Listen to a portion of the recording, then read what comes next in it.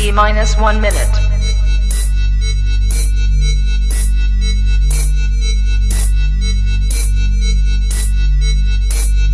T minus 50 seconds.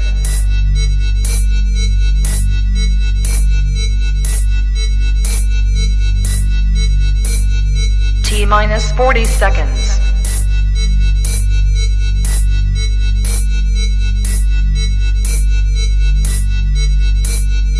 T minus 30 seconds.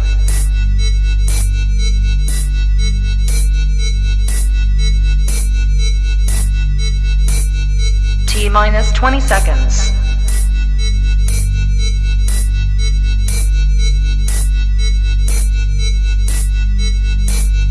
Ten, 9, 8, 7, 6, 5, 4, 3, 2, 1, 0.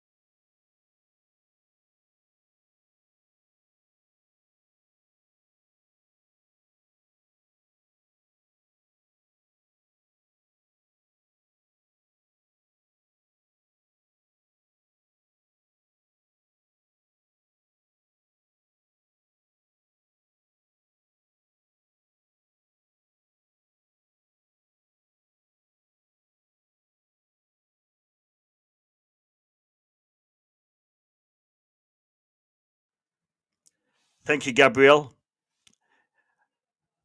It's been a crazy day. And that is why I've started the stream muted. Oh my god. I'll start again. Guys, it has been a crazy afternoon. Nico Jackson, his whole situation, Delap getting injured. Bound to happen. With the start that we've had this season, we've literally had an injury every single game. Delap looks like he's out for a little while. Cole Palmer, Colwell, the list is growing. Look, I'm going to start by giving you a roundup of what's happened in the past hour so we catch up, because there's literally news being posted every couple of minutes. So let's catch up with the news. For those of you who have missed it, we'll catch up with the news and then we'll get into everything that is going on as it happens. I have got the rest of the team jumping on soon. As you can imagine, this is short notice. Matt should be on shortly. Kai is on his way. I'm not too sure about Nee, and I'm not too sure about Sadiq. But if they are able to, they will come in because they are aware of the situation, and I have sent them all a message. But let me get you guys up to speed. We know that Liam Delap looks like he's pulled a hamstring in the match today. He was taken off, and it didn't look too good. So I'm going to give you all the updates in regards to Delap and in regards to what steps Chelsea took in regards to Nico Jackson, because Nico Jackson was on the plane to Munich. He was on the plane to Munich while all this was kicking off at Stamford Bridge. Let me share with you the tweets. I've tried to put them in order, but they're not exactly in sequence. So let's have a look at the first one. So, as per Standard Sport via PYS, Nicholas Jackson is angry at Chelsea's decision. Yes, it is understood that Chelsea officials took the decision whilst he was on a private jet flying to Germany. And if you don't know what that decision was, it was to recall him, not to proceed with the loan to Bayern Munich. Nicolas Jackson is disappointed. Chelsea are insisting he comes back, as reported by The Guardian 1 hour ago. A slight diversion. Barcelona have no plans to sell unless Fermin Lopez asked to leave. That is another story that we'll come to shortly. I'm giving it to you in sequence of events that have happened today. Yeah? Nicolas Jackson's camp are refusing to come back to Chelsea despite their request. Nicolas Jackson does not want to come back to Chelsea. Barcelona maintain their position. No plans to sell Fermin Lopez this summer following Chelsea's bid. Chelsea have put in a bid, as per Fabrizio Romano. The only way Fermin exits would be in case he decides to leave, with the future now in the player's hands. Fabrizio Romano, 1 hour ago from now. Fabrizio Romano, again, via PYS. Chelsea have sent a 40 million bid, initial proposal to Barcelona for Fermin Lopez, right after their match with Fulham. That bid was submitted right after the match with Fulham. 40 million euro initial proposal. Keyword here, initial proposal. Chelsea sent official bid written proposal for Barcelona for Fermin Lopez. Initial proposal worth 40 million euros has been submitted this afternoon, right after the game. Waiting answer from Barcelona after sending proposal today. Fabrizio Romano. This is Nicolas Jackson showing up at Munich. Nicolas Jackson showing up at Munich. Man landed. He's got his bag. Taking pictures. He's got a smile on his face. He still doesn't know. But at this point, I don't think he knows what's about to hit him. Florian Plettenberg. Nicolas Jackson now at Munich airport. Medical will be completed shortly. Signing of his contract. After that, 15 million euro loan between FC Bayern Munich and Chelsea is done, as received this morning. Not happening. I see you guys in the chat. Deals, Machiavelli, SMK. I'll get to all your comments in a second, lads. I'm just trying to catch up with all the news. I'll get to all your comments. Thank you all for jumping on. Hit that like button. Let's continue. All right, 2 hours ago. Major breaking news. Chelsea informed Nicolas Jackson to return to London. He is not going on a loan to Bayern Munich. David Ornstein. Chelsea say, listen, mate, get back on that plane and come back here. The lap got injured. We can't do this.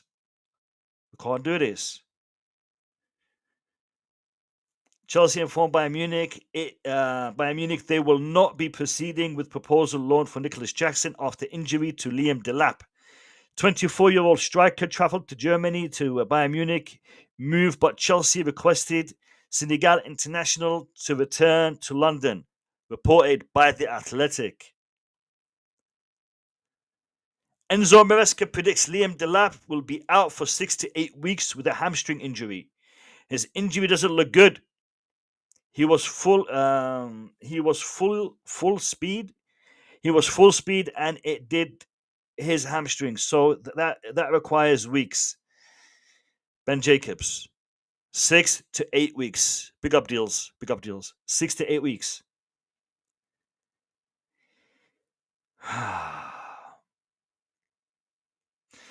Maresca was asked, could you cut short Jackson's loan deal? This was in the post-match press conference. Maresca answers, I have no idea. I just finished the game. We are going to sit down. We are going to sit down now, and I will see. I have no idea. Maresca is as confused as humans. We are all confused. Maresca, as per Fabrizio Romano, Liam Delap is expected to be out for 6 to 8 weeks because of this type of injury, told TNT Sports. Chelsea have revoked Nicolas Jackson's permission to undergo a medical after informing Bayern Munich they won't be proceeding with the loan. It follows Liam Delap's hamstring injury. Jackson is required to return, and Bayern are informed. Ben Jacobs. Chelsea have made a bid of €40 million for Barcelona's Fermin Lopez as per Fabrizio Romano. Efforts made all week to get the player buy-in with Lopez, as revealed, and the player is still considering his future. Barcelona yet to answer. Fermin Lopez, mate, just get your finger out and say yes or no. Don't be dragging this on. Say yes or no. Ben Jacobs. Nicolas Jackson set to return to Chelsea. Understand Bayern have been informed. The loan is cancelled after Liam Delap picked up a hamstring injury against Fulham. Jackson in Munich for his medical and understood to be unhappy with the decision, but he will return. Yeah? He will return.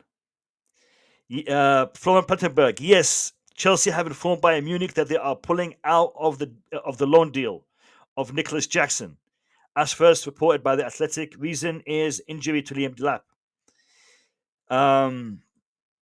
Being told Jackson's agent Ali Barat is still fighting to rescue the loan deal. Barat and Jackson are currently still in Munich. Max Eberl to Sky. Let's see what happens. Jackson is still here after the match. We will act. I can't say exactly what is going on yet. Still up in the air. Still up in the air. Latest tweet 31 minutes ago. Nicolas Jackson stands. He does not want to go back to Chelsea after what happened this summer. Being out of their project, he wants to play for Bayern Munich. He is not a happy lad. All right, that is the news up to date. Before I jump into the comments, I want to see if anything has happened while I've been reading the comments. We've got Garnacho being unveiled with the whole kit and whatnot. We'll leave that aside for now. Let me get to your comments, lads. Let me get to your comments. All right, let me see. I'll scroll up and work my way down. I apologize for not having any audio at the start of the stream. Technical difficulty. Big up to you, Gabriel. Deals. Big up, Blue Lounge. Good win today. Listen, mate, I didn't even address the game. I didn't even give you guys a review. Poor first half. João Pedro's header set the tone, and we were back into it. Great performance at the end. The second half, we killed it. Second half was a good half to watch. But the Liam Delap injury, Nico Jackson situation, totally derailed the plan for tonight's stream. Great second half, 100% deals, 100%. You can tell we have worked on training grounds. We have definitely done that. Mikhail, oh my God. Crazy scenes is an understatement, mate. It's an understatement. I am not what? If I am Jackson, I am not coming back. I'm not sure if he has a choice. If he has a choice. If the contract isn't signed with Bayern Munich, he doesn't have a choice. But he would be a very unhappy player to have in the club, in the dressing room. I'm not sure what this is. Deals. Explain. I'm not sure what you're referring to. Of course, he doesn't want to return 100%. Like secured. Thank you, Deals. Thank you. El Shamsi, what's El Shamsi saying? Jackson to Newcastle, Isak to Chelsea, straight swap. But I don't know what's going to happen. I really am as confused as anything here, man.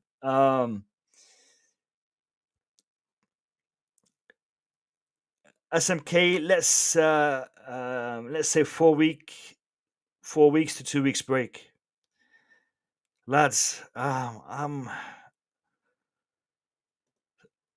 Matt is coming soon. He'll be here in 5 minutes. Matt, Sorry for the short notice, brother. Really apologize for the short notice, but yeah, it's been a hectic one. It's been a hectic one. It's been a hectic one. Waldo, big up to you. Big up to you, Waldo. Waldo, not the right time to be talking about AFCON. Not the right time to be talking about AFCON, brother. Let's get this transfer window done and dusted first, and then we'll talk about AFCON and the situation with players going there. It's a breach of contract to Chelsea if he doesn't come back. 100%, 100%. As we have not yet signed with Bayern Munich, he is still a Chelsea player. There is no agreement with Bayern Munich until that pen hits that paper, and that hasn't happened yet. That has not happened yet. Chelsea auntie, big up to you. João aerial prowess is something we have been missing for a long time. 100%, 100%. And I actually thought we would be seeing that kind of aerial prowess from Delap, but we're seeing it from João Pedro, which is fantastic. Big up to you, Chelsea auntie. Big up to you. All right, now I want to just have a quick look and see where we are in regards to the updates. If I sound like I'm a little bit out of breath, it's because I am. I was literally out and about doing things that you do on a Saturday. I work 9 to 5, Monday to Friday, so doing the chores, running the errands, and this breaks. And I thought, you know what, I need to be talking about this. So I literally rushed home to get the stream up and going. And I know this is not the usual time that we stream in, but I wanted to address this. Lads, tell me. Oh, I see Puzzles live TV. You know what, Puzzles? This worked out good for you because I know you go to bed by 10 p.m. So at least you get a chance to jump on today. So big up to you, Puzzled Live TV. Big up to you. Ultimately, it's in Jackson's hands. It is not, to be fair. It is not, because he hasn't signed a contract. It is not in his hands. It is in the contract that he has signed with Chelsea Football Club. So he needs to uphold that. Otherwise, he will be in trouble. Yeah, no, I'm glad you were able to make it. I'm glad you were able to make it. People, hit that like button. Your likes are crucial today because nobody knows we're streaming right now. Yeah, no one knows. Everyone's expecting us to be live at 10. So for the YouTube algorithm to tell people we're live, to send out those notifications, we need to see those likes in the chat. So please smash the like button. On my screen it says 1 like. That can't be right. Let me refresh. We're going to be here for a while. We're going to be here for a long while. Get your popcorn, get your crisps, get your soft drinks, your coffee, your tea, your biscuits. Make yourself comfortable, lads. Make yourself comfortable because we are going to be here for a long minute today. Ooh, 60 likes. 60 likes. All right, it's better than one. Lads, smash that like button. Let's get them likes up. I am baffled. What do you guys think is going to happen? All right. I want to hear your feedback in the comments down below. Let me know what you think is going to happen. What is supposed to happen is Nicolas Jackson getting that plane and coming back. It was a mistake when you only have 2 strikers and you're playing them together, one in a 10 and one in a 9. You need to have another one. I know the thinking behind Nico Jackson was to raise money to buy another attacking midfielder. That was a miscalculation on Chelsea's behalf. Now we have a player who is very unhappy. Even if Nico Jackson does come back to Chelsea, which I think he will come back, he is going to be an unhappy individual in that dressing room. We know Nico Jackson is a little bit temperamental. We've seen that. We've seen Nico Jackson being a temperamental individual.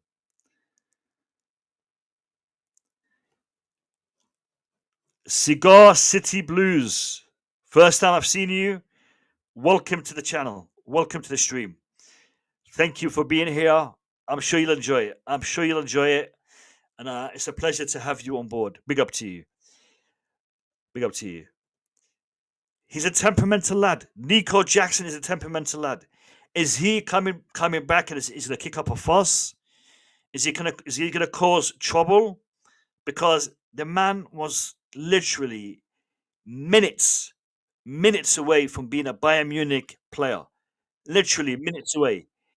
And now he is literally told to get on the next plane back home. Next plane back home. Now, as it is, international break is coming in. So we do have time, but transfer window closes in 2 days. The transfer window closes in 2 days. That is problematic, lads. That is a massive problem. Will Chelsea reconsider and let him stay at Bayern Munich and go for a striker? Chelsea looks like they're still pursuing the Fermin Lopez thing. I want to hear what you guys have to say. Stanford Sink is here. Let me change the layout. Hold on. I'll get to your comment, Chelsea Auntie, in just a second. Let me just change the layout and get Stanford Sink in here.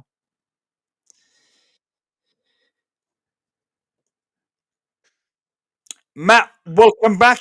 Welcome Yes, back. yes. How you doing, brother? Yeah, I'm all right, man. Just about as all right as I can be after this absolutely mental day. How are you doing, man? Mental is the understatement, Matt. It's the understatement. I'm just going to read a couple of these comments, and then I'll get your thoughts. Yes, we Chelsea Auntie, what is the point of having him back if he is unhappy? Do you think he will perform like that? I just answered your question, Chelsea Auntie. It will be a very, very unhappy person, an unhappy individual who is temperamental. I don't know. I don't think he'll be performing. I mean, we were having issues with his performance beforehand when he was trying to fight for his place in the team. What impact is this going to have on him? I think the club will change their stance.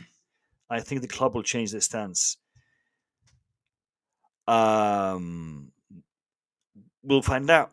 We will find out literally today. It will be done today. I don't think it'll be more than a few hours before either he's back on the plane or something else kicks off. He will be El Shamsi. He will be fine. A couple of starts, a Champions League off the bench appearance, and he'll blend back in. I hope so. That is the best outcome we can hope for. I hope you're right, Gabriel. Big up to you, Gabriel. I think the whole Jackson transfer being poorly handled, flogged him via media reports, etc. Got to feel for him. Was in favor of selling if big fee, but makes sense to recall him. Can feel for Nico. 100% agree with that comment. 100% in all aspects. We handled the whole situation in a very poor manner. And I said this before. Chelsea, when they want to get rid of a player, they always sideline him. Push him out of the squad, push him out of the training with the first team. They did it with Chalaba. They did it with a whole bunch of players, and I do not like that at all. We should not have to be pushing our players out of the door. We should make the other clubs try to entice them. Look at us trying to get Fermin Lopez.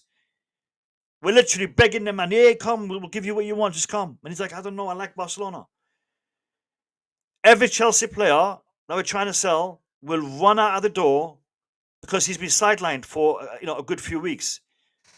Unless you're a Cobham lad, you're a true blue, then you'll fight for your place. So yeah, no, I agree. We're mishandling our players when it comes to the situation. I'm not happy about that at all. Palmer can do the job. Palmer, he will be back. We hope he'll be back after the international break, but I'm not 100% sure. It might take him a minute. Chelsea should let Jackson go. And then do what? Buy another striker? Who's available? I don't know. Also, how can our whole squad be so fragile? Colwell injured, Palmer, Delap. Do you know what? That's exactly what I'm talking about. We have got this situation, and we've only got 2 strikers in the team. We are seeing players falling like flies, man. We have had a very intense pre-season. players that have only had 2 weeks off between last season and this season, back-to-back games. We are going to see more of this. We are going to see more of this. He will take red cards and bring his value down. He better not. He better not. Oh, man. He better not. But you know what? He might. He might. I think Jackson will return and skip happily into the dressing room, kissing and hugging everyone. You know what? Jackson was popular with the lads. Most of the lads. I know a couple are not happy with him, but most of the lads liked him.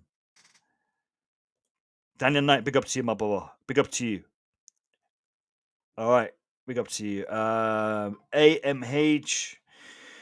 We are not begging anyone. What are you talking about? We made a bid, but the player hasn't made the decision. Barcelona are literally saying we will not sell unless Fermin Lopez says yes to Chelsea. And we've been talking to him for the past 3 days. What do you call that? What do you call that? You tell me what you call that. Begging. All right. Matt, brother, you've kept into the story. You've heard what's going on. I've literally just run through the whole updates. What's your thoughts, mate? What's your thoughts? So, I've actually been reasonably vocal in the last few days anyway about bearing in mind all like the injury woes and this and that and the other and the Xavi Simons thing falling through and whatever. I didn't think keeping Jackson was a bad idea in the first place. It's obviously been made more complicated, vastly more complicated by the Bayern Munich thing. But at the end of the day, in a response to like Chelsea Artney and a couple of guys in the chat and that, he is going to come and fight for his place, and he has to. Do you know what I mean? If at the end of the day, if he comes and downs tools, no one's going to want to buy him in the future. So that doesn't benefit him at all. Do you know what I mean? Okay. So he can't come and. I know it was a joke in that, but someone said about like getting red cards and pull his value down. It's like anything close to that is just like absolutely off the table, because if he comes in and creates a load of problems, Bayern Munich aren't coming back for him. Do you know what I mean? Newcastle won't want him. Aston Villa won't want him.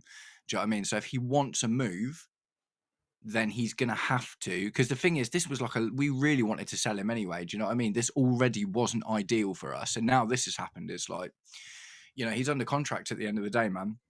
And whether he wants, it's a bit savage, don't get me wrong, but whether he wants to come back or not, unfortunately, is irrelevant. There is an absolute need for it now. And the transfer window has been pretty crazy already, man. It could be a case of we're bringing him back now because now we want to keep him, obviously, and reintegrate him into the squad, which I think is 100% possible. But there's an outward slight chance that we actually want to push through a sale and might be willing to take a little bit less than we were before to get money on the books, to go out and get someone else and sort ourselves out with UEFA. I think it's more likely that he's just going to stay, to be honest. But I do think that there is an outside possibility that maybe we use him to try and generate, we wanted like 60, 70 million for him. Maybe now, because of the situation we're in, it's just like, all right, we'll take 50 for him. And then he ends up at like a Newcastle or an Aston Villa. Yeah. Yeah, something like that. Okay.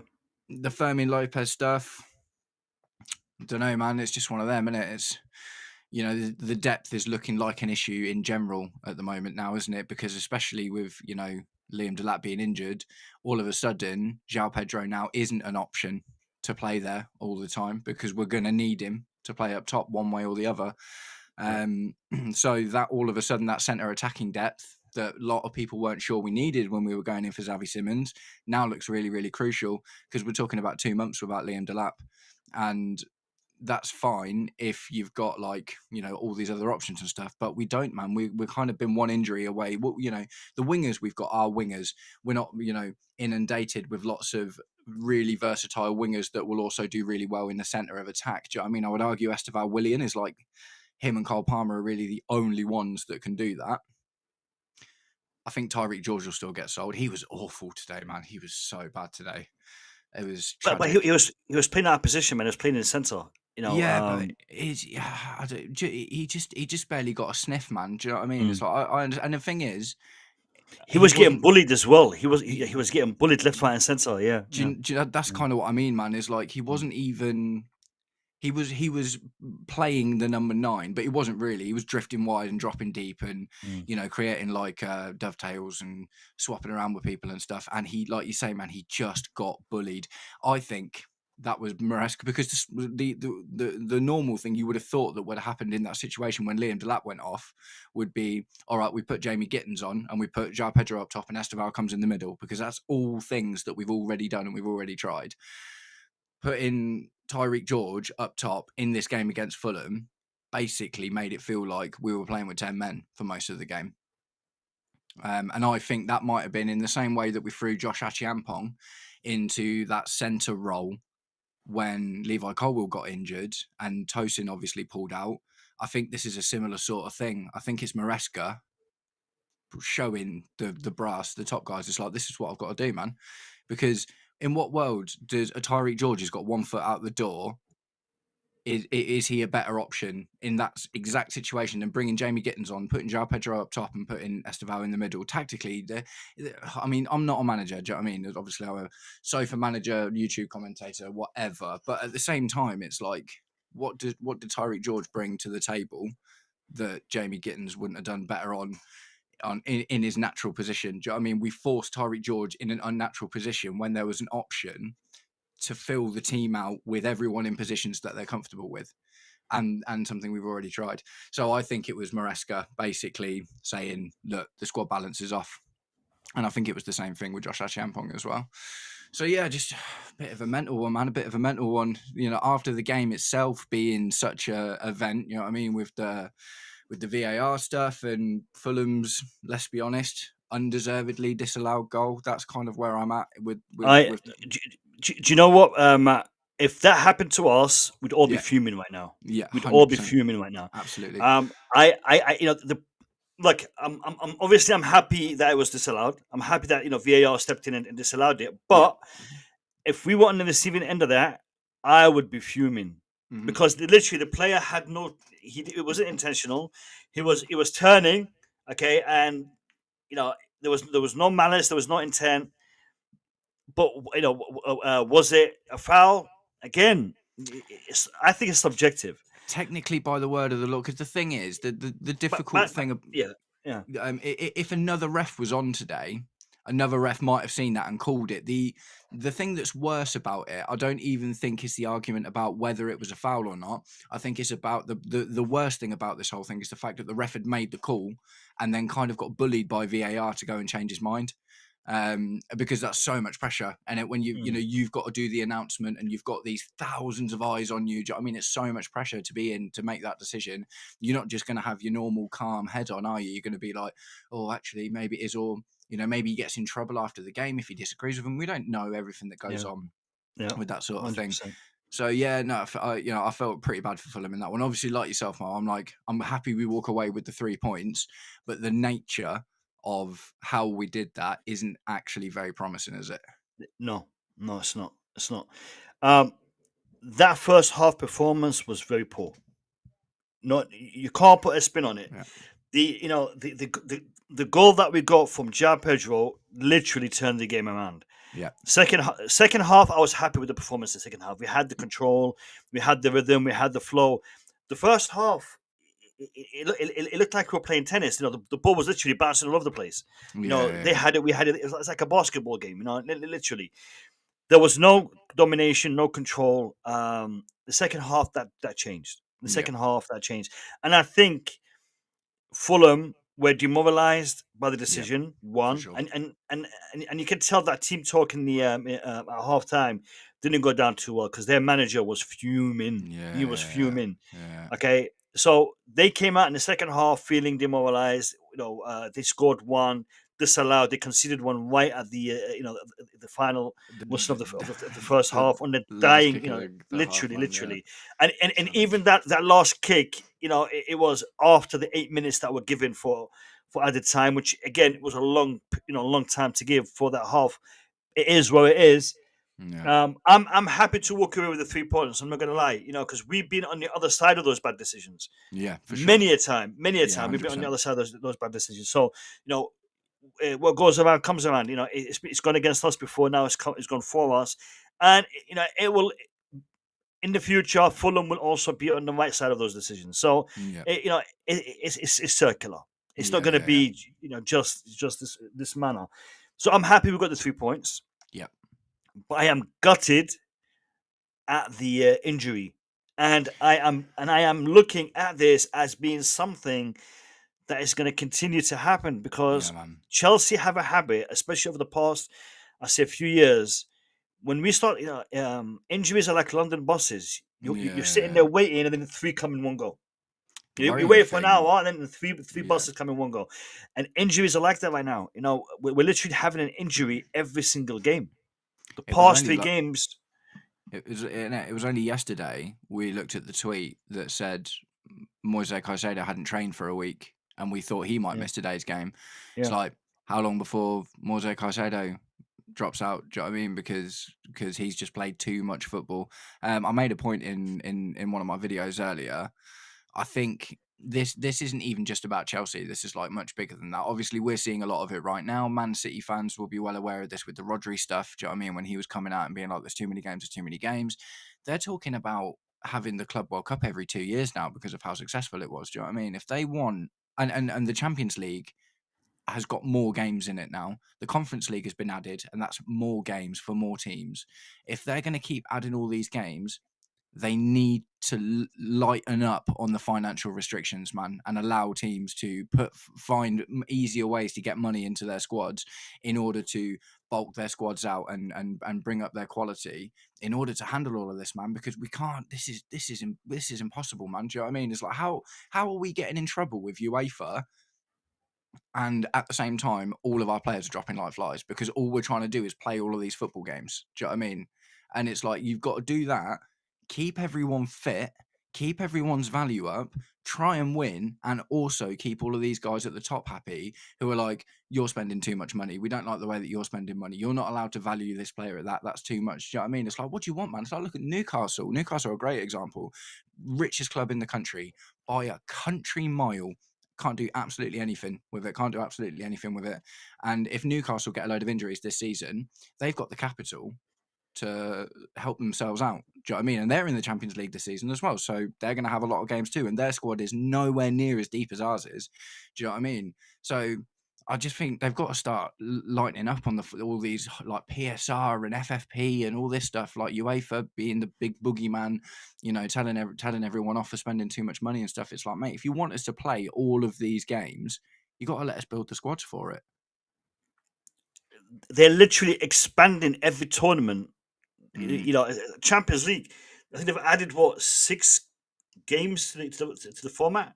Yeah, it's a lot of games to play. And the prizes that at risk here, the titles, the honors.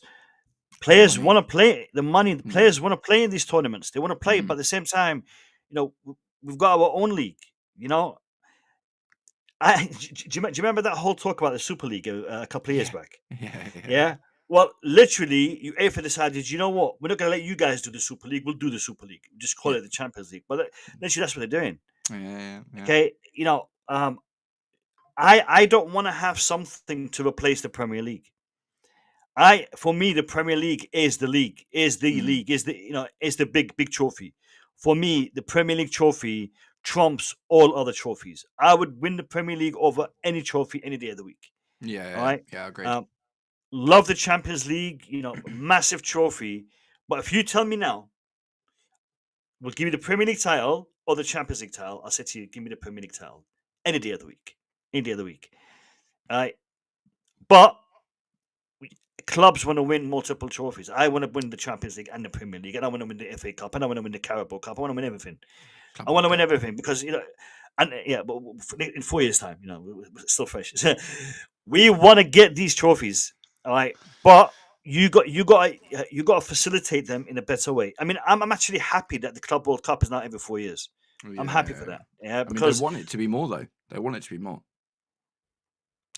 with that kind of format, with those amount of teams, we can't afford to do that. I mean, players would literally be playing, back to back throughout the years. Man. It's There's just not only gonna happen. one. There's only 1 year off, one summer off that players get every 4 years now. Now with the Club World Cup, because obviously it used to be international, like Euros, then a break, then World Cup, then a break, and that's been Oh, it for like time immemorial. Do you know yeah, what I mean? But yeah. if you add the Club World Cup into both of those gaps, all of a sudden your Cole Palmers, who play almost every game in the Premier League, who are going to be playing all of the games in the Champions League, who are almost definitely going to always be picked and playing for their countries, now get 3 weeks off every year, and that is it.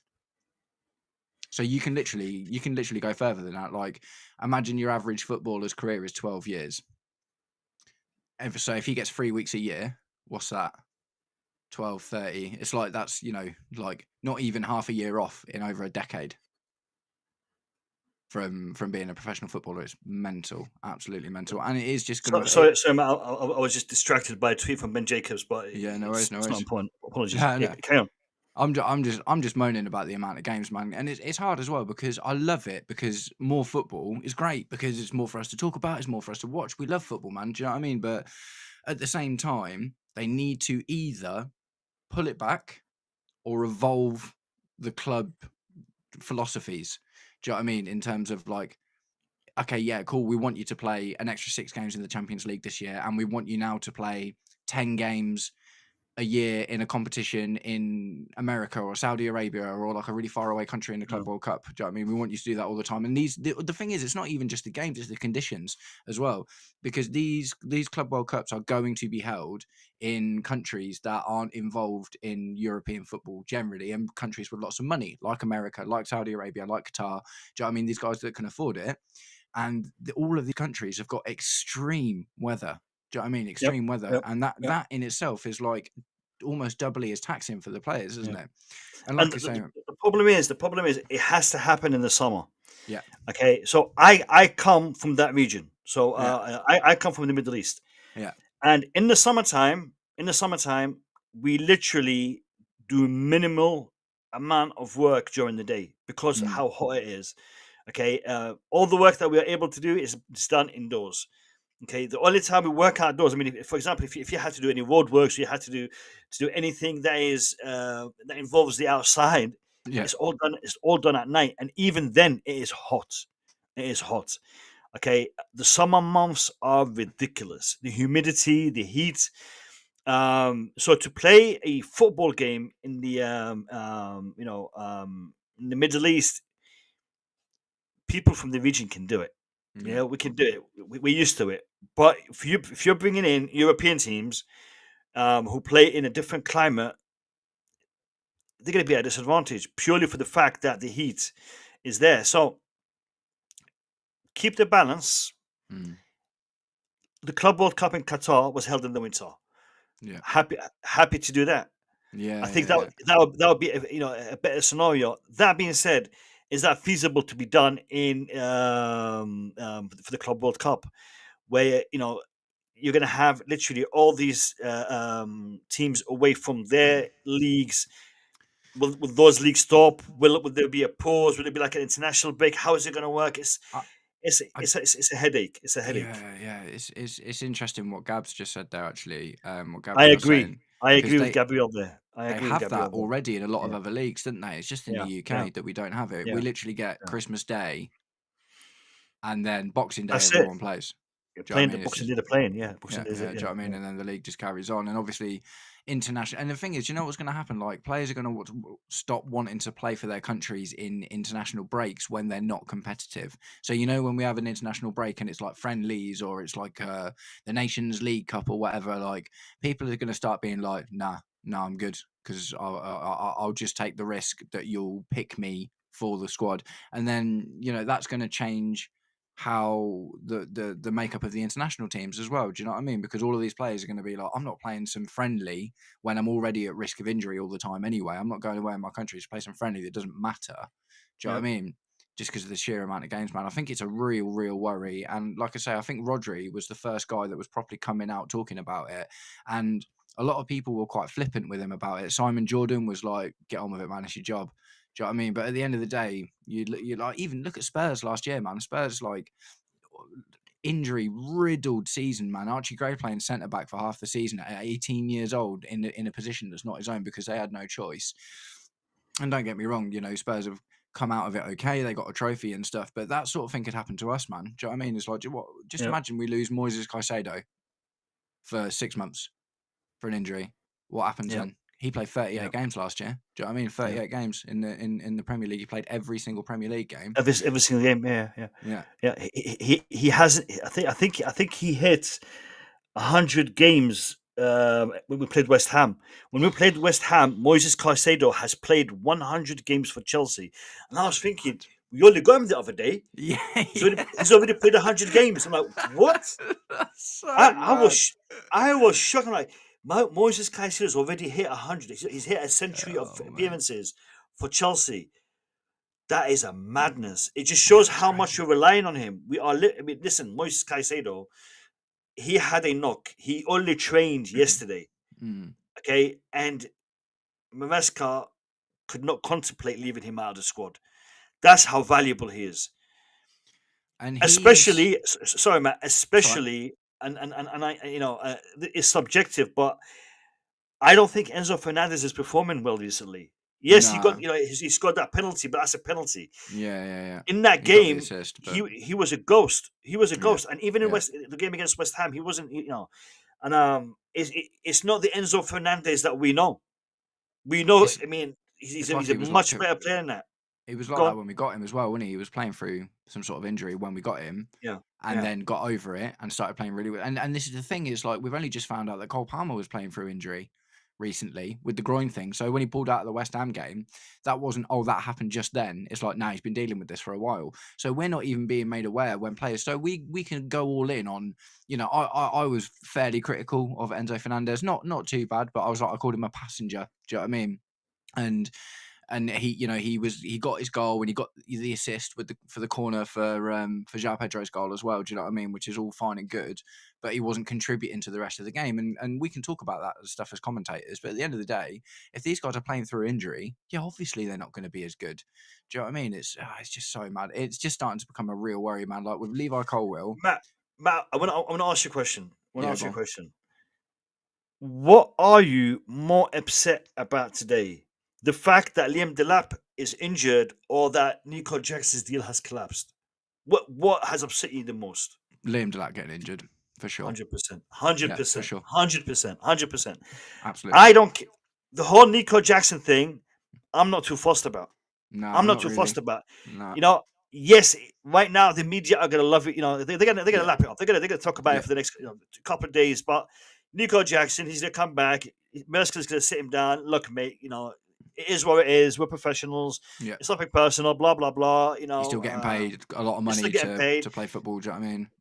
You've got a chance to prove yourself. Within the club again. This is an opportunity. Show us what you can do. Yeah. All right. Prove all your doubters wrong. Yeah. A little pep talk like that, he'll be back and everything will be finished. Yeah. Liam Delap being injured, firstly, is a blow. Yeah. And secondly, it's an indicator that there's more of this to come. Exactly that. And that is what is worrying me. That is what's scaring the hell out of me, because I don't look. People are, they're banter. They say, "Really, you think Chelsea can win the title?" Look, Chelsea right now have got a very, very good squad. They've got a very, very cohesive squad. Mm-hmm. They're playing well for each other. I think we can, give it a good go. Maybe, maybe we're not there yet to win the title, but we'll give it a good go. Mm-hmm. We'll challenge, but we need to stay fit. Yeah, man. 100%. Injuries is the only hurdle that I'm seeing right now. And I'm worried about this, because Chelsea always seem to have a problem when it comes to keeping their players injury-free or fit. We seem to get, all clubs have injuries, but we seem to get it the worst. And that, I'm baffled. What is going on? Is it the training regime? We had to go at Conte. We had to go at Pochettino. Yeah. We had to go. Yeah. These guys are pushing the players too hard. Even Tuchel, he's pushing the players too hard in training. Well, every manager's pushing the players too hard in training. Physios, we know that we had a brand new team come in regards to physios, in regards to therapists, in regards to we've had new new people hired for those roles. Why is it continuing to happen? Is it the infrastructure that is lacking? I think Something part of it, is wrong. It needs to be addressed. I think Go on, it's Matt. partly the infrastructure. I Yeah. also think it's partly we are just about out of the change that's happened in football think about what football was like 10 years ago. Now it is like technique has turned into athleticism as what was most important. Do you know what I mean? It's like you now need to be athletic before anything. Like a Cesc Fabregas would struggle a lot more to get into teams in today's football, like he did when Conte was there. Do you know what I mean? He still had all of his technique and whatever, but like you said, Conte was, a bit of a taskmaster. It was about run, and Fabregas didn't have that athleticism. It wasn't what he was about. You get your occasional ones like your Kevin De Bruyne and stuff who can do it in that, but I think Hazard. because yeah. Well, he was he was a reasonably good athlete though, wasn't he? He was like quick and strong and. So training wise, in regards to training. Right, yeah. Well, that was the thing, wasn't it? Is Hazard probably kept himself more fresh than anyone because, by all accounts, he was the laziest trainer ever. Do you know what I mean? He'd just turn up and be like, "Who are we playing? Who's West Ham? I don't know. Just give the ball to me and I'll score." Like that was his whole thing. Do you know what I mean? Literally, I love that. yeah. But yeah, it's. I think it's indicative of. Because we're not the only, we're going through a lot recently. Do you know what I mean? But we are not the only team that has had serious injury problems recently. Man City have had a lot of injury problems. Arsenal have had a lot of injury problems, and they're having them still now. Obviously, like I said before, Spurs had it really bad last season. Do you know what I mean? Half of their first team was out and they were putting 18-year-olds in positions that they'd never played before. And I think it's indicative of the increased level of games and the stylistic change from technique to athleticism, and also the fact that the squads are getting younger. Do you know what I mean? Matt, do you think we are also not doing enough research when it comes to signing these players? And I'll give two examples, recent examples. Yeah, go on. Fofana and Lavia. Okay, they literally came in. So Lavia came in injured. Lavia literally, we signed him injured. Yeah. And he's hardly played ever since we've signed him. I mean, you can literally count the games he's played on one hand, even two hands, on one hand.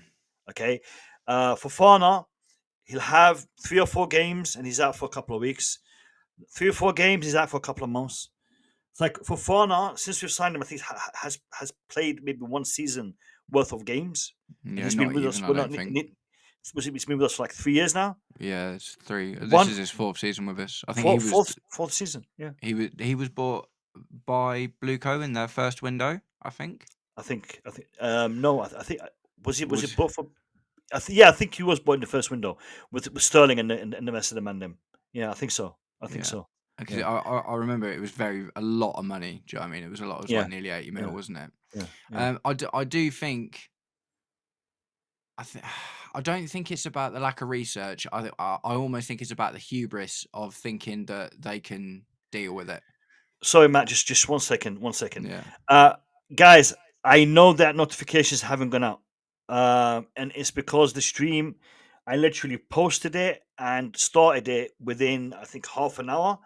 And normally, a stream that is posted and is activated within that time frame, the algorithm doesn't kick in regards to giving people notifications, because it normally gives you a half an hour reminder before this stream goes live. So please do me a favor and be smashing that like button just to get the stream out there. As you can see, there's only like 40 people in the in the chat right now. So please hit that like button. It is crucial that you hit the like button on today's stream, because it is not a properly scheduled stream. So it will have low viewership. The only way we can increase it is by you guys smashing that like button. Machiavelli says checking his Cancella. Matt, I'll be checking that. Carry on with your point. I'll just be checking his Cancella. Go ahead, mate. What was I on? we were talking about Fofana, and he was out. Yeah. No, I think it's I think it's a mix of I know I think they know. Do you know what I mean? I think you look at Lavia and he's got injury issues. Do you know what I mean? It was the same with Moises Caicedo. To be fair, we took a risk on Moises Caicedo because he'd had quite a big injury, We did, and he still wears that thing on his leg now. Do you know what I mean? You see quite often that he wears that thing on his leg. That he's had that from the start. Knees Yeah. issue. Yeah. And also you can see it. He's got some sort of PTSD about it because every single time he gets challenged, he goes down and rolls around like he's broken his leg, man. I'm always scared whenever I see Moises Caicedo go down. So I think that it's been there's been wins before. So I think it's ego from the ownership saying we can deal with that problem. We can deal with that problem. That's fine. And like I say, in the likes of Moises Caicedo, they have been able to. If you look at Reece James, they've been able to, because Reece James was having injury issues before Bluco took over. Do you know what I mean? That wasn't. Reece James has been having injury issues for a really long time now, and he missed a lot of games. And now, all of a sudden, we've seen him play for an entire season, pretty much. You know what I mean? And we're still being careful with him now, but I think they backed themselves to deal with a lot of these injury issues, but it seems like they've got about a 50-50 success rate with it at the moment because obviously, like you say, Lavia is such a shame as well, man. There's a lot of money as well. It's like 60 mil, wasn't it? It was like 60 mil. He could have been Liverpool's problem. You know what I mean? And I really like him as a player, but it's just annoying when you buy players. Like I remember when Arsenal bought Kim Kallstrom and he had a back issue and he played like 3 games for him or whatever. Do you know what I mean? It was just silly. And Fofana, I think, isn't the injury that Fofana got with us different to the one that he had issues with before? Or am I remembering that wrong? I can't confirm that. I don't know. I to be honest, I'm not so sure. I'm not so sure. Okay. Just before I welcome Kai to the stream, Machiavelli, I checked that. It's in regards to the agent of Nico Jackson. They don't want to come back, but it's not really an option for them to refuse. No. The only way they can reject, they cannot come back is if something can be worked out.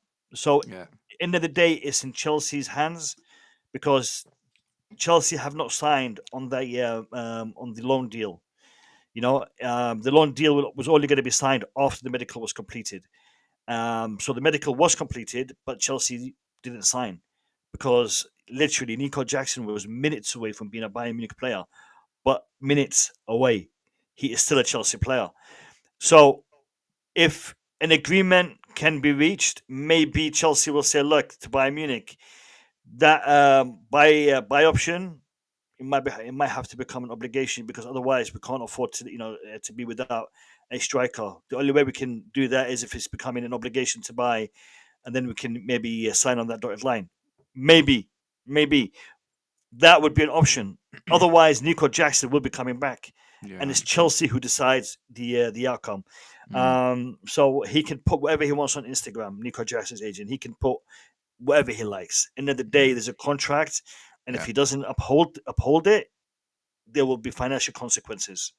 There'll be more than that, man. No one will want him if he goes around breaking contractual obligations. No one will touch him ever again. Yeah, Kai, big up to you. I know it was short notice, but thank you for making it. What's your thoughts on this whole Nico Jackson Delap situation? Well, I feel a little bit for Jackson, not so much the that he has to come back. Of course, he has to come back contractually. He's got no choice. But it's moving to any country or any new team. There's a lot that goes on. New house, everything that you have to sort out for it to just now completely change. It sucks for the player, but it is what it is. We've got to do what's best for the club. I could see this happening, to be honest. I could see it. The moment he goes, it's exactly what I think I said to Matt on in the comments. Is it was in January where they were talking about signing a striker. Then they were like, "Oh, we'll be fine with Nico Jackson and Nkunku." Window shuts. Next game, injured. Yeah, it's exactly the same story. Just loaned him. Liam Delap injured straight away. Kai, just sorry to interrupt you 1 second. 1 second. DJ, I see you there. Do you have time to jump on, DJ? I can send you the link. Let me know if you've got time. I'll send you the link, brother. Sorry, Kai, go ahead. Yeah, so if they're telling him to come back, he's got to come back. I don't really read in or care what the agent has to say at this point, because the only thing the agent is thinking about, a little bit on the player side, but obviously he'll make some money out of this move, so he's gonna want it to go through. And planes may not be able to turn around. Well, planes can turn around, so I don't know what he's talking about. They can go backwards. Just jump on a return flight. So I don't know what he's talking about. They can turn around, do it all the time. It's not like we need him tomorrow either. Do you know what I mean? Yeah, just here's what it is. So, on that side, in terms of the Liam Delap injury, it's gutting, but I also don't. It's not really an injury that's down to overuse. His is just from the explosive movement. The explosive that he did to make that run is why he's pulled his hamstring, where the Cole Palmer injury that he's picked up, that's an overuse injury because he's had niggles and problems with it since the Club World Cup. If Liam Delap was having issues with his hamstring already, if we were seeing reports throughout the week saying he's feeling it's a bit tight, and then he went and did this, 100% you say it's an overuse injury because he's probably got small little tears in his muscles that haven't had enough time to recover, and now he's pulled it properly. This is just because of that run that he made. And it's unfortunate because that can happen to any player at any moment. It's got nothing to do with the fact that we've been playing so many games and nothing like that. Not this particular injury, no. I agree 100%. Okay. And me and Matt, we were talking about maybe the infrastructure, maybe the physios, maybe we need to do something about, the medical facilities we have for the team, because we do seem to be getting a lot of injuries. Yeah. Yes, other clubs are also getting injuries, but I don't know, maybe, it's a biased opinion, but I think Chelsea get it more or get it more often. So, and obviously Delap hasn't played as much games as the other players. Remember, he was at Ipswich last year, so he wasn't with us, so he didn't play the conference and anything like that. He obviously came into the Club World Cup, so he would have had some rest before the Club World Cup. He's had obviously some rest after it. His injury is purely just that one movement in the game. It's nothing to do with overuse. Cole Palmer's is definitely an overuse injury. I'm very surprised to have seen Caicedo in the game today, considering he didn't train apparently all week. So they were definitely playing with fire with that one. Of course, I want to see him on the pitch all the time. But for me, if a player's not trained all week, there's a reason why. And then to play the next game, a little bit 50-50. He seems to come through unscathed. However, there were other players in that game that were pulling up. João Pedro went down, held his calf muscle towards the end of the game. That could probably be down to fatigue, because he was doing a lot of running. But again, it's worrying if they're starting to hold their muscles during the game and they're sort of starting to limp. Those little tears are now starting to come in. Obviously, when you exercise anyway and you're doing your muscles, they tear naturally anyway. Luckily, is he going with Brazil? Do you know?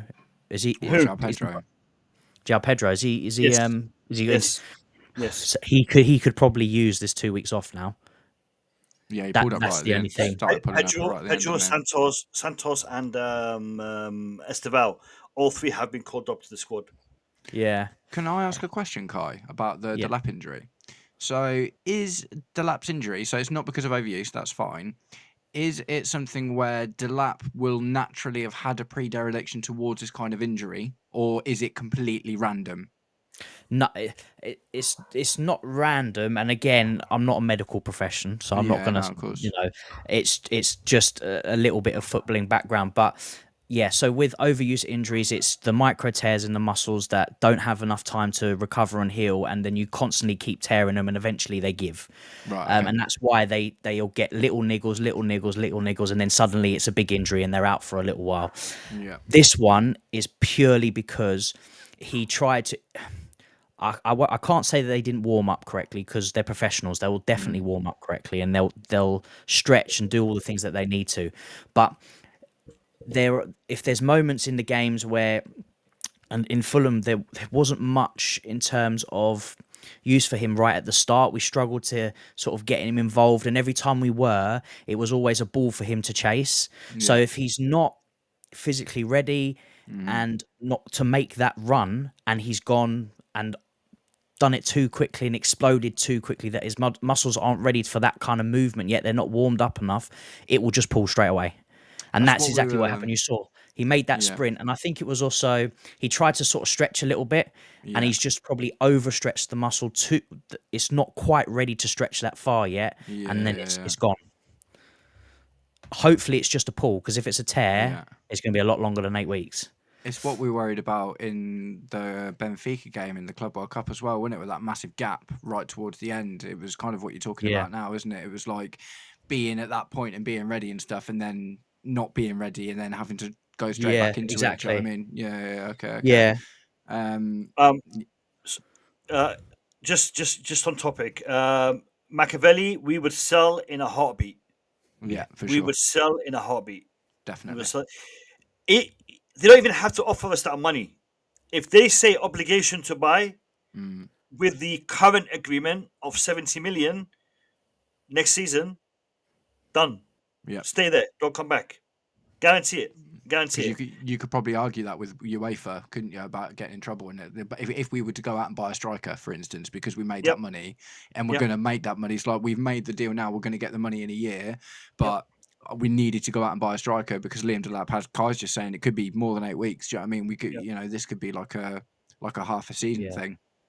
Yeah, he'll go for a scan probably. Well, he's probably having one now, to be fair. It'll be quick, and then we'll know. But he would have been in a lot more pain, I think, if he tore it. A lot more. Because he was still kind of... And I don't think he would be walking off either. That is exactly what I was thinking. When he pulled up, I knew it was a hamstring. We've seen it a million times. The way he hopped off, the way he grabbed his hamstring, you knew it. But he wasn't in a great deal of pain. He felt it. It was something he felt. Yeah. So I don't think it's a tear. I think it's probably it's just a pull. Yeah, it's a pull. It's something that is precautionary. With a hamstring, if if it starts to niggle and you don't treat it, you don't look after it, you're in trouble. So for him to be out for 6 to 8 weeks, I think it's precautionary, and I want them to be safe rather than sorry, because if that does get torn, we're in trouble. And the things with hamstrings, if you constantly injure it, you'll end up in the same situation as we are in with Reece James. I was going to say Reece James is hamstring, isn't it? Yeah, we haven't had any issues, and then it's surgery, and then it's obviously surgery is generally the last resort. I was going to say he put off surgery for a really long time, didn't he? It's because of the recovery. It's the recovery period is so much longer, but it does tend to fix the issue. Yeah, I think Reece's was a little bit more extensive than normal because I think it was something to do with. I want to say it now. There was a shortening somewhere between the muscles, and that's why he was doing it so long. And I think they had to do a bit of reconstruction there. Again, don't quote me on it. Not a medical profession, but his one was a little bit more extensive. But that is the problem if you keep injuring the hamstring. Eventually, if you don't treat it straight away, it'll become a more of a problematic situation. Before I let you jump in, Matt, look, Mudway, it has been a minute. I haven't seen you for a very, very long time. So really pleased to see you back in the chat. I hope you're doing well. And welcome back to the channel. Big up to you, my brother. Big up to you. Sorry, Matt, go ahead. No worries, man. I was just on the Reece James thing. I remember reading somewhere that he'd purposefully put off surgery because apparently I can't remember. It was one or two things. I can't remember which one it was. It was either he will end up playing through pain more often, or it will shorten his career from the surgery. So apparently if you can heal from this more naturally without surgery, then that's better for longevity and not playing through pain. But apparently there's something to say that if you get the surgery that he ended up having, obviously, now it seems to have worked out, but that is going to affect him negatively in the long term, and that might shorten his career a little bit. Yeah. Didn't we have an instant last season where Jackson pulled his hamstring, went off, and then came back on, and then had to go off again because he tried to run on it and he made it worse, and then he was out for like a good few weeks. I'm pretty sure it was like against Tottenham or something. Was that not the one? Was that not the might be a different team? The one where him and Gu got injured in the same game? I think so. Yeah, I don't know if it was Tottenham, but I know he went off and came back on, and then that was the last day of the transfer window, wasn't it? And it was too late. Yeah, and for us to bring anyone else in, I think it was that one. So, 6 to 8 weeks would be. It's not great, but it's better than months. So, and that's best case scenario, is it? 6 to 8 weeks. I would say, because how they're treating injuries at the moment and being so, cautious with players coming back, they will not rush it. Not even an extra, like, bring it forward a week. They will, keep him for. If they say, he needs to be out for 4 weeks, they'll probably extend it by a week or two, just to give him that extra sort of recovery time to make sure he's okay. Lads, I am going to hold on, I just got something breaking. Let me just double check.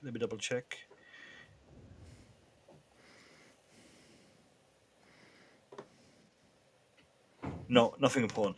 All right, look, I am gonna take a 5-minute break. I've been live for the past hour and 10 minutes. I'm gonna take a 5-minute break. I'll leave you guys in the hands of Matt and Kai. When we come back, because we've been talking about the injury, when we come back, we're going to be addressing the transfer window, because we are still 2 days to go, 2.5 days to go. Well, two days to go. It's 2 days right now, isn't it? Exactly 48 hours. 48 hours. Exactly 47 and a half hours to be fair. 47 and... Yeah. We should just stay on stream for the whole thing, man. For the whole thing, man.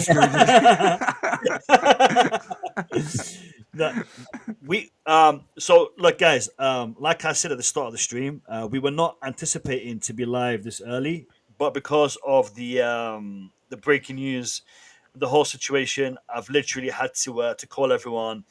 I was out. I had engagements that things I needed to take care of, and I've literally had to cancel them to come back to do the stream for you lot, because I think it is important to keep you guys up to date with this particular scenario and situation. So we are going to be here for quite some time. So I advise everyone to go grab a drink, grab a snack, something cold, something hot, whatever you need. Take regular breaks. Don't be looking at the screen for too long. But when you take like a 10-minute break every now and then, health and safety and all that good stuff. But yeah, we are going to be live for quite some time. So I'm going to go have a little break. When I come back, I think Matt will probably want to go and have his little break. Thanks, and listen, you only get 15 minutes, yeah?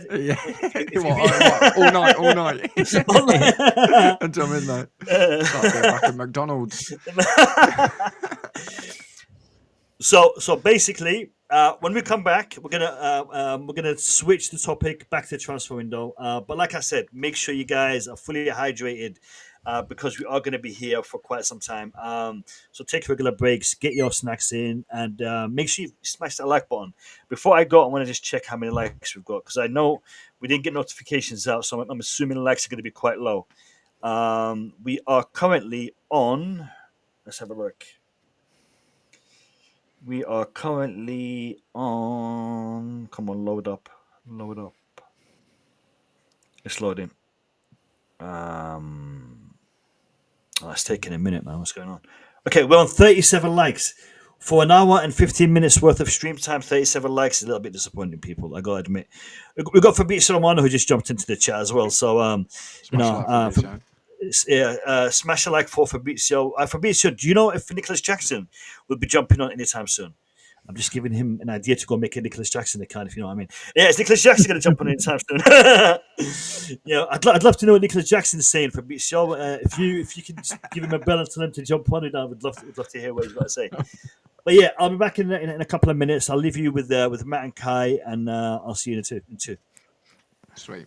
So a couple of comments to address quickly. I saw one about the shirt sponsor. I'm just trying to see who it was from. Fernando. Ruiz. Yeah, Fernando. So shirt sponsor, nothing. And we've talked about this a little bit recently, haven't we? We don't necessarily think that's going to happen anytime soon. because we've been under pressure to make money, and to be able to buy players and to get out of trouble with UEFA, and they're just not doing it. And if you look at the designs of the new kits, where the badges are placed and stuff, it almost looks like they've been designed without a sponsor in mind. So I'm not expecting to see anything about a spot. Maybe something at the back end of the season again, like we did with Damak, but maybe not right now. What do you think, Kai? Yeah, I think it's one of those that if we had something, it would be on now, because it would alleviate some of the financial pressure from the UEFA stuff, wouldn't it? Straight away. Yeah. So, yeah, I still think we do. It looks great, to be honest. I actually do like the kits without a sponsor on it. I'm not going to lie. I think it's unreal. I think it might be selling more shirts potentially. Yeah. Do you know what I mean? Because it's maybe that could be why they've looked at it, gone, well, actually, we're selling a load of shirts. Maybe let's hold off for a little bit. And but maybe they do, like, maybe they get into this thing where they will just do like temporary ones and that almost makes the kits like special edition, doesn't it? Like the special edition 24-25 Damak kit. Do you know what I mean? Yeah. Because we only had that one for a little while. So, they're obviously, because they're American business people, they're all about commercial interest and capital interest before anything else, really. Yeah. And to be honest, I love the fact that we haven't got a sponsor. We've got a sponsor on the arm. And so there's some money coming in from that. And we've got a sponsor on the training kits as well. So yeah, Trivago, isn't it? Yeah. No, isn't it? Is it anymore? Bing X now? I think. Is it Bing X now? I could be wrong. So they're still making money. Do you know the mad thing though? The most money that anyone's ever got from a sponsorship deal was Man United with Chevrolet, which was horrible, by the way. That made that kit look tacky. But it was like 60 mil a year. And that just seems like nothing now, doesn't it? Yeah. When you think like you're representing their company for like the whole season, and that might buy you Cole Palmer's left leg. Yeah. Do you know what I mean? It's nuts, isn't it? Yeah. It's a joke now, but that's the thing. So eventually sponsorships, I think, will have to start increasing. I don't think it's going to be too long before we see £100 million sponsorship. Yeah. And it's probably going to be us.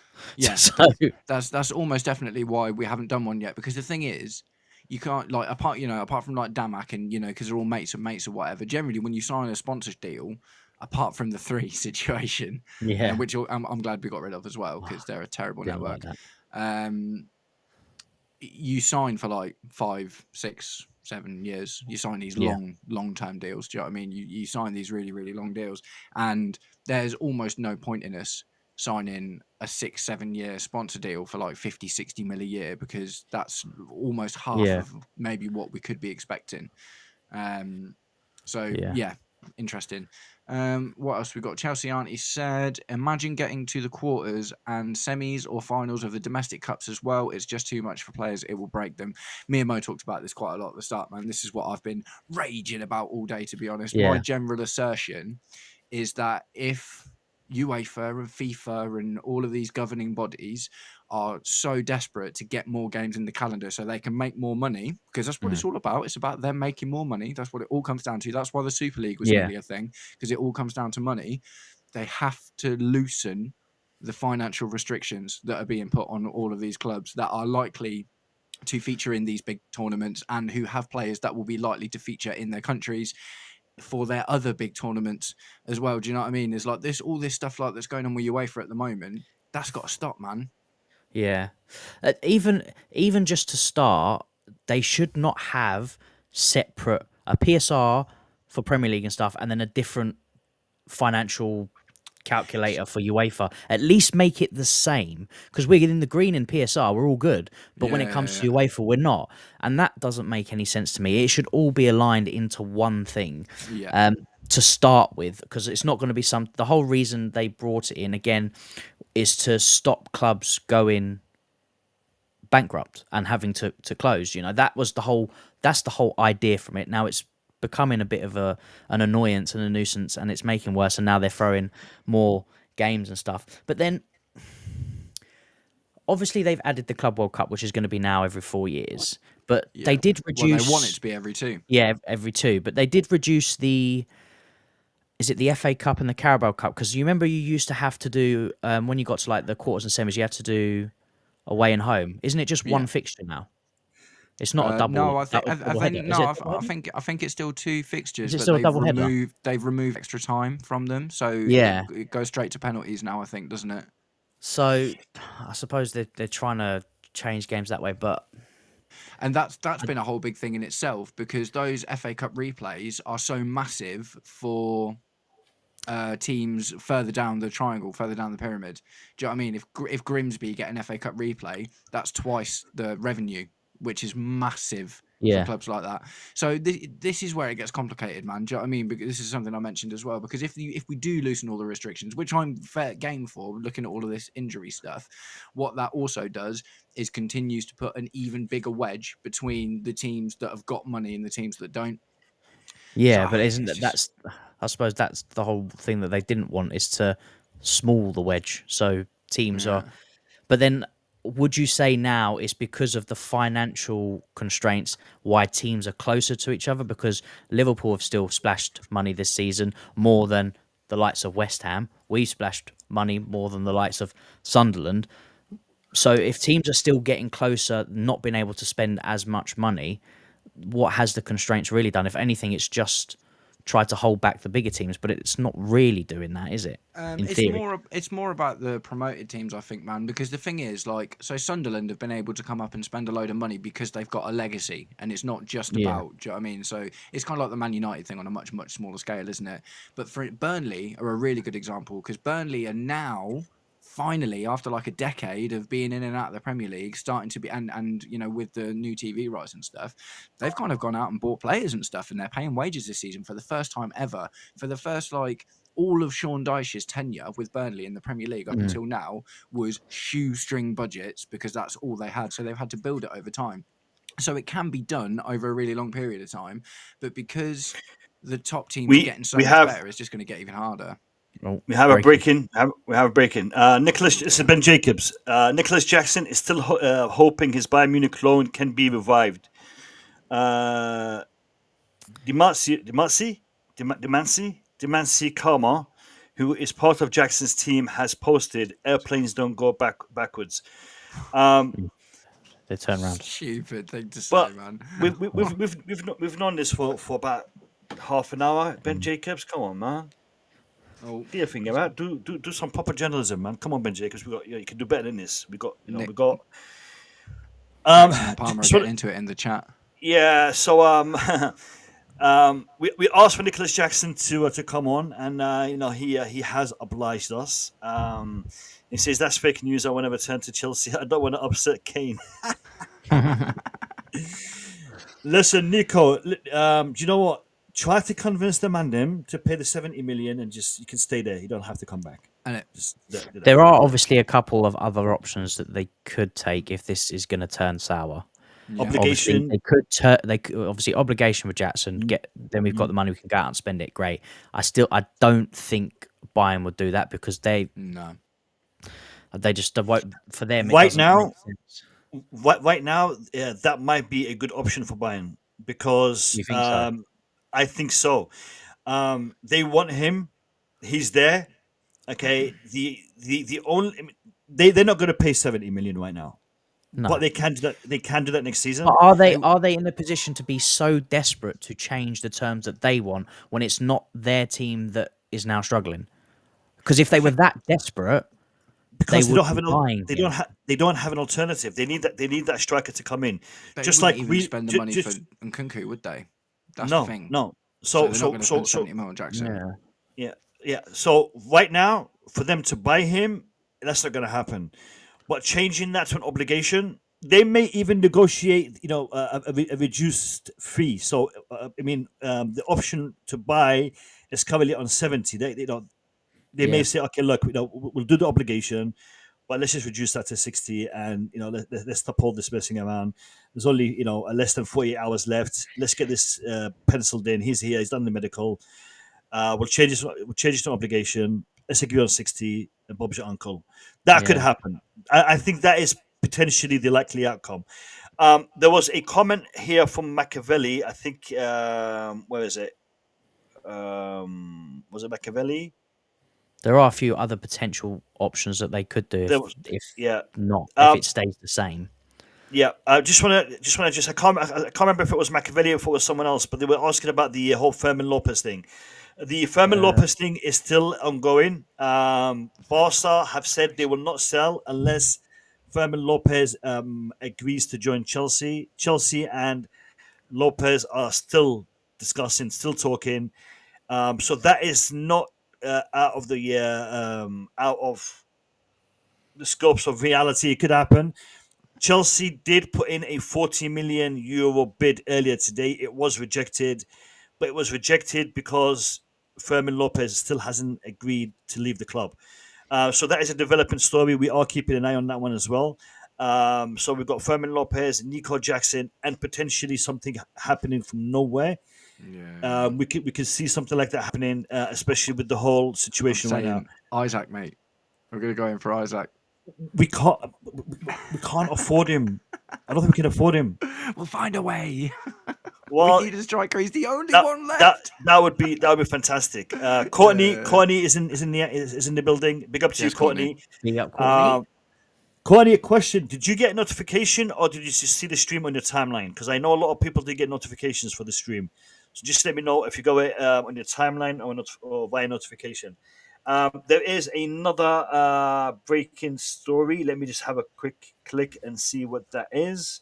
Quick shout out to Puzzles Live TV, by the way. He's always on my channel. Guy's an absolute geezer as well. Funny. Yeah.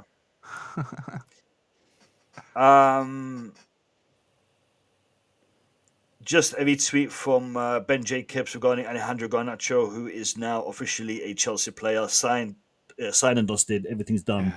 He was at the bridge today to see us beat Fulham. I want to move to the transfer talk. Matt, do you want to take a break, or are you good?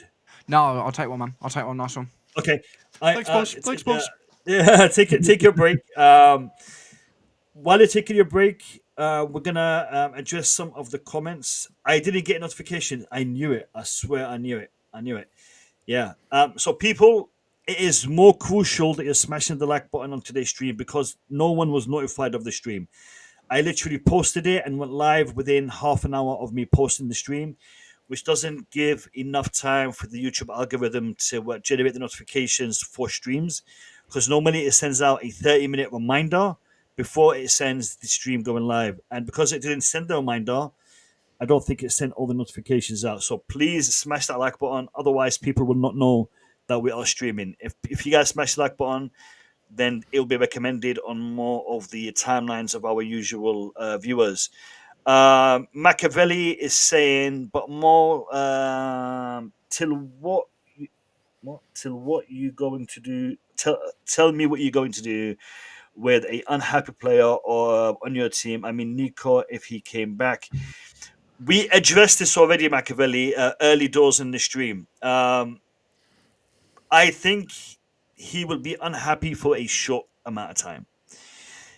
If he does have to come back and he is promised game time, he is promised a chance to play, he is reintegrated back into the first team training, a nice little chat with maybe one of the owners, one of the directors, as well as Maresca. It wouldn't take too much to get him back into the fold.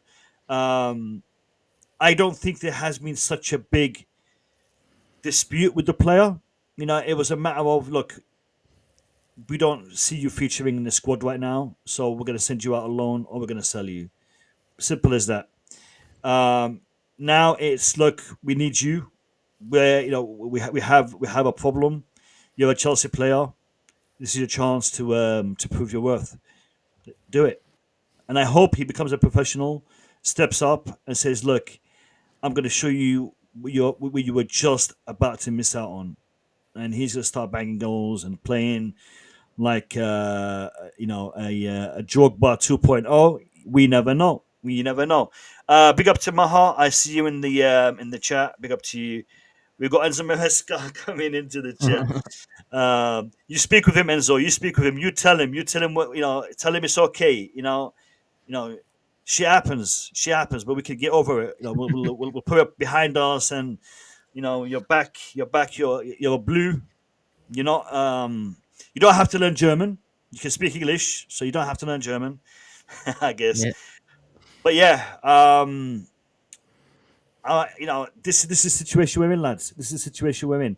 In regards to Fermin Lopez, I think there is still a very strong possibility that he will become a Chelsea player. A statement has yet to come out. He was due to put a statement out yesterday to tell us what his decision was. Nothing's come out yet. So discussions are still ongoing.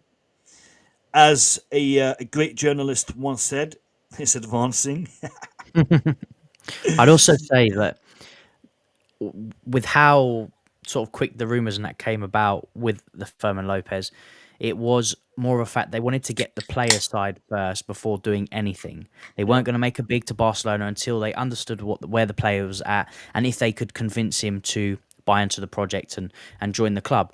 So the fact that they have put in a bid must mean they have had some sort of confidence from the player, some little bit of information saying, oh, actually, I would consider this. And now they've gone to bid to sort of test the water. The first bid that goes in is always to test where Barcelona are at. I know that I've seen something about 90 million. That won't happen. And I think Barcelona know that because they're now going to give their highest bid that they want, similar to what we're doing with Jackson. And we'll probably end up meeting somewhere in the middle. But the fact that he still hasn't released his statement, we've now made a bid, there must be some confidence from the player side to Chelsea to say, look, this could be an option and I might actually want to take this. I just hope that they don't get scammed too much because it could happen, especially now if this whole Jackson thing goes up in the air and we end up having to go and buy a striker. Would we then still have funds to get a striker and Fermin Lopez? I don't know. The thing that is worrying me right now is the fact that we are playing João Pedro in that 10 position. Yep. I'd rather see him as a striker. We know he can finish. We know he can score. Yeah. Okay, so if we're able to get a player to be in that 10 position, like a Fermin Lopez, that would also give us a lot of options. I'm a little bit worried about that position. I mean, Tyreek George coming in that position today didn't fill me with a lot of confidence. I was actually surprised that in the 10. I was a little bit confused because I thought that Maresca would switch Estevao William into the 10, put Pedro Neto outright, and then Tyreek George on the left. But he could have even put Pedro Neto up front because he's played up front for us last season. He's done a few. Tyreek George was a very strange one. I was even going put stick Gittins on left. Yeah. Pedro on the right, and then João Pedro up front with Estevao in the middle. But no, he went with Tyreek George. Now Tyreek George has played striker in the youth league. He plays left wing and he has played striker, not often, but he has done it, and he's a little bit bigger now. But it didn't work. It didn't work, and it's not to criticise him because it's not fair on Tyreek George. He's a young kid that doesn't play that particular position.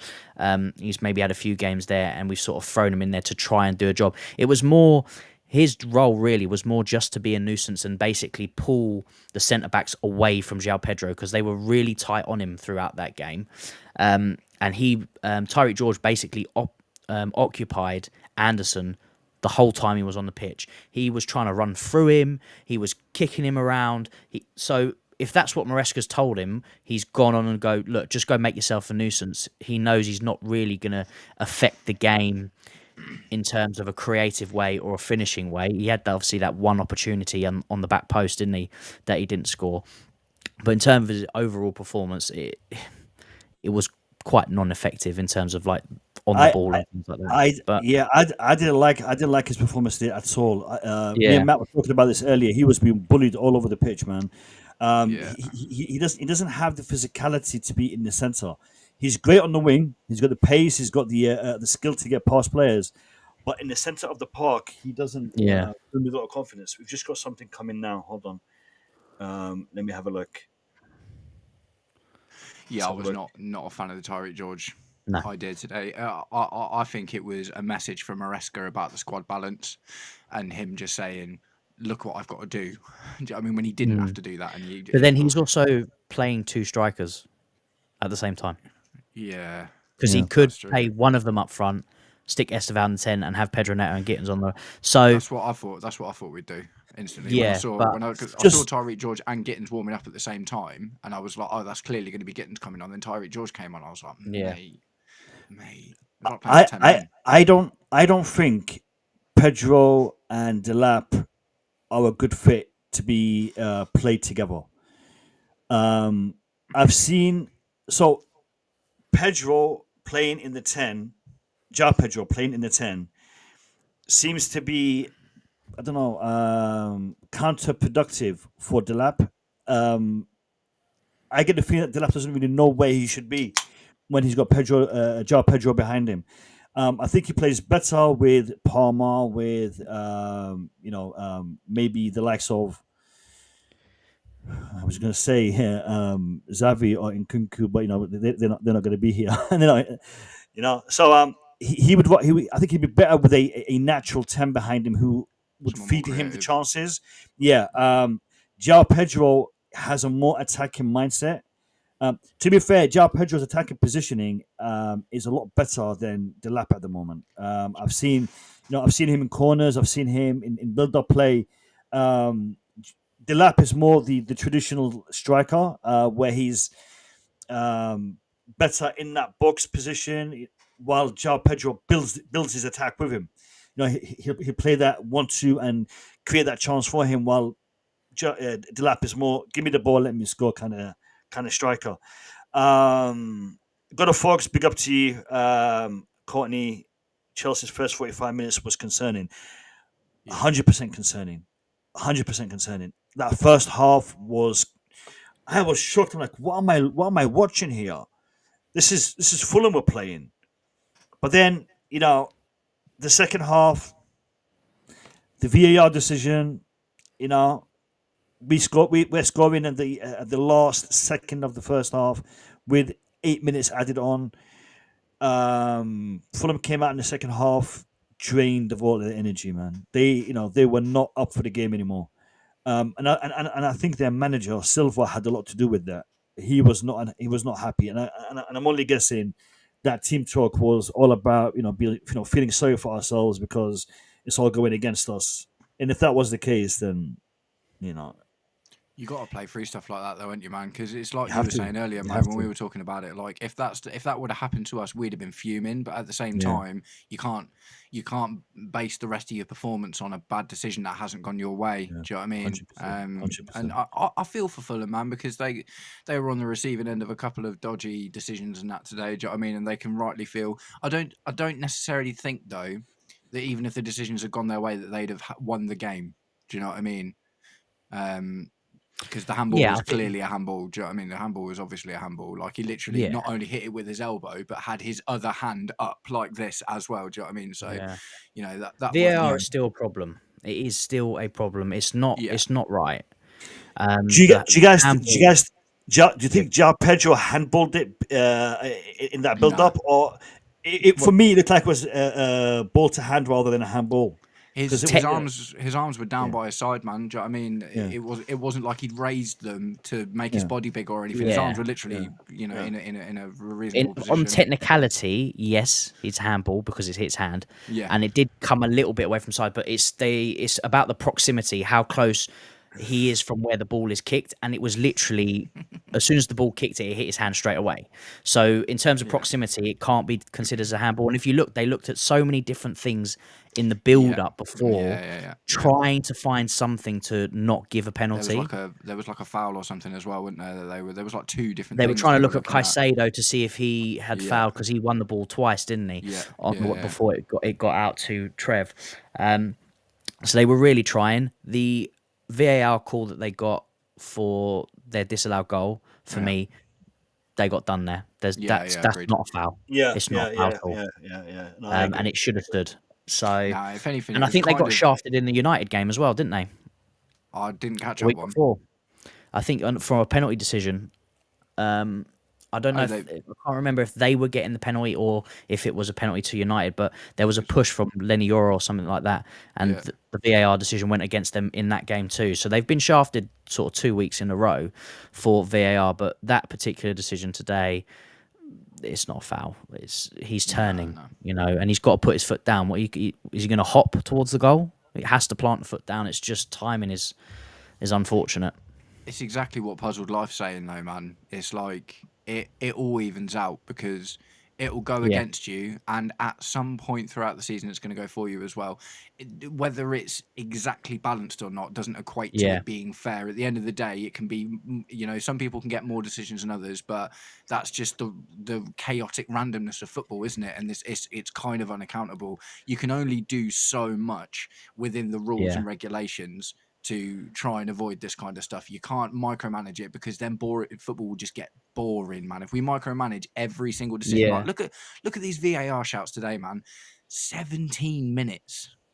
17 minutes of extra time because of two. And we talk VAR about shouts. adding more games. Lads, they're adding an extra half in the game. Sorry to interrupt, but I'm going to keep on interrupting because we are going to get a lot of breaking news. So this is what Florian Plettenberg has just tweeted. He says, an update, FC Bayern executives will get in touch with Chelsea now, right after the match in Augsburg, to look for a solution. The loan deal for Nicolas Jackson is currently on hold, but not 100% off. Jackson and his agent, Ali Barat, will not fly back to London today. That is the latest update. We'll keep you guys posted for updates as and when they come out throughout the stream tonight.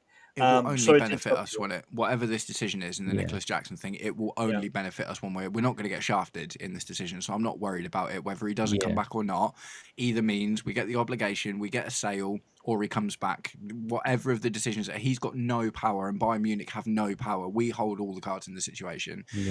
So whatever happens with this Nicolas Jackson stuff is only going to be in our favour, I would have thought. Yeah, 100%. Yes, Del. Hit that like button. Corny is asking you guys to hit that like button. Let me see where we are on likes. Where are we on likes? We are currently... Let me refresh. I think we should be on 50. And if we're less than 50, I am very disappointed. I would be very disappointed if we are less than 50. Let's have a look. Might just be over it now. I hope so. Oh, we are smack on 50. Yeah. Smack on 50. Sweet. Brilliant. It's quite early as well, isn't it? Like the streams, even though obviously the notifications didn't go out, the streams go on a bit later. So I'm sure we'll get more people that will want to. Yeah. No, I'm actually quite happy to see people who are normally asleep when we're going live, like Puzzled Live TV. He actually commented earlier this morning. He says, "Look, I think it was yesterday morning. He said I don't actually get a chance to watch your streams because I'm in bed by 10, but I always watch them in the morning with my coffee." Which was a really nice comment to read, and I'm like, at least today he's got that chance to be on the stream with us. So big up to everyone, and I'm glad there was a reason for us to stream early. So to give those of you who are unable to watch us at a different time, and I also understand that there's different time zones. So this stream being out at 10 p.m. might be early hours of the morning for for some viewers. So it's hard for you guys to watch it. So I'm glad you're able to watch the stream tonight.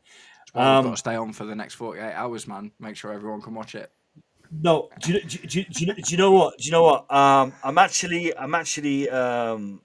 really excited for this window, because I think we will get something surprising happen in the next 48 hours. I think something surprising is going to happen. Don't think my heart can take anymore, man. It's been so many surprises. Were you expecting Nico Jackson to be coming back after his medical? I mean, what a shock! What a shock! Yeah. This transfer window has been crazy. Mate, it all comes advancing, it's happening, it's closer, boom, boom, boom, boom, boom, and he's at Tottenham.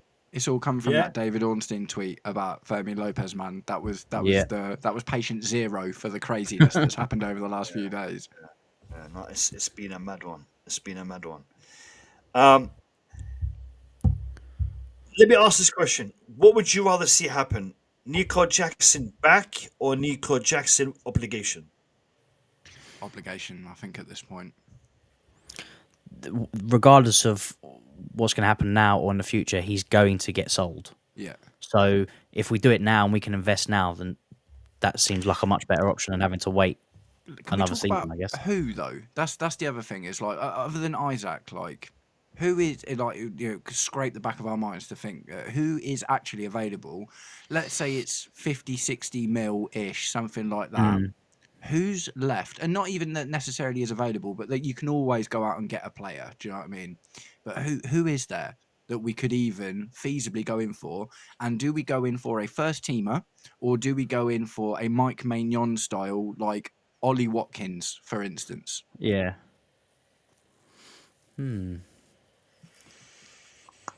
Let us know in the chat, guys. If Chelsea had 50, 60 mil to spend now on a striker, who do we go out and get?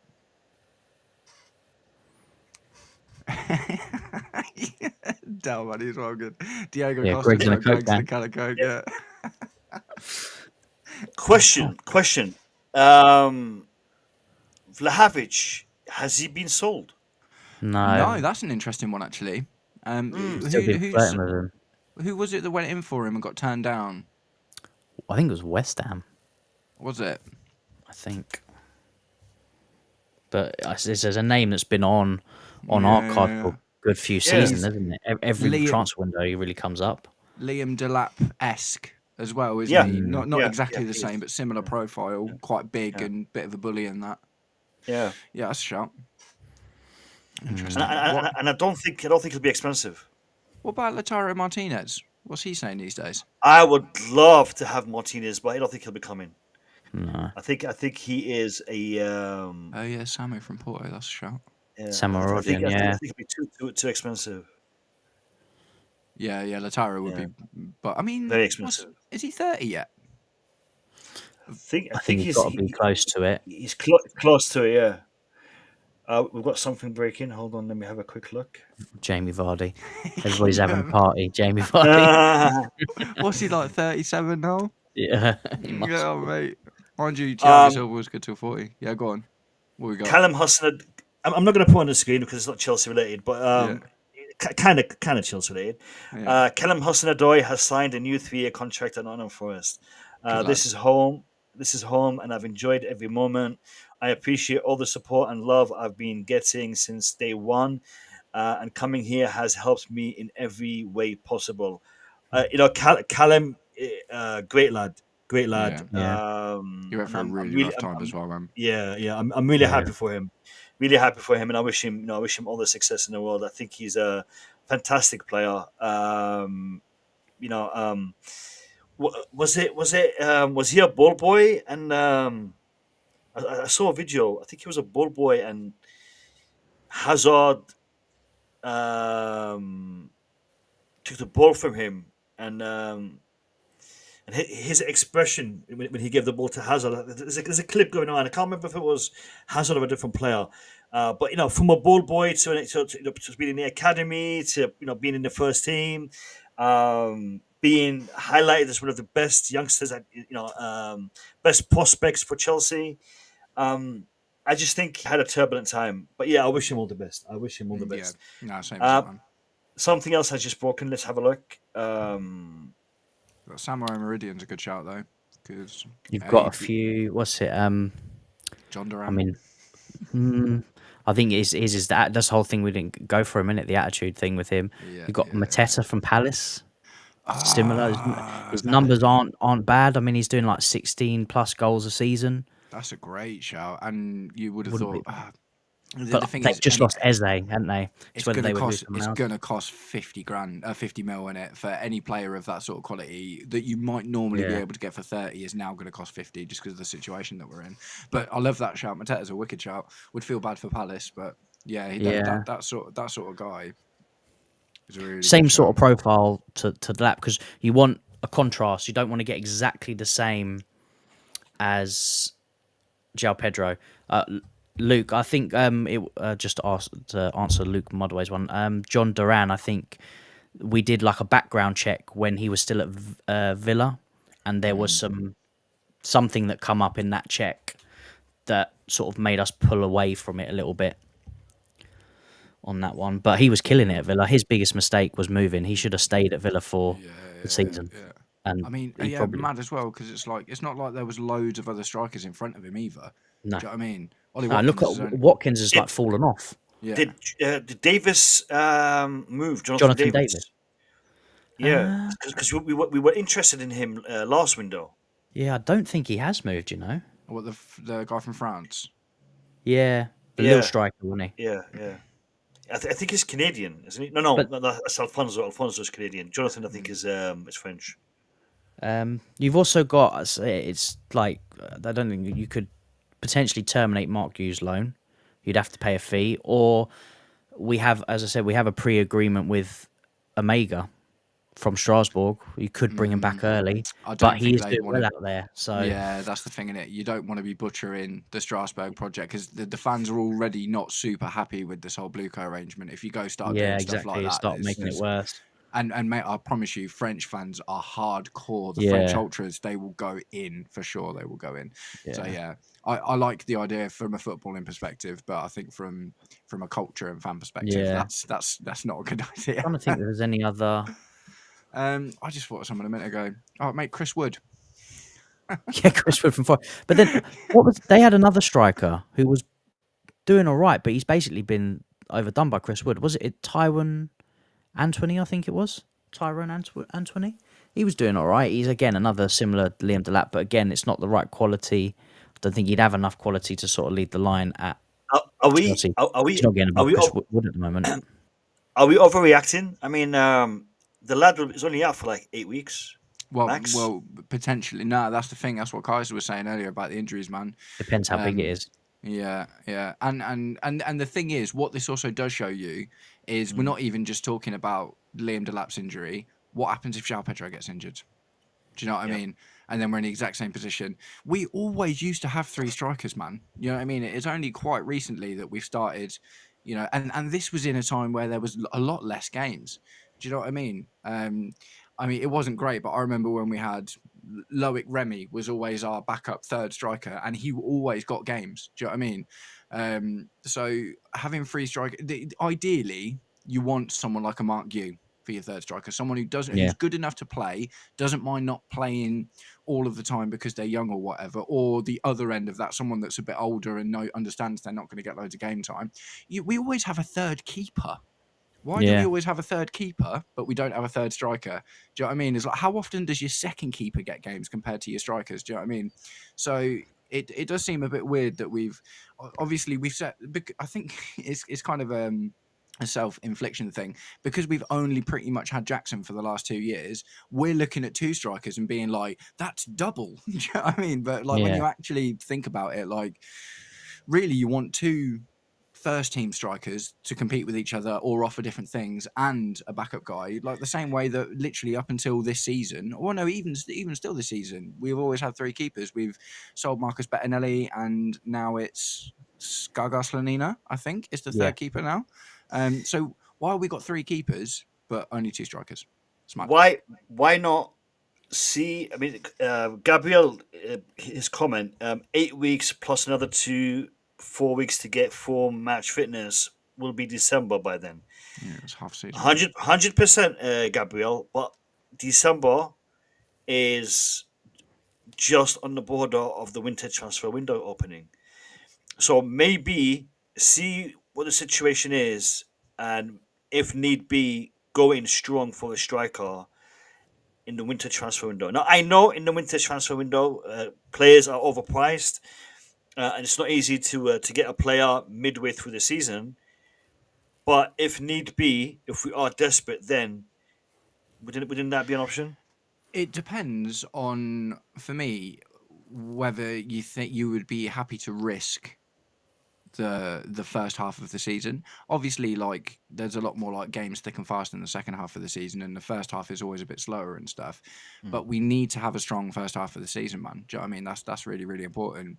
And like I say, what happens if João Pedro gets injured as well? Do you know what I mean? Not even just injured. What happens if he drops form and he starts playing, because every player is going to go through a dip of form, and then you need that additional player to either take him out of the limelight for a little bit and have a few games in there so he can get rid of the pressure and come back. So it's a very dangerous game to play. Yeah, agreed. Can we manage? And December we know is a tough period because of how many games are stacked into that month.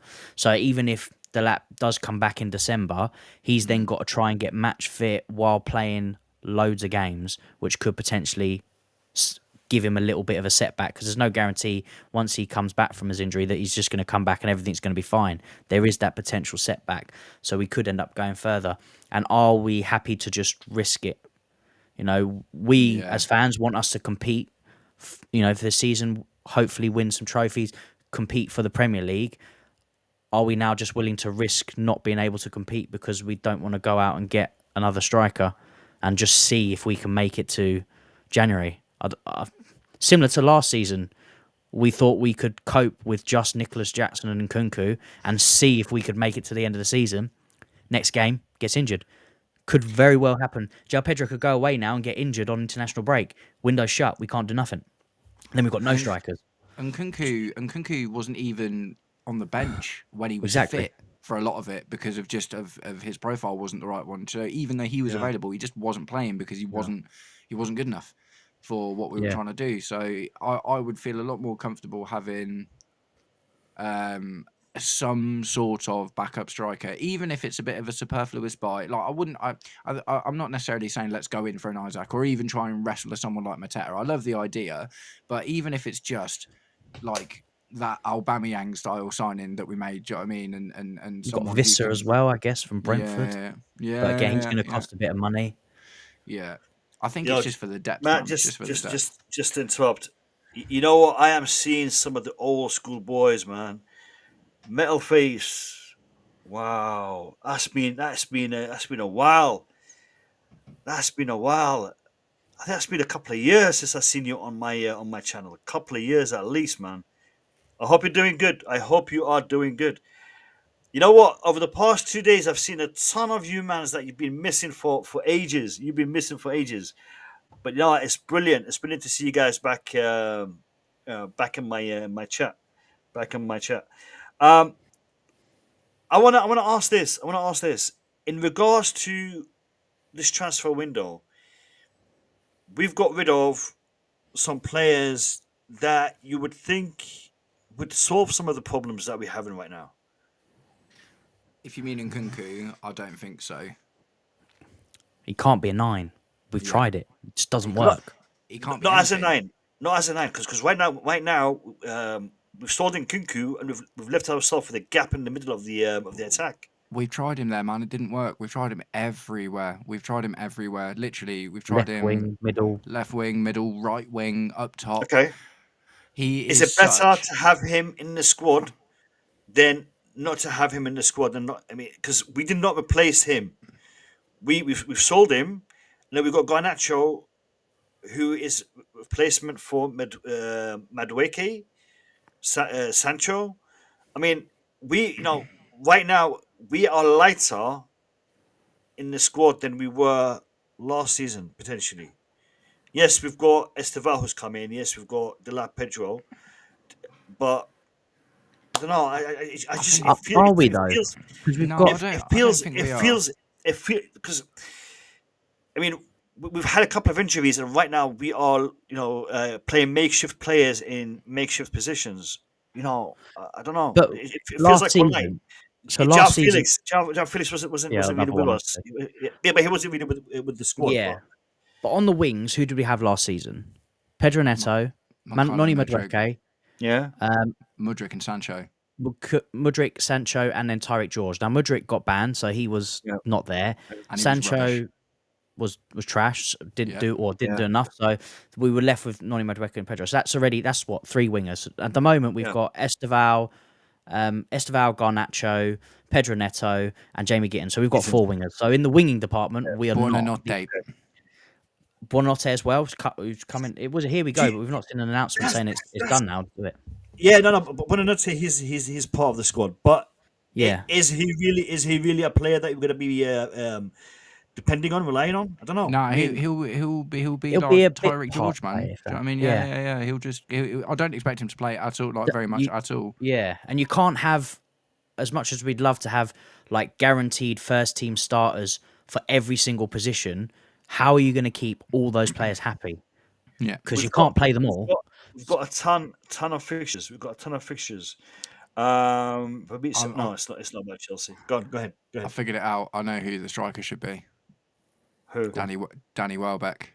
No, bun that. Not another Brighton player. Is he still at Brighton? Yeah, I think No, so. no, I'm done. The shop at Brighton is Is he closed. still playing? Is he still For the playing? foreseeable He's future. like Yeah, 32. probably. He's been one of Brighton's better players for the last few years, man. Danny Welbeck. Yeah, I literally in my head, I was just like, who else have Brighton got? And then I was like, oh, Danny Welbeck. Welbeck, Oh, no. imagine. Not having that. Get him on loan, mate. Danny Welbeck on a 6-month loan. Here you go. Shock move. We'll end up going for Rasmus Højlund because he's not gone to Napoli yet, has he? No, I think they've done the here we go. I saw it They've earlier. done that already. Yeah. Yeah, Rasmus Højlund, mate. I'd rather have no one. I'd rather put Jamie Morekin Vardy from in the chat. Jamie Vardy by Courtney. Yeah, Jamie Vardy, free agent run. That's No, mad. but in terms of what you were saying, Mark, I think this season we do have a more sort of versatile and depth squad across Yeah, I think so. across the board. It's just like the striking position now looks light because we've potentially loaned one and now we've just lost one to injury. But in theory, we had two, which is what we had. It's the middle of it's centre mid. Kai, last season we were in the Conference League. This season we're in the Champions League. We got tougher fixtures coming back to back. We're playing 2 games a week. 2 games a week. Once the Champions League starts, we're gonna have to rotate. You know. Yeah, but how are we going to get all these players on the pitch? And you can also only have a certain amount of players on the bench. So how are we going to take all them to the game? No. What I'm trying to say is this: we need to have at least 2 to 3 players per position. Yeah. Now, they don't have to be 2 to 3 players per position, as in 3 players who can only play left wing. No, you can have a player who can play left and right. You can have a player who can play centre forward or as a striker. You know, when I'm saying 3 players, you don't actually have to have physically 3 players in each position. That's why getting versatile players is a positive. But right now, with the situation we have, I think we are one injury and we are screwed. Right now, as a striker position, really. Sorry? Isn't that kind of the same for everyone, really, though? Not just Because us. we have technically got two players plus a third one that can play in all different positions for every position, bar up front. Would you be comfortable to be challenging for top honours, playing Pedro Neto as a striker? I don't think we're going to anyway, man. Do you know what I mean? I think we're going to have a good season and I think we're going to have a strong Champions League finish. But I don't think... The reason I think we haven't gone out and bought all these players is what I said when I was talking to Sadiq yesterday on the thing. It looks like they're still putting the project first and the project isn't pump the team full of players to try and get a title over the line. I think that they will... do you know what I mean? I think that the brass will be happy if we have a domestic trophy or at least a good run at it, get to the quarters in the Champions League and finish in the top 4. I think they'll be buzzing, mate. I think they'll be buzzing. So I don't think they'll be buzzing, but you and I won't be. No, I'd be reasonably happy with that after how difficult the last few years have been. Do you know what I mean? Because it is about very few teams just come and put loads of money into their team and then automatically start winning. Look at Jurgen Klopp's Liverpool, man. They only won 2 titles in 9 years. Do you know what I mean? And that took a little while. Pep didn't just come in and start winning instantly. Do you know what I mean? It had to grow, kind of thing. Arsenal have put loads of money into their squad, and they're still not winning anything. Do you know what I mean? I think at the end of the day, I see us winning as like the long term goal. But what I don't want to do is panic and start throwing money at stuff to try and win stuff this season when I actually do believe that the project will get us the honours that we want for an extended period of time, and we risk damaging it. Look at the Raheem Sterling situation. That is a prime example of why we should be really, really careful in these situations. We went and we bought Koulibaly and Raheem Sterling to try and get us something that season. It absolutely didn't work at all. And not only did it not work, it was awful. Koulibaly, we were lucky to get rid of because Saudi were just buying up players at the time. Sterling, we've had him for 3 years. He's on 300 grand a week and he's contracted till 2027. Do you know what I mean? Yeah. So, I don't know. I just don't like... For me, and this is the difference, right? Because I'm being quite trying to be cautious and objective with what I think our goals are this season. I think potentially, if everything goes the right way, 100% we could win big honours. We could. I do believe that it is possible, but I don't think that is what the project is pushing for. And I will be happy if I see us get the Champions League with 3 or 4 games left to go and we don't leave it to the last day and we have a good showing in the Champions League and we have a good cup run. That is progress, man. Do you know what I mean? That is progress. Yeah. I mean, Courtney here, he's saying, my honest opinion, I don't think the squad has enough quality to challenge for the Champions League. With Kudus and Mohamed Kudus and Xavi Simons, I would say, yeah. So maybe, yeah. So, and that's the thing, all it will take is maybe one more. I mean, this conversation we're having right now, potentially tomorrow it would be void. Yeah. Fermin Lopez comes in. Fermin Lopez, Jackson comes back. The conversation is void. We are then stacked again. Literally, 2 players. Still a bit of an issue, though, isn't it? Centre back still a bit of an issue. Centre back is an issue. That being said, we've only conceded 1 goal in the last 3 Premier League fixtures. Okay, now what 1 goal, official goal? We've actually conceded 3. We've conceded 3 goals. Only 1 counted. Only 1 counted. So, on paper, defense is solid. In actual fact, it's not, because we have conceded a goal in every fixture we played so far. Technically. Officially, no, but technically. And the thing is, man, is Tosin the guy? Tosin was turned, man, today, by what's his name? The Fulham striker? Muniz. No, the guy who scored. Joshua King. King, the 18-year-old lad. Yeah. He's spanning, man. He just put his shoulder down and Tosin was all over the gaff. Tosin was a free transfer from Fulham.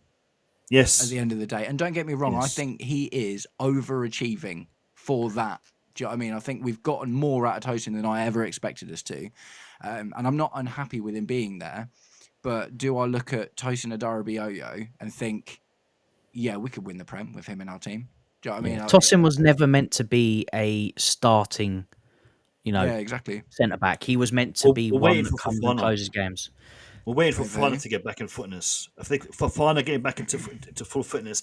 But one thing I saw today that I'm really impressed with, and that was Chalobah. Yeah, mate. Chalobah was playing that role. Yeah, he was playing the ball from the back. He was making those assertive, aggressive movements, forward with the ball. He played on the right side we were looking today, for. didn't he? Yes, I liked it. He showed a lot of confidence, and he played that position well today. So I was very impressed with Chalobah. Yeah, he was really good today, man. 100%. Yeah, he's been good for ages. Yeah. He just doesn't. And it's I love Chalobah. I love Chalobah. Yeah. I love Chalobah. In the fan base, we give him the plaudits, but he just doesn't get the plaudits from the higher ups and the world football. He doesn't make mistakes compared to all the Tosin makes mistakes sometimes. Do you know what I mean? Breaking news. Breaking news on Nico Jackson from Fabrizio Romano. Let me share it with you. Fabrizio, calma. Fabrizio Romano. Oh, what happened? Oh, damn it! He doesn't want to come on the screen. Hold on. Give me a second. This one. Fabrizio Romano. Bayern director Maxwell Ebrel says Nico Jackson deal is currently on hold. So this is from Bayern Munich. Nico Jackson deal is currently on hold.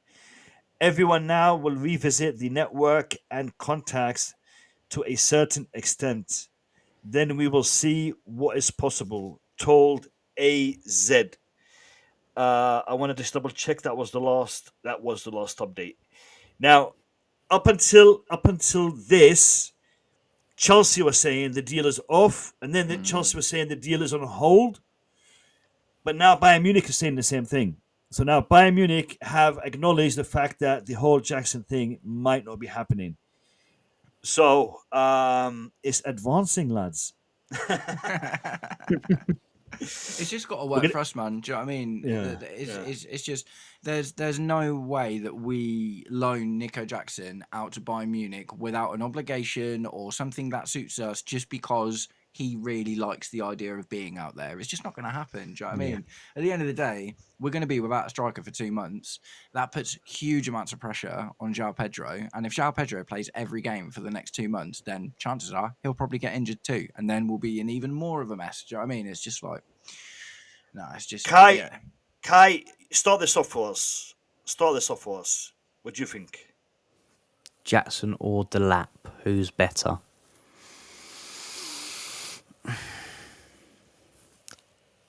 Overall, Delap.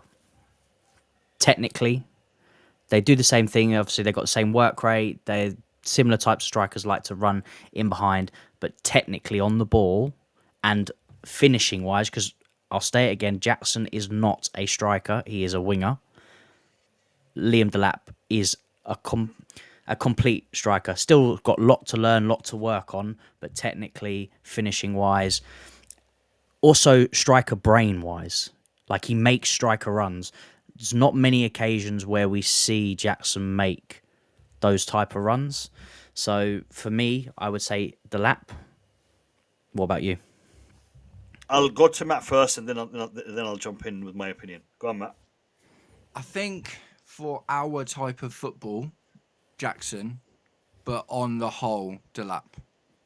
So I think because Delap is, for me, more of like an archetypal kind of striker. I get what you're saying about like work rate and, you know, the runs and the similar things like that. But I think that Nico Jackson has more potential to be moulded into modern football. And I don't really see Delap as a modern type of footballer. You know how like we're talking about Erling Haaland the other day and stuff, and like he's a really specific type of striker.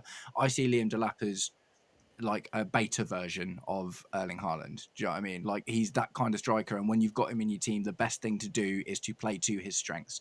Nicholas Jackson, I think, is the type of striker that you can put in a role and say, we need you to play to these other guys' strengths, and he can do that as well. So I think for our system, where we really, really value versatility, and we like people like Cole Palmer who can spend a lot of time getting forward, and it's good to have someone to drift wide and allow that to happen, that sort of thing. I think Jackson suits our team more, but I do think ultimately Liam Delap is a better player. Okay. I'm just going to say Jackson. I'll be honest with you, lads. I think Jackson is a better player than Liam Delap. I think Delap is more disciplined. I think Delap is more of a striker, mentality, striker specific. Jackson is raw talent. Jackson has faults when it comes to decision making. Yeah. I think with the right coaching, Jackson would be an immensely better player than Delap. But right now, Maresca has chosen Delap over Jackson. If it was me, and I've got Jackson in the team, I wouldn't even have signed Delap personally. But yeah, that's my opinion. All right, now it is 2:15, as in 15 minutes past 2, as a streaming. We've been streaming for 2 hours. It's 2 a.m. already. Well, how long have we been on here? As in 15 minutes past 2 hours of us streaming. So what I'm trying to allude to is it's time for me to have another quick break. Yeah, Fabrizio tweeted. No, we've addressed the Fabrizio tweet. Marlon.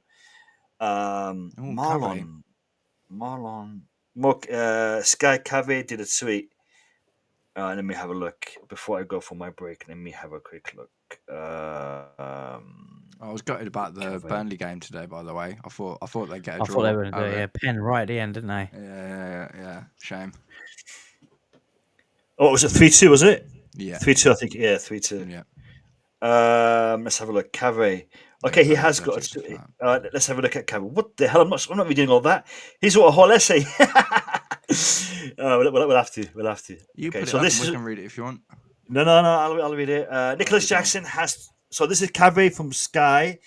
2 minutes ago, Nicholas Jackson has to come back to Chelsea. Nothing was signed with Bayern Munich. He was given permission to travel and have a medical, and that permission has been revoked. Chelsea have a good working relationship with Bayern. It may have been different if this was a permanent deal, but Bayern insisted on a loan. This is a unique, awkward situation, but the expectation is that everyone is going to act professionally. Everyone, including Nico Jackson. If this was a permanent deal, Chelsea would be able to use the fee received to buy another forward, but it's not. And in any case, there are very few strikers available in the market at the moment. We've just listed about a dozen. Anyway, Not available though, most of them. well, yeah, I guess so. Yeah, Bayern could try to change the deal to a permanent move, but time is running out, and potentially replacements are scarce, which is something we discussed on the stream tonight. Yeah. Bayern have made it clear that only in the market that Bayern have made it clear that they are only in the market for loans. Jackson is disappointed. He was hoping to becoming the heir to Harry Kane, but he is a Chelsea player and is contracted until 2033. He signed a new deal, didn't he? Yeah. He did. This Yeah, year, not this long year, ago. wasn't it? He did. Yeah. He did. Yeah. Oh no, actually, he got one the same time Palmer did, didn't he? Yeah. Like it was Yeah, the beginning of last beginning season, of wasn't it? Yeah, just before, beginning, yeah. yeah. Um, After the Pochettino season, wasn't it? I'm gonna leave that one. Actually, we've got something else that's just come through. Kicking off. PY. Okay, so this is it's just PYS, literally copied and Say pasting what something, Cava just said. All right, so lads, I will leave you in the capable hands of Kai and Matt for the next 5 minutes. We are going to be here for a while, and like I said before, for health and safety reasons, make sure you are dehydrated. Make sure you are hydrated, not dehydrated. Make sure you are hydrated. Yeah. So I've got my drink. Everyone should have their drink beside them. Their snacks, their crisps, the peanuts, popcorn. Whatever, whatever keeps you going. Because we are going to be live for a substantial amount of time tonight. We are expecting some further developments, both in regards to Nico Jackson and in regards to Fermin Lopez. And I have a feeling something will come up as a surprise because Yeah, I think Chelsea don't put all their eggs in one basket. They might be working on something else behind the scenes. Should the Fermin Lopez thing not go through? So keep your eyes open. We've literally got two. We've got today and tomorrow. We've only got one full day left, lads. It's just tomorrow because Monday is a half a day. They're only working. They only work until 7 p.m. They're only allowed to work on the transfers until 7 p.m. So it's tonight and tomorrow. So if it's going to kick off, it's going to kick off now. If something's going to happen tomorrow, we're going to hear about it tonight. So we're going to be live for as long as it takes tonight. But like I said, make sure you're hydrated. Go get a snack, get a drink. We've just got something else coming. Hold on, before I go, let me have a quick look. It's from Florian Plettenberg. What is he saying? All right, we'll look at Florian Plettenberg before I go for my break. Florian Plettenberg. He says, FC Bayern boss Max Elabri on Nicholas Jackson. Chelsea have informed us that they want the player back after we had reached an agreement yesterday and we were allowed to conduct the medical. Now the situation is that the boy is in Munich and we have to send him back. Let me just open this. Is there more to that? Send him back. Where's the rest of it? That's what. That's what. Where's the rest of it? That's okay. Send him back. That's the current state of affairs. I can't look into the future for Chelsea. As reported, the loan deal is currently on hold, but not 100% off. Jackson and his agent Ali Barat will stay in Munich today. All right. So, like I said, developing story. Many different outcomes to the story. An obligation could fix it. A permanent deal could fix it. Um, or him coming back could fix it. That's really the three avenues that it can transpire into. But yeah, we'll discuss this further. Please feel free to hit the like button. I'm not sure where we are on likes. I think we are short of the target of 2,500 likes. So we've got a way to go on that. No, seriously. We were getting more likes yesterday because things were looking good. Today, things are not looking so good. So the likes kind of fluctuate depending on how you guys are feeling, your mood. But don't take it out on us. We are not the ones that got Delap injured. We are not the ones that didn't sign Xavi Simons. We are not the ones that are currently, looking at Fermin Lopez. We are the ones reporting on it. So please smash that like button, and I'll be back in a couple of minutes. So what do you think, Kai? Do you think Nicholas Jackson coming back is to go into the squad, or do you think we'll try and sell him to a Newcastle or an Aston Villa? No, if he comes back, he'll stay. He'll stay in the squad. There's not enough time, and those clubs don't have money. Was it Newcastle signed that other striker, didn't they? Walter Mata, yeah. Whatever his name is. Aston Villa, they haven't sold anyone. They've still got to sell Isaac, though, haven't they? True, but I think if Isaac's going to go, it's deadline day. It's not going to be before. They're going to try and hold it just to get the as most much out as of they it. can. Yeah. Yeah, I mean, So- I think Liverpool probably just won't bother, man. Do you know what I mean? Ekitike looks pretty wicked, doesn't he? Let's be honest. Yeah. I don't think Liverpool are in a situation where they feel they need to be held to ransom because they're desperate for a number 9. At the end of the day, Ekitike is a million miles better than Darwin Núñez. Do you know what I mean? So they are already up on what they had last season. So I don't know. I think Newcastle. I mean, at the end of the day, you don't want to be taken for a ride, do you? But I don't think Newcastle have got many cards. No. Other than they are willing to keep Isaac and reintegrate him into the team, kind of like we're going to do with Jackson. Yeah. Yeah, I'd be interested. I think it's more so the fans desperately want Isak, don't they? Because they know what he'll do. Yeah. So, yeah. see, it's a lot of money they're talking about. Yeah, what is it like? They want 150, but Liverpool only want to pay like 120. Yeah, which again, I think it's a pretty good price for it, 120, especially now that they've signed that other striker for like 80, I think it was like 80 million. Was it 80 million for Walter Mata? I'm pretty sure, yeah. Yeah. I mean, That's Euro, though.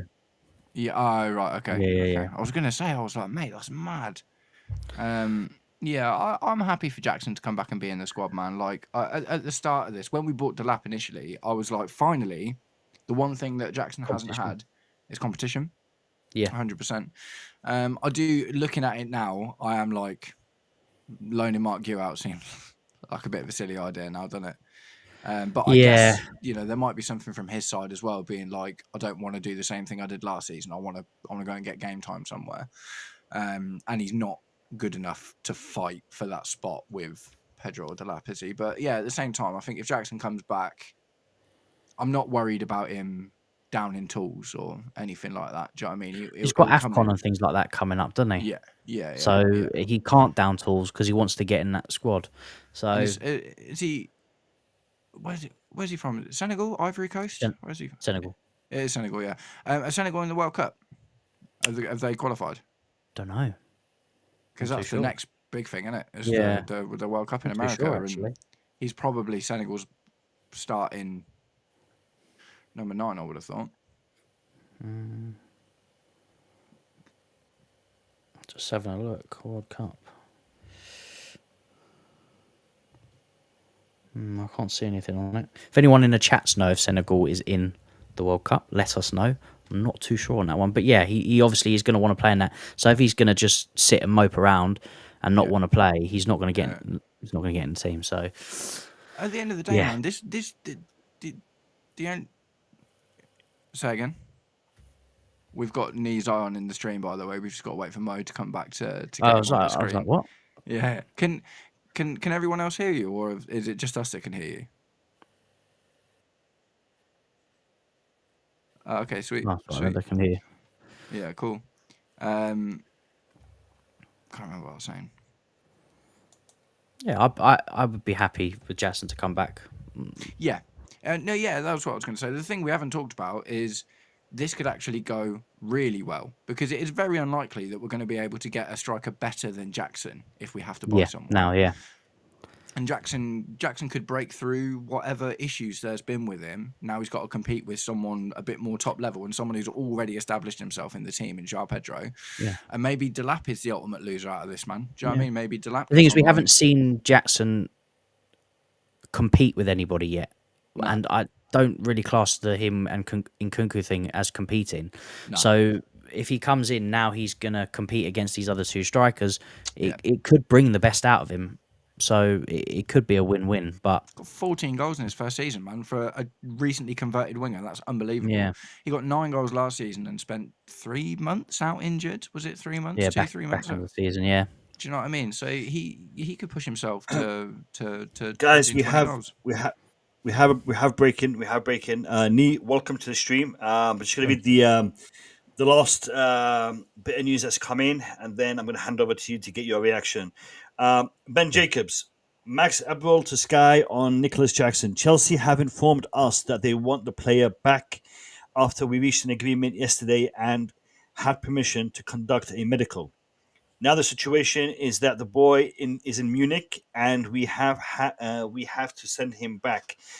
That the current state of affairs. That's the current state of affairs. But I can't look into the future.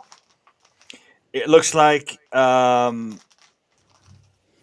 Nico Jackson is asked to come back. That's the position that Chelsea are holding in regards to Nicolas Jackson. Nee Zion, Blue Clouds Media. Yeah.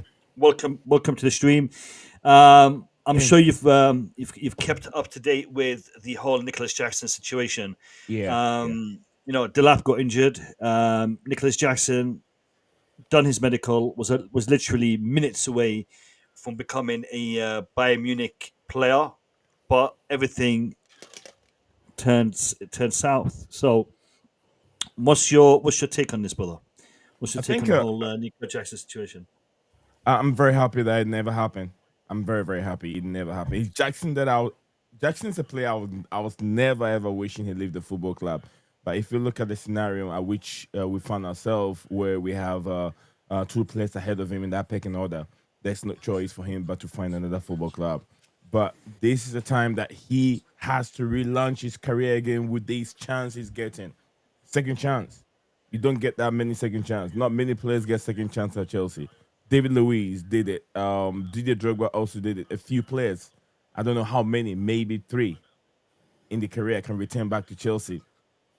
But yeah, Nicolas Jackson, he knows the Premier League already. Sorry. I'm getting feedback from someone. Have you guys got noise cancellation activated on your mics? Because I'm getting some feedback from someone.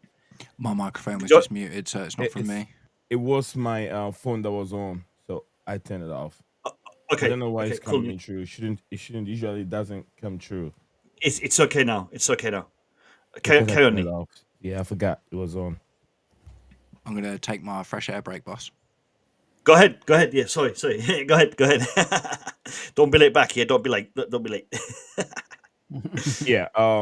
Like I said, Nicolas Jackson is not a player that I'll ever wish that he leaves the football club. He is very raw, still raw talent. He's not get to where he has to be as a footballer, and not a finisher, not even a traditional number 9. If you look at the way he plays, he doesn't play as a traditional number 9. Not anywhere there. And the pressure on him was very, very high at Chelsea, where he's never had that pressure before, ever. On that higher stage, for every young player, definitely you will struggle. And Nicolas Jackson found himself in that situation. So, like I said, in the previous stream that we've done, Nicolas Jackson never had any top competition. There was no one there for him. It was all by himself. Whenever he performed well or he doesn't perform well, the next team sheet, he was still going to be on it if he's fit. So now that he's realized that, look, I got people ahead of me, and I'm here because of emergency, I'm not supposed to be here. Emergency situation that brought me back here to Stamford Bridge. I need to perform. He's still young. He needs time to develop as a striker. So yeah, that news. I think the news broke out for him to return about an hour ago or 2 hours ago. I don't know how long I've been sleeping. Been up since 4 a.m. in the morning. Three and a half hours ago. Yeah. Yeah. No.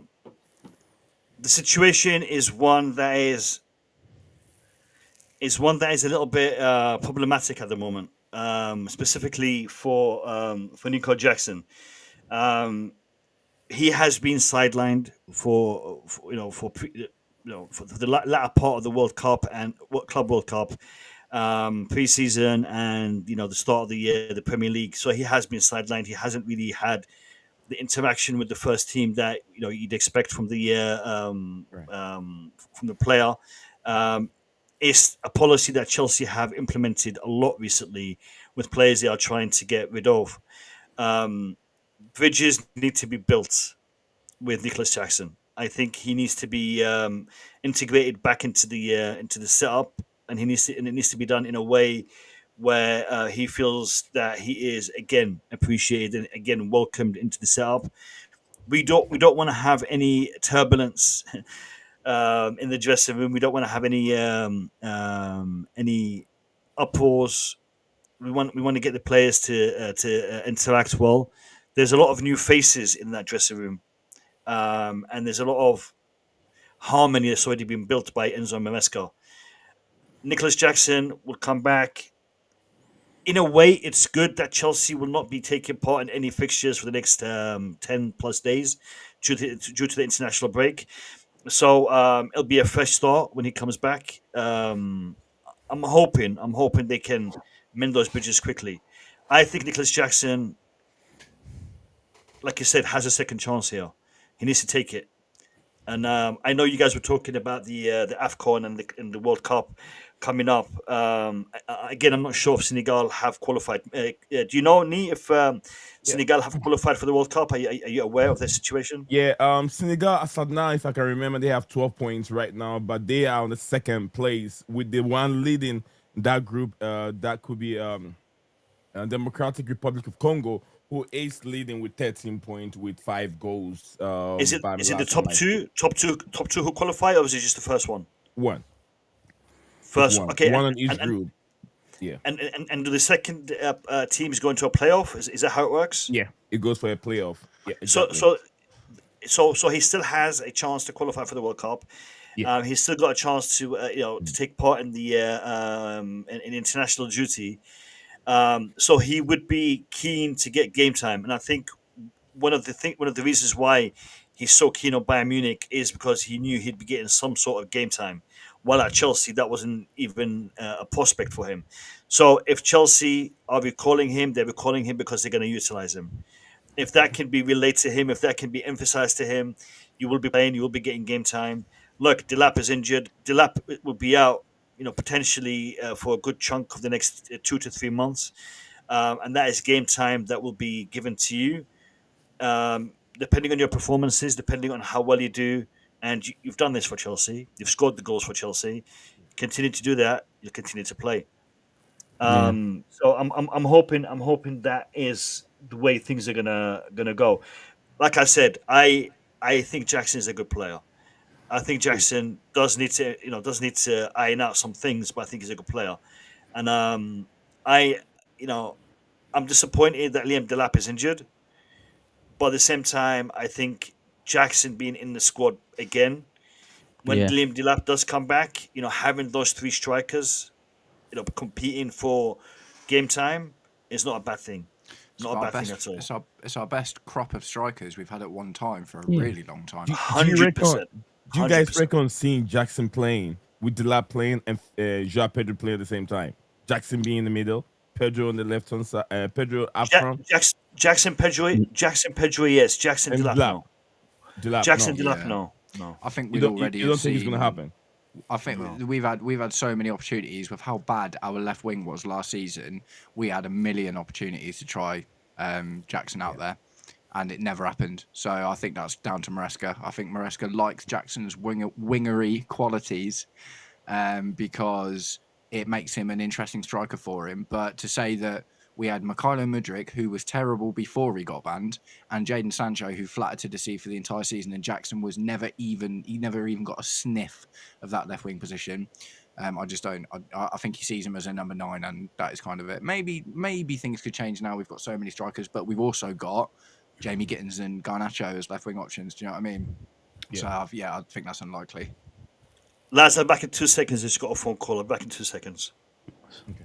I see a lot of people are pointing out the Trevor Chalobah kind of thing where he's gone sent out on loan, come back, and I see there's a few in the chat mentioning that. The only difference, and I'd love for him to come back and sort of have this redemption arc, even though it's not quite a redemption. He's done well with us. We just expected more being a starting Chelsea striker, but he's done well. But if he can have the same arc, the only difference in terms of affinity is Trevor Chalobah is a Cobham graduate. That is the biggest difference. He's always wanted to be a Chelsea boy, like from day dot, and he's grown up for it. That's the only difference. There's a little bit more sentiment on Chalobah's side to want to make this work more than anything else in his career. Jackson will have a slightly different mentality, but don't get me wrong. If he comes in with the same attitude, it could elevate what was an okayish, not bad start to Chelsea life to maybe making it even better.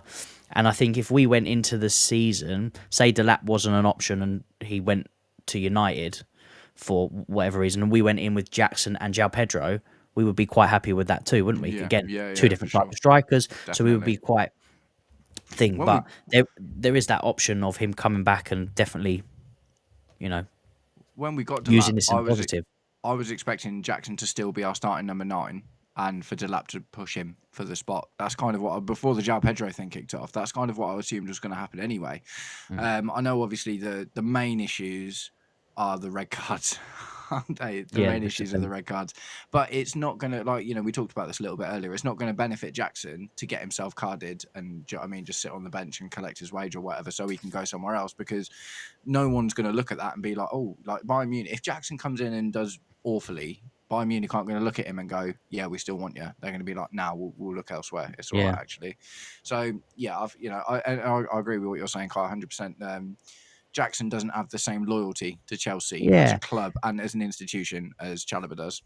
Yeah, and people might think it's not as important, but football is not just about playing with your feet. It's also a mental game, and how how your brain is, how it's structured, and mentally how you think. So mentality wise, it does play an important role into how you take a situation. So I'm hoping, it's not like he's come out and been like Isak and it's been really bad. There's not been anything really nasty in this situation. So I don't see him like coming and throwing his toys out the cot. He's obviously unhappy right now. Naturally, but I think he'll come back and he'll stick his head down, and I think he'll do pretty well. He's still really young, man. He's like 23. He's 24, isn't he? Is he just turned 24? Is he? Something like that. Yeah, mate. That's that's still so young. He's still potentially got a decade of football in front of him. Do you know what I mean? At the end of the day, so even if he doesn't get this move now, if he comes in, does what he needs to do at Chelsea, plays well, the two options in front of him are stay at Chelsea because you've played well, or get bought by another team that's, as good a proposition kind of thing. As long as he's looking to make either a sideways or an upwards move, it's all good. And he only does that by coming in and trying his absolute hardest for Chelsea.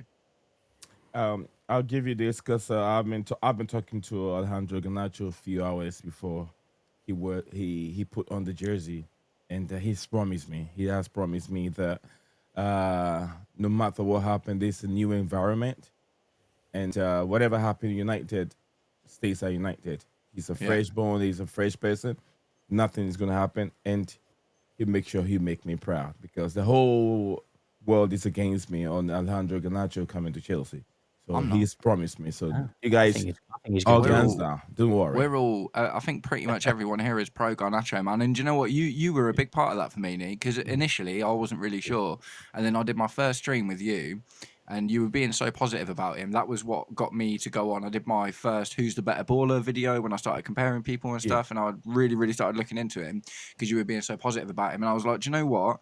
take away the news and the whatever's going on social media and all this that and the other, and look at the player and how well he did in a United team that was on the decline, and he still managed to improve his game and his stats and his numbers. I think Alejandro Garnacho, one way or the other, is a good signing, because he either plays really well, brilliant, or he doesn't live up to what we want and we sell him and make profit on him. Do you know what I mean? So it's the only option that would go bad is if he pulls a Mykhailo Mudryk, gets banned. Do you know what I mean? Like, that's kind of the only thing that can go wrong with Alejandro Garnacho because of the really good price we got for him. Exactly. All right, fantastic, brilliant. I'm getting the echo again. Can you guys hear it? No. It's gone. It was just there for a second. No breaking news as of yet. The last update we had was about 20 minutes ago, I reckon. So people are not so sure about Nicolas Jackson. I see Chelsea Dan saying he's not coming back. Chelsea Dan, who's your source of information? He has got a contract with Chelsea Football Club. The only way he cannot come back is if he is sold to Bayern Munich or an obligation deal happens where he ends up being there. I think Chelsea need to be in a position where they can either secure the fee for him or bring him back in order to cover the hole that has been created with the Delap injury. So you're just saying he's not coming back because he doesn't want to come back. It doesn't quite work like that. Enzo Maresca doesn't trust him. He doesn't have a choice right now. Nope. So deal, man. man. Do you know what I mean? Yeah. So there is legal requirements. There's money involved. There's careers involved. So Chelsea can't set a precedence that could have ripple effect on other players in the team. So I think this situation will be resolved in a positive manner, one way or the other. As it stands right now, him refusing, it's just him being angry, upset. He's just been on a flight, done his medical. His whole mindset was, I'm going to be a Bayern Munich player as of today, and that didn't happen. So you can understand him being anxious. You can understand him being unhappy. It's natural human reaction. But like I said, end of the day, there's legal requirements, there's contracts, there's money involved, there's salaries involved. If you refuse to do something, then Chelsea could refuse to pay you, and there'll be fines, there'll be repercussions. So it isn't as straightforward as I don't want to do it, and it's tough luck. It doesn't work like that. And I think people around Nicolas Jackson will be trying to support him, but they'll also be advising him, to the ramifications of any decision that he makes. So that's where we are in regards to Nicolas Jackson. I am actually quite surprised at the lack of information that has come out recently in regards to Fermin Lopez, because everything's gone quiet. We heard a lot happen in and around the whole Nicolas Jackson, situation just after the game, but nothing has been mentioned in the past 2 hours in regards to the whole Fermin Lopez situation. So I think something will be clarified very, very soon. I have this. Can I share with you guys from Nizala Cancela? Posted a video. He posted something. He reads, Nicolas Jackson agent Diamansi Kamara has shared. You guys have all gone through it? Yeah, we've done it. Yeah, it was on Instagram. That's it. And Dell's saying it right there. Like, the biggest thing here, which is making this more, is the agent wants his money. That is what's going. That's why he wants this move to go through, because otherwise he's not going to get anything out of it. Yeah. So yes, obviously in the front of their mind they are going to try and think about their player, but Chelsea are saying, come back to us. You are going to, you're going to play. We need you. So for the player, he's going to get game time, but the agent is going to come out with nothing, which is probably why he's more upset than Jackson. Yeah, that's why he's all like, planes can't go backwards. Yeah, planes can't go backwards. We've got to get this done. Yeah. No, mate, it's brilliant, isn't it? Agents Waldo, are I'm checking that for you now. Waldo. And big up to you. Welcome to the stream. I didn't say hello to you, Waldo. So big up to you. I'm checking that for you right now. agents are a pox on football, man. It's like They rinse it. do you know what though? One thing I was just thinking this a minute ago. One thing that's been really good about this whole transfer window is a couple of players have tried to come out in various situations and exercise player power, which has been a really big problem before. Do you know what I mean? But finally, the clubs are just putting their foots down. And do you know what? Whether that benefits us or not, I think that's a good thing, man. I think player power is dangerous. And no player is bigger than the club. Do you know what I mean? So, and I think we spoke quite a few months back, didn't we? Where we were talking about like the wages, because there was the whole Rashford thing, and where times past, players would demand anything and basically get what they want. It's been a complete shift this summer where they're demanding these big wages, but they're not getting it, and now they're having to take. How many players have taken pay cuts this transfer window just to get moved? I mean, most recently, Nkunku took a pay cut to go to AC Milan.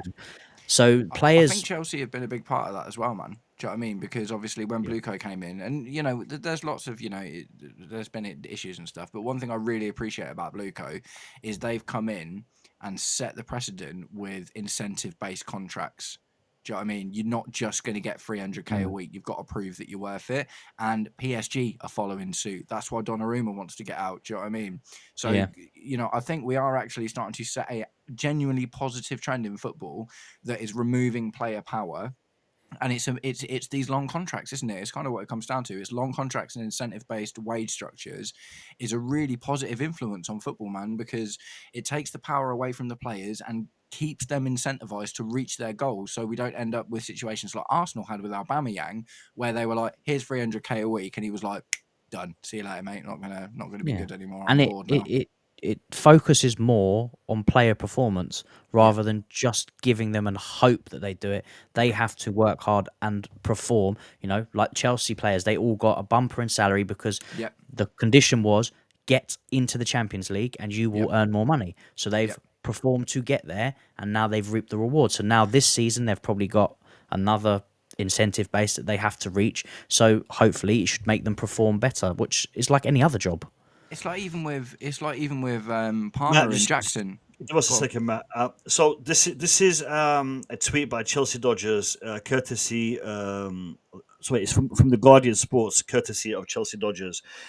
It is understood that Barca starting position on Fermin Lopez is £78 million. The feeling in Spain is that Chelsea will have to meet them somewhere in the middle, but it is still expected to take more than £52 million for the deal to go ahead. Now, that's literally almost exactly what Xavi Simons cost. But the thing is this: I'm not so sure how credible this is. Because Barcelona's position has been quite clear, and they've said we will not be discussing the sale of the player until the player has decided to leave the club. And as of yet, Fermin Lopez hasn't released a statement saying that he is happy to go to Chelsea. Now, this £78 million figure is what Barcelona are expected to be asking for. £52 million figure is what the Guardian expects Barcelona to accept. Right. So I'm thinking these numbers are kind of too far apart for it to be mentioned at this point. It could be that he is bought by Chelsea for that figure. Yeah. It could be that is the figure Barcelona will open the negotiations with. But if that is the figure they're opening the negotiations with, I have a feeling Chelsea will back out, man, because it's pure profit as well. Because he's an academy player. That's so much money. Do you know what I mean? That's so much money.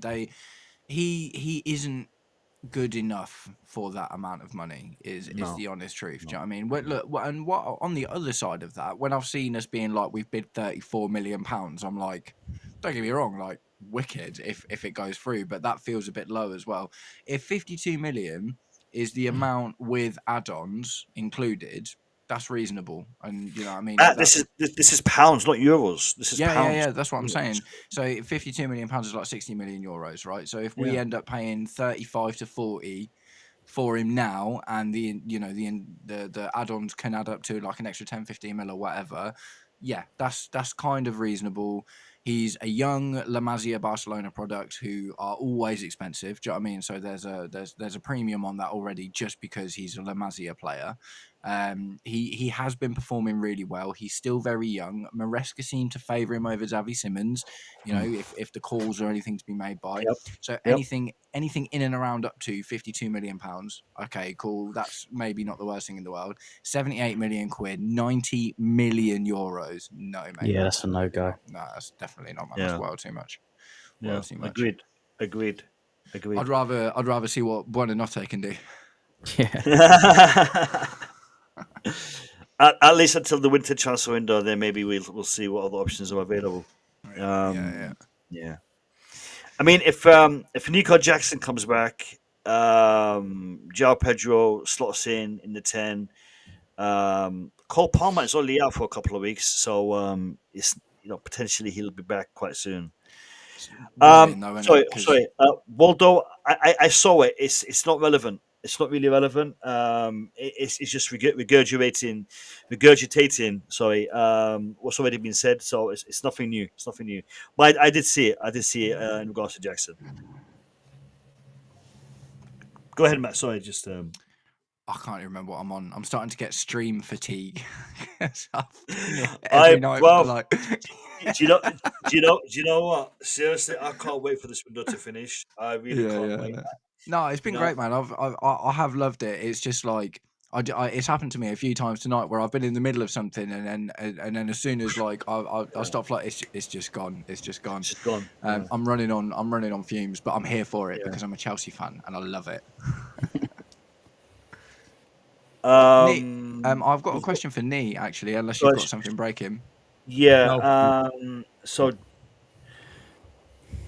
So, PYS, Jackson and his entourage have no intention of flying back to the UK as they are pushing for a Bayern Munich deal to go through. It isn't in their hands. I don't know. What power do these guys think they have? No, so this is the report. You can push, but you are not in a position to push. You signed a deal until 2033. Bayern Munich can push. Bayern Munich can push. They can increase something. They can add something. They can change something. They can just buy him. Yeah. So Bayern Munich, but Nicolas Jackson's entourage, what are they pushing? Yeah, nothing's been signed, so they've got nothing. They've got no leg to stand on. He's still under contract here. He's not signed a new contract anywhere else. No, exactly. 2033, mate. 2033. It's like another 7 years. Do you know what I mean? Was it death row contracts, aren't they? Yeah, that's what they are. Yeah, literally. You can't prison sentences, man. This is literally exactly what I was just talking about with player power. You can't sign a contract until 2033 and be like, yeah, but if I don't fancy it, I'll be able to get out of that. It's like, no, mate. It's like no, unprecedented, mate. Absolutely no chance at all. It's like I say, the player power doesn't really exist there. And like you say, it might just be the agents trying to kick up a fuss to make Chelsea look bad in the press, to put pressure on them, to let Jackson do what he wants or whatever. But ultimately, it just doesn't matter, man. It just doesn't matter. And this is true. Bayern Munich do have money. Bayern Munich do have money. They can spend. They can spend. Yeah, they just don't want to, do they? Yeah. No German clubs want to spend money. Look how hard it was to get the money for Carney. Their TV rights aren't nearly as good as ours, though. Do you know what I mean? In general, they are making if you get 100 mil for getting relegated from the Premier League, and you probably get like 20, 30 for winning the Bundesliga. Do you know what I mean? Bayern Munich's money is like Man United's money. It's legacy money. Do you know what I mean? It's all those wins combined and all those smart sales and those free transfers and, do you know what I mean? All of that stuff over the course of like half a century or whatever that have accumulated over the years that have put them in their position. So yeah, it is different. I do, it's why the Super League was a conversation at all, wasn't it? Because it was mostly Spanish and Italian clubs being like, this isn't fair. Do you know what I mean? But yeah, I've got a question for Nee. It kind of relates just to what Mo was talking about as well. So let's play the game. Okay. That maybe Jackson gets sold, right? Let's say Jackson gets sold to Bayern Munich. Who would you go out and buy to replace like that striker spot right now? Who comes to your head if you're like if we had to go out and try and get someone, who would you go for?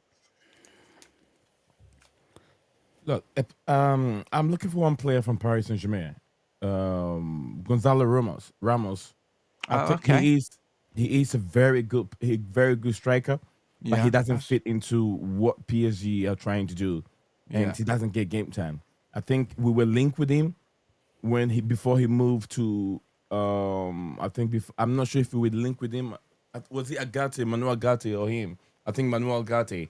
Yeah, I think Gonzalo Ramos will be a very good fit to what we're trying to. He's a good finisher, but he doesn't fit into what Paris Saint-Germain are trying to do. They like to play with he's the three one I'll floating go for. forwards, don't they?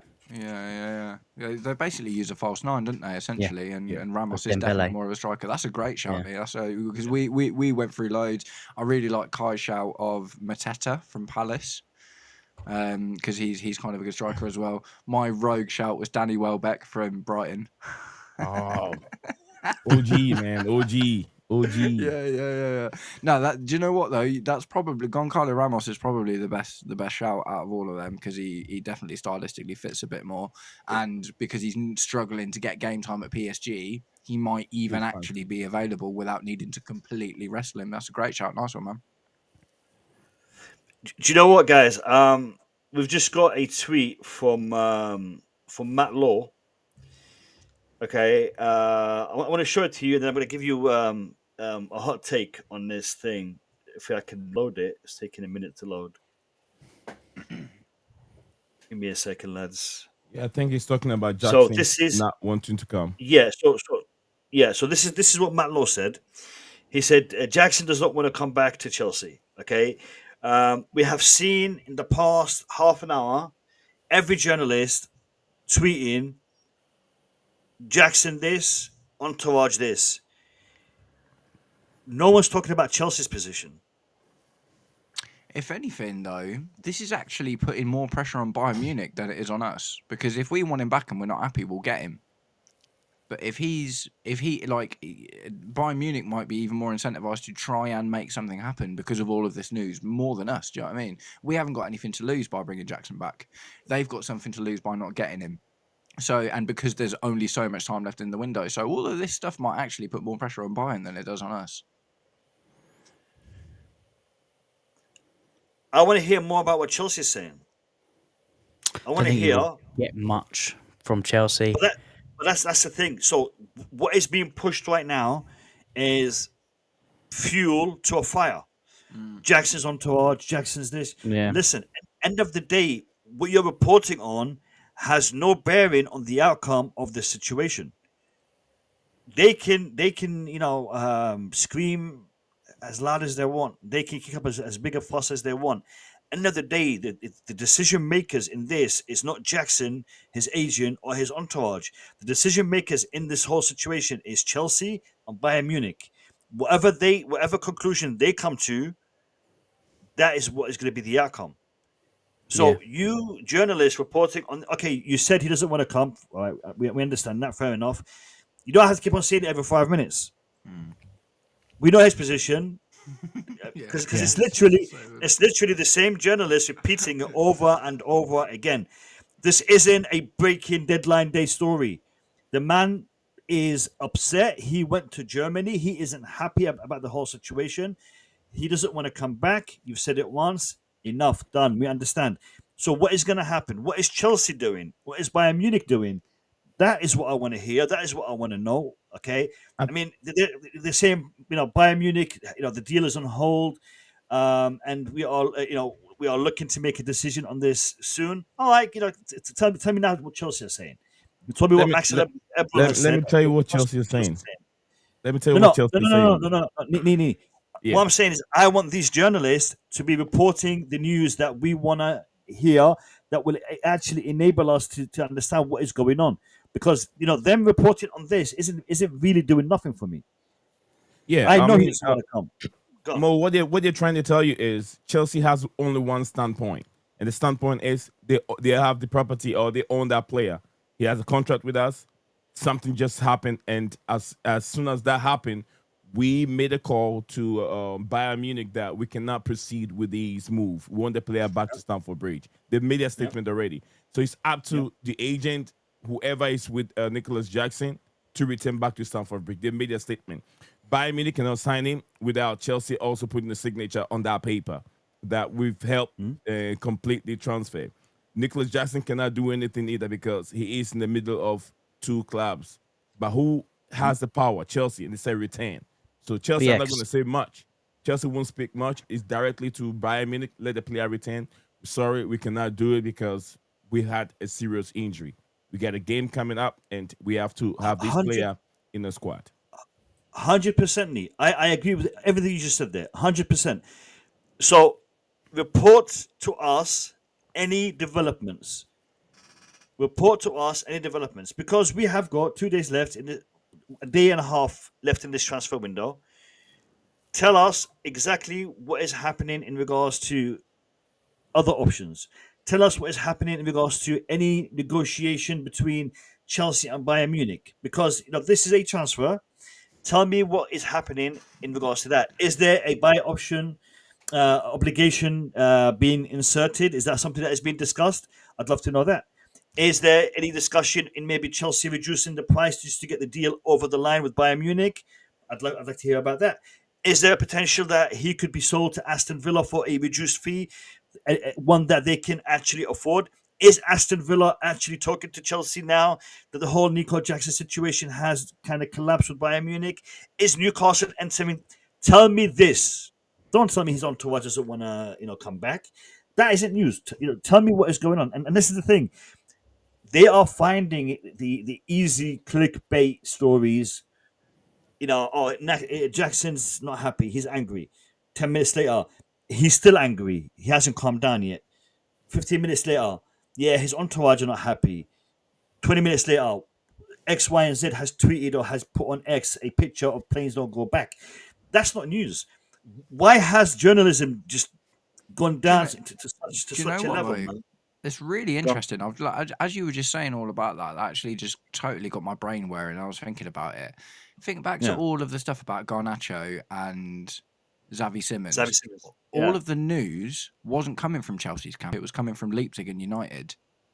Yeah. So maybe there's actually something slightly positive in there that Chelsea have gotten really good at playing their cards close to their chest. So, for instance, I think the Fermin Lopez news was leaked from Chelsea. And do you know what I mean? That's the only thing, because David Ornstein released it. 100%. Because Ornstein is linked to clubs rather than agents. So 100%. Maybe that's actually a really good thing. I know it's frustrating for us as commentators and stuff, because obviously we want to talk about the news as it comes, and it's annoying just to see all of this stuff. But maybe what that tells you is that our journalistic integrity from the club side is actually increased quite a lot, because Fabrizio Romano doesn't have really strong Chelsea contacts. Maybe all of these guys are only able to report on this stuff because they're able to get it from agents and other clubs and stuff, but they're not able to get the direct lines to Chelsea, which is actually a good thing in the grand scheme of things, isn't it? Because it means that gives us stronger negotiating, because we're not being ruled by someone's leaking news from the club. Do you know what I mean? It means our infrastructure is better. Maybe. Do you know what I mean? So I'm 100% on side with you. It's annoying when you've just had reported 10 times in the last 30 minutes that Jackson wants to come back to Chelsea, and it's come from all these different places. But ultimately, that seems to originate from only Bayern Munich and Jackson's agent, but nothing from Chelsea. All of the stuff about Xavi Simons and Garnacho and all of the other stuff, that hasn't been coming from Chelsea's camp. That's been coming from these other clubs' camps and agents and stuff. Do you know what I mean? So like I say, if there's a positive to take away from that, maybe it's that our infrastructure is actually pretty good and we've gotten better at guarding information, which ultimately makes us stronger negotiators. 100%. 100%. It is always a good idea to do what you got to do in a secretive manner. When everything is done, finalized, make it public. And that is what we need to be doing. So if there is no news, don't be feeding us all these.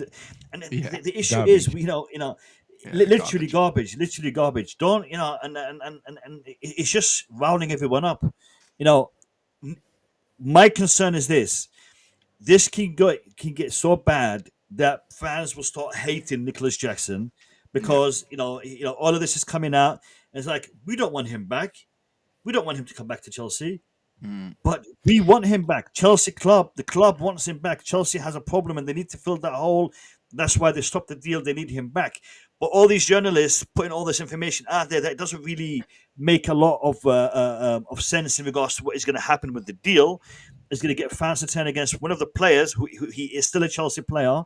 And end of the day, it's going to be a bad look for the club, for the player, for the team, for the squad. And it will only be, exaggerated on social media by certain accounts, by certain, certain people who will just hold a grudge onto him no matter what he does when he comes back. And then that is not what we want to see. So this is why I am not happy at this narrative. Not because, journalists are going to they can make money. I don't care. They can clickbait people. They can, but the narrative is against the club and the player. My club, my player, and that does not go down well with me. Let's talk about what is happening between the two teams. The negotiations, brilliant. They are not seeing eye to eye. No problem. We'll discuss that. We'll talk about that. Leave the player aside. You said he's not happy. We know. You said he doesn't want to come back. We know. What is actually taking place in regards to resolving this issue? That's what I want to know. And if there's nothing that you can talk about, don't talk about it. Leave it. Let it play itself out, and then report on the outcome as and when it happens. Sorry, you were about to say something. Go ahead, mate. Oh, it's nothing really important. What I was trying to say is it's so easy to fix this. Just send Willy ISO to Germany, go and tackle Jackson, grab him with the scruff of his neck, and then bring him some for a bridge. Solve the problem. All right, listen. Grab him. Yo, man, we need you. Listen. Whatever the situation is, whatever the problem is, it can be resolved. It can be fixed. So Edison has left Man City. Donnarumma will be joining Man City. You know what? I would have taken either one of those goalkeepers at Chelsea. Either one of those. Yeah. Edison maybe, but Edison. not I won't take Donnarumma. I would take either. I would take either. Matt, you're now on the same line. We said the same thing. Yeah, I would never for take sure, Donnarumma at Chelsea. Nah. People don't understand it. Because they win Champions League, they think that is all. But they're not looking at the attributes of the goalkeeper, what the goalkeeper does itself. They look at trophy-wise to judge a player, whether he's good or not. But they're not looking at the bigger picture. I would never want Donnarumma. It's about the investment as well, man. You're not getting Donnarumma on a short-term deal. If you buy Donnarumma, you're paying him $300K a week for the next 5 years, whether you like it or not. And that's the only deal that's available on the table. Do you know what I mean? And Kai was talking about it yesterday, man. Mike Penders is looking like the boy. Do you know what I mean? And I know. Go on. You go on. We've said this quite a lot, but if we're bringing in a goalkeeper, it's got to improve on the things that Sanchez lacks, the things that are his issues. Donnarumma and Sanchez have the same issue: distribution. Yeah, that's the whole reason why Luis Enrique doesn't want him. Yeah. So, if we want to improve that specific point, it doesn't make sense to get a keeper that has the same issue, because then we'll be in the same position going, oh, his distribution's terrible, but he's a great shot stopper. It's literally what we say about Sanchez. So, I mean, that pass from Penders the other night, that's a joke pass. And he's now got a whole season to develop in Strasbourg, see how he goes. But if Edison would be a good shout, because he's a ball. I mean, he's practically an outfielder. Let's be honest. I did one of my Who's the Better Baller videos between Edison 21-22 and Sanchez from last year.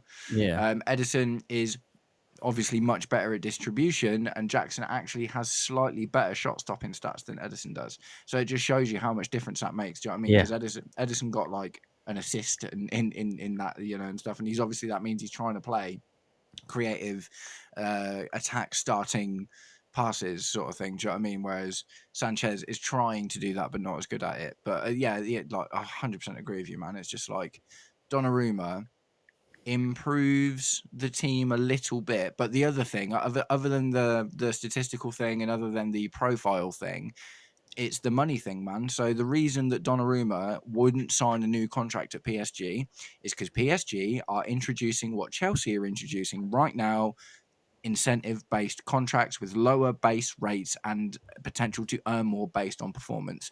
They offered that to Donnarumma, and he said, no, I want a big salary increase because I just won you the Champions League. And they said, that is when Luis Enrique came out and said, you're not even my ideal goalkeeper, so no. Yeah. So the thing is, it's the profile thing and it's the wage expectancy thing. You'd have to absolutely smash our wage structure to get a Donnarumma in. And then all of a sudden, how does Cole Palmer feel about that? Cole Palmer had to Cole Palmer had to score 20 odd goals in the Premier League and have one of the best seasons a youngster has ever had in Premier League history in order to get to 120 grand a week. He had to be the absolute best, one of the best that we've ever seen in a Chelsea shirt for that season in order to get that. And then we go and give Donnarumma 300k a week because he's marginally better than Jackson and makes less errors. And then Cole Palmer's going to be like... And we've seen that come out a lot, haven't we? Talking about smashing, you guys haven't been smashing. You guys have not been smashing. And I'm not talking to my panelists. My panelists have been smashing. But you guys in the chat have not been smashing. I can't believe we've been streaming for over 3 hours and we're still on 66 likes. We've had roughly 80 people, 70 people in the chat consistently the whole day, and we haven't even hit 100 likes in 3 hours. You guys haven't been smashing it. I am disappointed in you. Mate, do you know what? You guys Gabriel, Gabriel, don't be twisting my words. I'm talking about smashing the like button, yeah? I'm talking about, you know what I'm talking about, smashing the like button. You guys, you guys might be smashing other things, and that's why you're not being hitting the like button because you got the stream playing in the background. Smash the like button. That's what I'm talking about. That's some new type of mood music, isn't it? Listen, man. Yeah. So smash that like button. Do you know what? Get these likes up. I'll tell the chat why they should smash the like button. Yeah, I'll tell them exactly why. We're gonna be going tomorrow night, and we're gonna be going on transfer deadline day as well. By the end of transfer deadline day, we will have spent more than nearly a day and a half, like 30 hours of the last week we will have spent on stream because we are so dedicated to bringing this stuff and chatting about it and trying to present something. So if that isn't worth a little click, I don't know what is, man. I don't know what is. Yeah. Listen, I had plans today. I was literally out doing what I had to do today. Sadiq calls me. I didn't know what was going on. I literally watched the match, finished the match, get in my car, go out. No, I've got a few errands I got to do. Sadiq's like, Mo, go live. I'm like, dude, I'm going live at 10. Like, the Jackson thing, don't you know? I'm like, what? And I literally take out my phone and I look at Twitter. I'm like, oh my God. And I literally put my, you know what? You know how airplanes don't go back? Cars go back.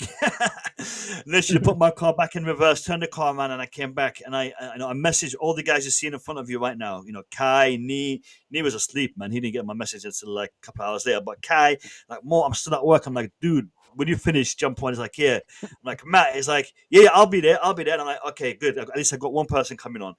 And I set up the stream within literally half an hour of me getting into the house. And that's why a lot of you guys didn't get the notification because YouTube algorithm didn't have a chance to register so it was less than half an hour when I actually posted it and I went live. You need to give it at least an hour so that it gives out the half an hour reminder and then it gives out the notification. And because I did it within half an hour, you know, a lot of you guys are probably just seeing the stream on your timeline. But we are working overtime for you lot. Yeah, we want you to be in the know. We want you to be in the loop. Double shifts, man. Mate, it's a triple shift tonight, man. Shift tonight. It's literally double shift for me and Kai because we finish work, we get home, and we switch on the laptop, and we're doing another shift for you lot. And saying that, please continue to support Blue Clouds Media, Behind the Dugouts, and the Stanford Sink, and Worldwide Chills by hitting them up with your subscriptions. I know a lot of you have done that yesterday and the day before, but those of you who haven't, please continue to do so. We have a target for the Stamford Sink. We want to get him to 1,000 subscribers by Monday deadline day. 7 And p.m. if that does happen by 7 p.m., and if that does happen by 7 p.m. on Monday deadline day, I will be giving out 5 membership subs in the stream on deadline day. If we are able to hit that, I will also be giving out 5 membership subs as and when we get 500 subscribers on the Behind the Dugouts on Kai's channel. So, guys, please support the community. Blue Clouds Media, Behind the Dugouts, and Stamford Sink, and Worldwide Chills. All right, 81 of you in here, and I am gonna refresh the likes, and I better be seeing something different. So I got 30 likes, 30 subs from the stream yesterday, and 45 minutes after I came off the stream, I lost 24. You had the same issue as me, yeah. Yeah. So what I think No happens, way. Yeah. So Like what I bot think things or happens, something. yeah, when you get an I'll influx, it yeah. triggers a bot clear out. So I was at 8:50 yesterday, and I'm currently at 8:30. So if any of you guys haven't subscribed, come and sort me out, man. Come and sort me out. I'm so close to it, and I need your guys' help. Would much. I was much, gutted. much I was appreciate. literally gutted, mate, because I looked on there because I saw mine go in, and I was like, Yeah. "What's going on?" And I went over. Maybe Matt's got the same, and it was 50, 30. So Yeah. I was like, "Why? Yeah. Why is it going down?" Yeah. I don't. Yeah, it was Because you said yesterday as well, didn't you? You were like, I've been stuck in 166 for ages. Yeah, and I then know. went I to was get like, this "Oh my morning god, and I it was finally got this." back at Someone even posted it in the chat and 166. went, "He's done it," and I was like, "Oh yeah," and then it went, boop. I was like, "Are you mother?" So whatever happened Flip. last night triggered a bit of a clear out in mine and Kai's channels, man. So if you haven't subscribed to me and Kai already, and obviously Nee with Blue Clouds Media as well, give us that love, man, because we are loving this. We are loving this, and the more you subscribe, the more we can do this kind of thing, and it not be quite so tiring. Yeah, I mean, I'll tell you guys something. Yeah, so over the past week, I've spent on average 2 hours a day talking to these guys. Yeah, 2 hours a day. I've had Matt, Kai, and Nee and Sadiq in front of me. We've been talking about football. I still watch their videos and I still watch their streams, even though I spend hours with them every day talking about Chelsea. It just shows you the quality of their content. That even though I've talked to them, we've been discussing. There is still quality in their content of things that I haven't talked about or I haven't discussed. You will enjoy their content, trust me. I'm not just saying it to push you to go subscribe.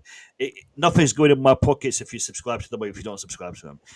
But I'm telling you, you will enjoy the content. You will learn a great deal from watching them. So I am trying to give you a pointer if you are interested in more Chelsea content. Courtney, there you go. Courtney has put the tags into the chat. Big up to you, Courtney. Just go check him out. Go check him out. You're not losing nothing. I promise you're not losing nothing. Support the community. Let these channels grow. These are good content creators. Good content creators. Let them, get their flowers by your supporting them. Mo, did you end up going to the game today? Did you manage to get... No. So it was it wasn't logistically feasible for it to happen today. We'll just keep it there. But yeah, no, we will be linking up to watch a couple of games. Me and Sadiq, we will be doing that at some point. Spurs lost. Yeah, mate. Bournemouth. You know what? Seriously, let's actually have a look at the. I was getting stick from Spurs fans in my Xavi Simons videos as well, man, and they were all like, "Oh yeah, well he's gone to a better team and whatever." Yeah, he's in the stands as well, wasn't he? Yeah, I'm pretty sure. Oh mate. So Spurs this Spurs, is the so it's a curse. You can't take it out. Yeah. So Leeds Newcastle drew. Leeds Newcastle drew. Mate, to be fair, I saw Newcastle starting lineup there without quite a lot of players at the moment. Newcastle are missing quite a lot of players. They had a lad up front I'd literally never seen before. They played Tino Livramento on left wing. Really? Yeah. Yeah. Okay, Yeah, Liverpool so- are playing tomorrow. That's going to be a good game. Liverpool Arsenal. Yeah. Who do you want to win? Draw. Draw. No, well, you know, obviously, but if do you know what I mean? Probably Liverpool because I don't like Arsenal. I don't want to see them succeed in nothing. It's so tough, isn't it? Because you're like Liverpool. You don't want Liverpool to get the points because they're on for the win of the league. Do you know what I mean? Yeah, But I don't want Liverpool. I don't want Liverpool, and I don't want Arsenal either. Liverpool wins it becomes difficult to catch them because of the acquisition they're having, the players that they're gonna bring in. If you want Arsenal win, also it's also not good. So I don't want any of them to win. Just split this point up, let them go their way. No, that's not the game though, Nee. You've got to pick one. You've got to pick one. It's very hard to pick any of them. It's very hard. It's very hard for me. That's why it's a fun game. I'll go for Arsenal then because I know they're not going to win the league. So I'll go for Arsenal to win it. Brighton, Man City. Could we see a surprise there? Brighton, Man City. What do you guys think? I think City are going to start picking up, man. Do Brighton have any players left? Well, no, they're all Chelsea players, aren't they? Yeah, Danny exactly. Welbeck. João Pedro, Enciso, Buonanotte, they're like losing their whole front line. They've still got Danny Welbeck and Lewis Dunk. That's true. Yeah. Didn't it? I know Werner got selected for the thing. Mate, do you remember when Lewis Dunk was linked to Chelsea? I was well up for it, man. I saw him stop a shot by falling to the ground and hitting it with his head. Phil Jones that is as well, isn't it? Mate, Phil Jones Lewis Dunk is a legend, man. Yeah. Appreciate that, mate. Yes, Del. So Del's as it stands, Go on. As it stands, Chelsea are top of the league. You know what I mean? So if we see a draw tomorrow, I mean, if we see Liverpool Arsenal draw, we will still be top of the league, wouldn't we? Depend on goal difference. Actually, we should have a better goal difference, no? Yeah, no. If they draw, I can't see the points. Where's the points? They got 6. Oh, sorry. No, that's goal difference. Goal difference. No, they got 6 points. They got 6 points as well. Yeah. Can you see now? Hold on. Yeah, just about. Oh, sorry. It's not letting me. I'm going to have to adjust the whole thing. All right. So Liverpool, if Liverpool draw tomorrow, we'll still be top on goal difference. No. Yeah. So points wise, Chelsea are on 7. Arsenal, Tottenham, Liverpool, Everton, Sheffield, Bournemouth, a whole bunch of teams on 6. So Liverpool, Arsenal on 6 points. Goal difference. Chelsea and Arsenal are both on a plus 6 goal difference. Why is Arsenal haven't conceded yet? So I don't know if we would go ahead though, Mo, because we've scored more goals than they have. We should, because we scored 7. Yeah. I don't know how it would work, or if they just do alphabetical because we've got the same goal difference. If it's a 0-0 draw, they might go above us because alphabetically. But alphabetically is only if everything else is equal. But we have scored more goals. But then again, we've conceded more goals. We've conceded 1. They haven't conceded 1. So I don't know. Either way, we're probably going to end up second tomorrow, aren't we? Unless it's a 0-0 draw, and that's only if. So, but that's still not bad. I'll take it. It's better than 12. Do you know what? 7 points in the first 3 games. That's a good result. That's a good result. I'm happy with that. It's been against mostly mid-table teams as well, hasn't it? So obviously the Crystal Palace game was difficult. Derbies. Yeah. We've still got another one to go, haven't we? Brentford. But Brentford also, yes, it's derbies, but we've also benefited from not having to travel. Yeah. Yes. So it's like a mixed bag, isn't it? It's like, yes, they've been derbies, which is tougher, but also maybe potentially our players are a little bit fresher because we haven't had to be travelling because it's all of the games have been on our doorstep. Would travel play that much in the UK? I get it for like European games, but if we're travelling I promise you, mate, Newcastle, Liverpool, Manchester. But do they actually have travel by plane, or is it? It'll be bus. It'll be bus. I promise you, mate. What, to Newcastle by bus? To like Manchester and stuff, it's by plane. They go by plane. Is it? Yeah, they get beds and everything, mate. They're not living our life where we have to, stop on the side of the road and take a kit. Mate, is I've been a gigging musician for 20 years, and I've spent 6 hours in a car before, and I've flown to gigs and all this, that, and the other, and it is always traveling is always knackering, man. And I'm only playing gigs for 45 minutes to an hour. I'm not playing 90 minutes of football. Do you know what I mean? So there's something mentally fatiguing about travel Yeah. for me. When you've got to go and travel to do, like I had to travel, I did the end of last year, I did a European tour and I played in Belgium, Italy and France. 10 gigs over 2 weeks or whatever. It was a lot, but it was the travel that did me more than anything else. Do you know what I mean? Spending that amount of time traveling, and it's just like, because you're never really that comfortable when you're traveling. You can be as comfortable as you can, but I from my experience, obviously not as a sports person, but travel is a fatiguing factor for me for sure. I'm used to We got a it. question. We got a question. Oh my God! Look who it is. No way, James lad. James lad. Oh my God! It has been years, mate. Carry on. Oh, Jamesy, it has been years. This lad was a subscriber before I even hit 10K.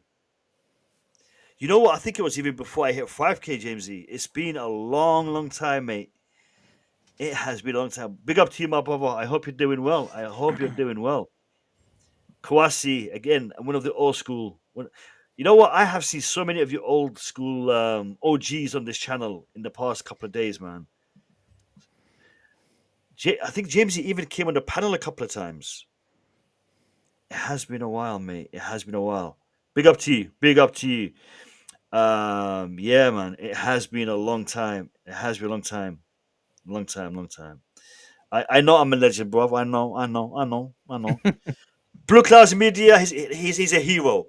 He's a hero. So I'm a legend card, yeah. On FIFA, I'll be a legend card, yeah. Blue Clouds is a hero card. and then we got Matt, who is a gold rare, and we got Kai, who's a Done. gold common card for now. But I was going to go down silver, mate. they're working on it. They're working on it. Yeah.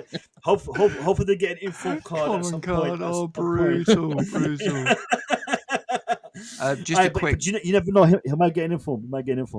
Just a quick answer to Gabrielle about the type of music that I played. When I was on tour last year, I was in a ska punk hip hop band. So, mate, I'll play anything. I've played blues before and this and that and the other, but yeah, ska punk hip hop music was what I was doing for the last few years. Gabrielle, you wouldn't believe it, man. You wouldn't believe it. You're talking about what's his name? Oh, I forgot his name now. What's his name? I'm still in touch with him as well, but he's changed his account. He's no longer active on the Chelsea or even the football scene. As you know, he did a lot of work on the AFCON on his channel, and he was doing a lot of Chelsea content. Oh my God, I can't remember his name. But now he's in Bitcoin. He's doing Bitcoin content. But yeah, he's good. He's good. He's doing well for himself. Also spoke to Eric Blue. So asked him to come back on. Eric Blue is no longer doing football content again. I've reached out to Boogeyman. Haven't had any luck getting hold of him. Julius is no longer interested in talking about Chelsea, which I cannot understand. Yeah, I remember Julius. Yeah. Who else? What happened with him?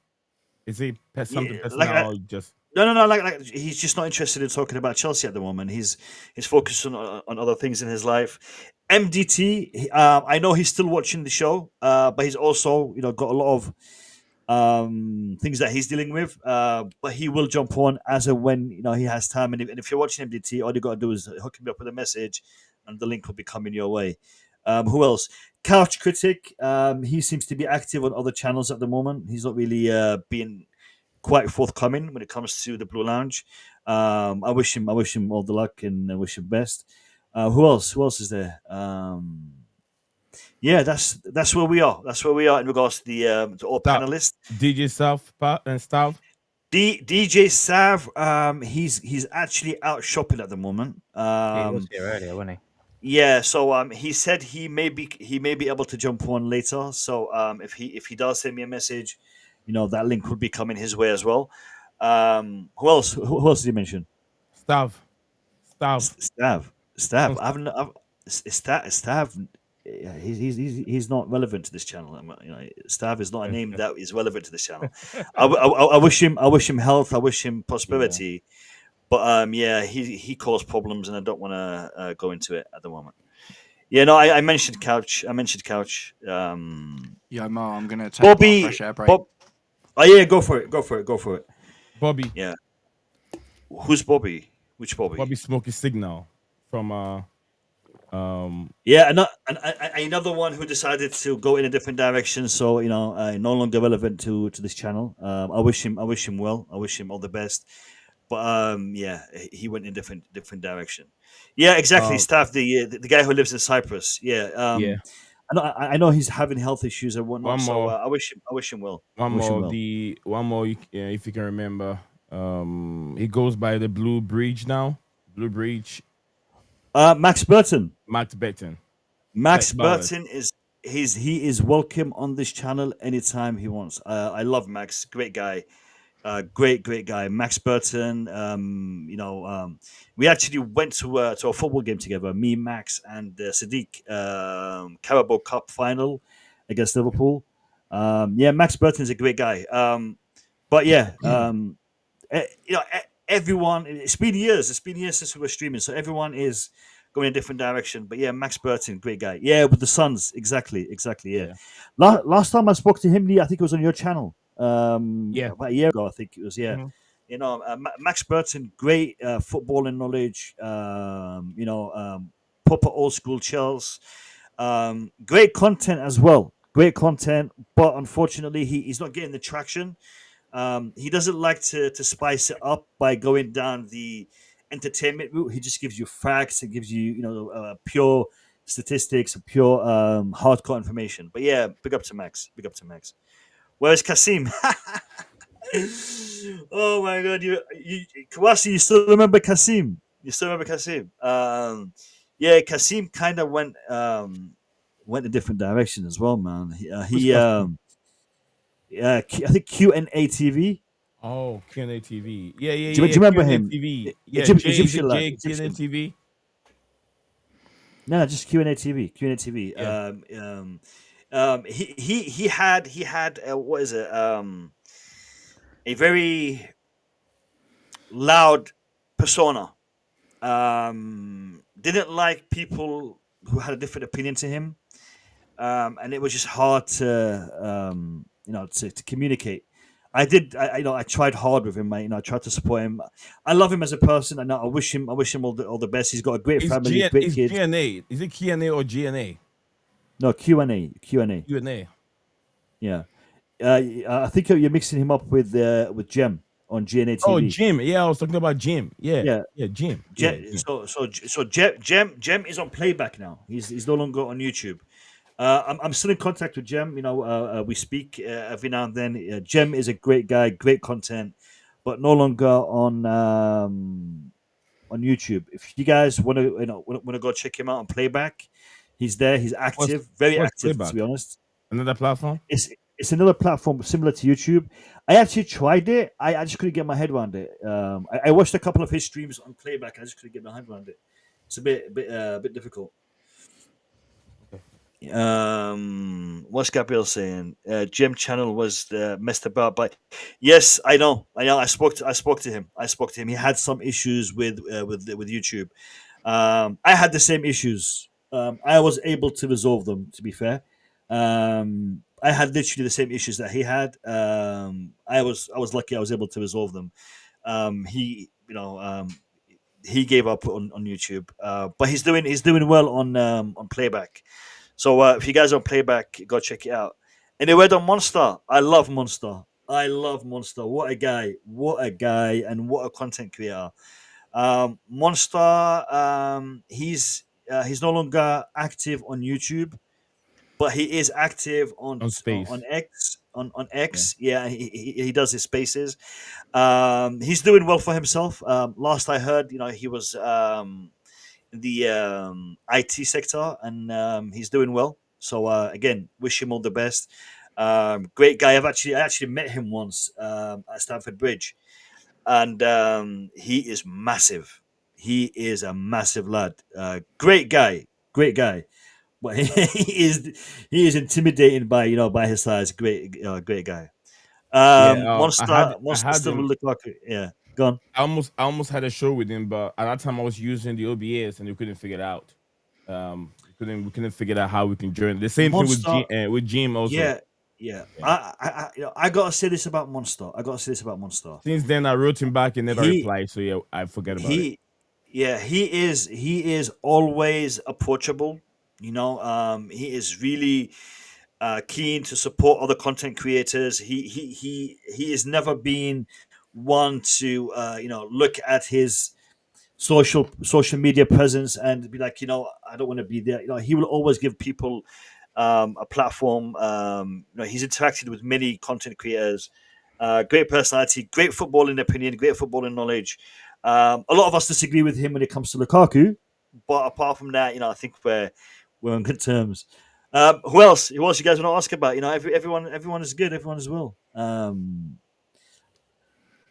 Yeah, it's Blue Lions TV. What about Blue Lions TV? What about it? What about Blue Lions TV? He's dead. That's what he's saying. I'm lying. No, Blue Lions TV is doing well, man. It's doing well. Nini FC. Nini FC's talking about. Yeah, Blue Lions TV is Nini. Yeah. It's Nini Yeah, FC. Blue Lions TV. Yeah, it's there. Nini FC. Yeah. It's a strange thing that two people can bear the same name, but one asks the other for help and never help. It's kind of weird, isn't it? No, because you're he's Nini. The same thing. It's the same thing. It's from Okay. we coming from the same tribe. And he didn't help you? Oh no. No. Okay. Yeah, he's from the same tribe. We're coming from the same tribe. Okay. Well, listen. The social media network, the content creators, is a minefield.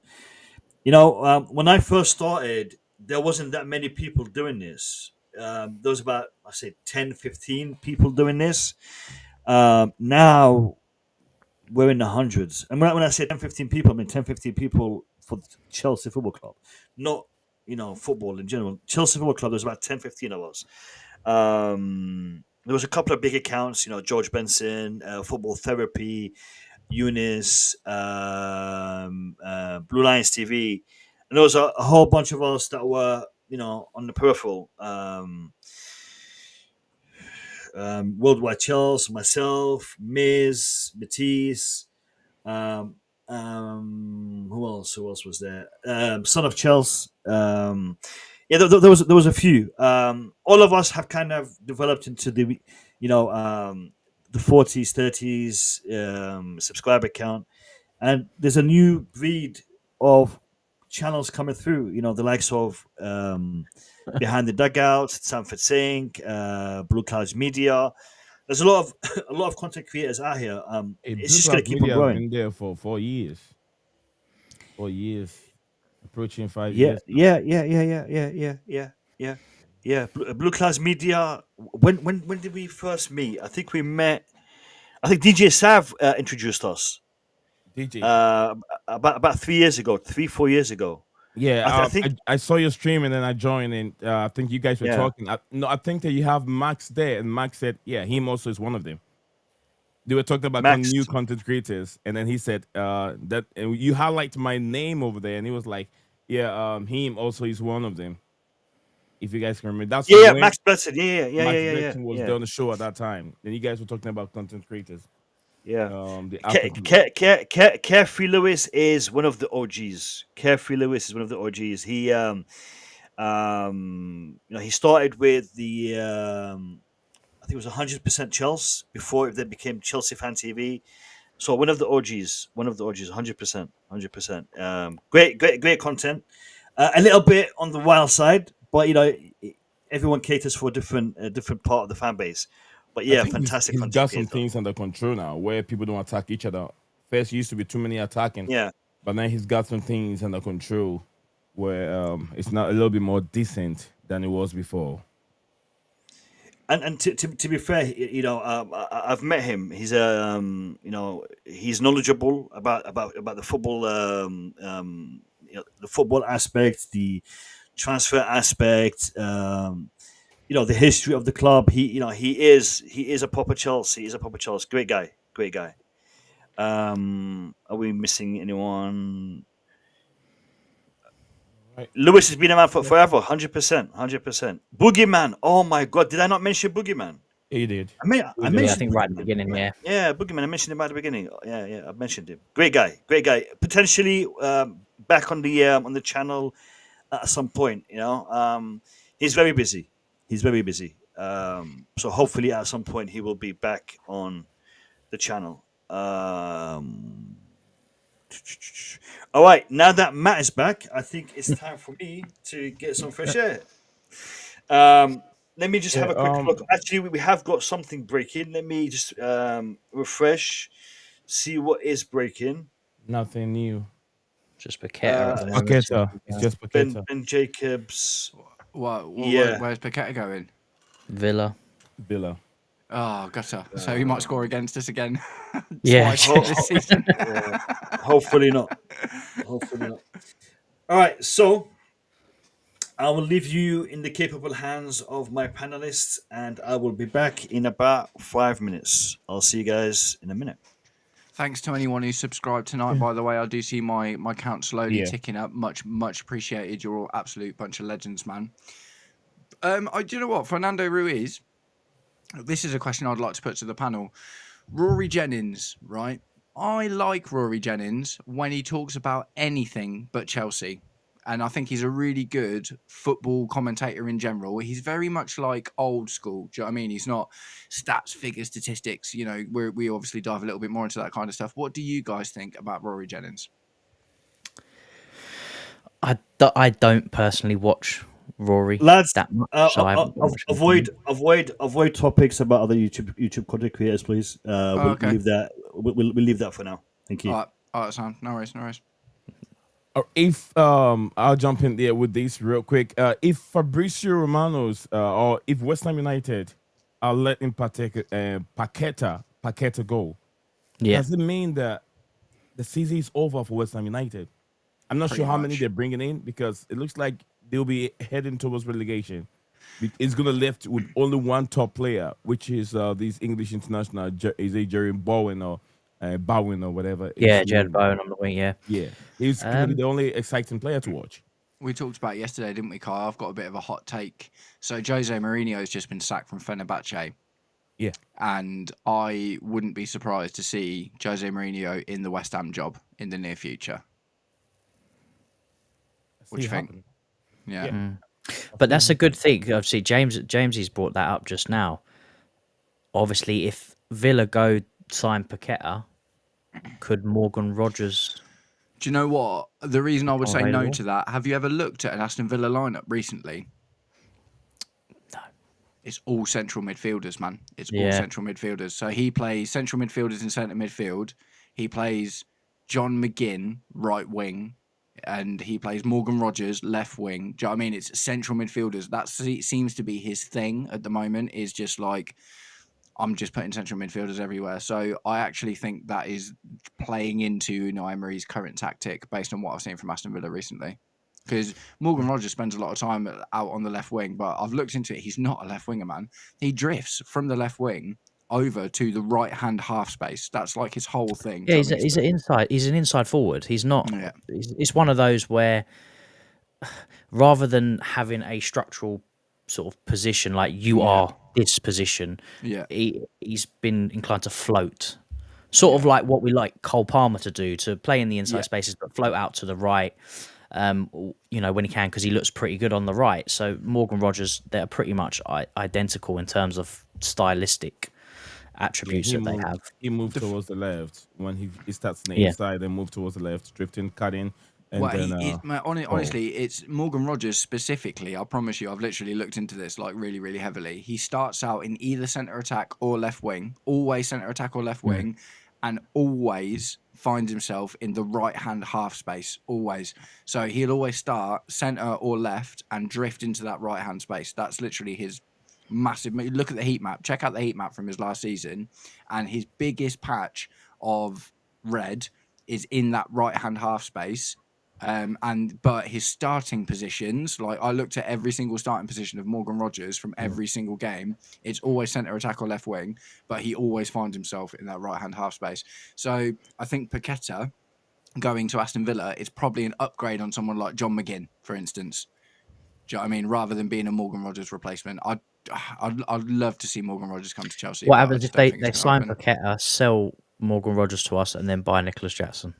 Oh, I'd love that. Oh, but that But still then we'd leaves still us be a lot. down without. We'd be down a striker, wouldn't we? Exactly. Yeah. But then he can play as a false nine, or even as a striker. Morgan Rogers has played. Not that we want him to play him there. I'm just saying. You don't pay £80 million to test someone in some random position that may or may not work, though, do you? You buy Morgan Rogers to play centre attack or to play the dual number 10 thing with Cole Palmer. You don't buy Morgan Rogers to be like, maybe you could be a number 9. Do you know what I mean? Like, you don't spend that kind of cash. I don't think. Anyway, look, maybe I'm wrong, man. Talk to me in the chat if you think I'm wrong. We just know Unai Emery loves Jackson, doesn't he? Absolutely loves him. Yeah. It's because Unai Emery he's a really atypical manager. Do you know what I mean? He's a really atypical manager in terms of like, he doesn't just see positions, he sees potential and like you are actually best off here, but I'll start you here and that will confuse people. And Jackson's exactly like that. Do you know what I mean? Jackson is literally, as a striker, Jackson spent so much time drifting out to the left wing. Do you know what I mean? And that's kind of the same as Morgan Rogers. Do you know what I mean? So what you've got is they start here and here, but they do this and they go like that. And do you know what I mean? And it's like Unai Emery is all about that, man. He loves it. Absolutely loves it. Jackson made that statement. I watched an interview of Jackson and why he works very well or he likes to work with Unai Emery. It's because he said when he moved from Senegal to Spain, this man taught him how to play football. He said he knows how to play the football, he controls football, but he doesn't know how to run on the pitch. Unai Emery taught him how to do it. He was very raw, and he's still raw. He's not the finished player yet. So, like I said, it's a lot of time for Jackson to grow up and become much better, and I've already seen it in him. So Unai Emery know how Jackson can play, and I think I don't know why he chose Bayern Munich over maybe the offer. Bayern Munich, on the table. It's the same reason Harry Kane went to Bayern Munich, man. You're going to win stuff. You're going to be in the Champions League all the time. Do you know what I mean? Yeah. It's just a good proposition.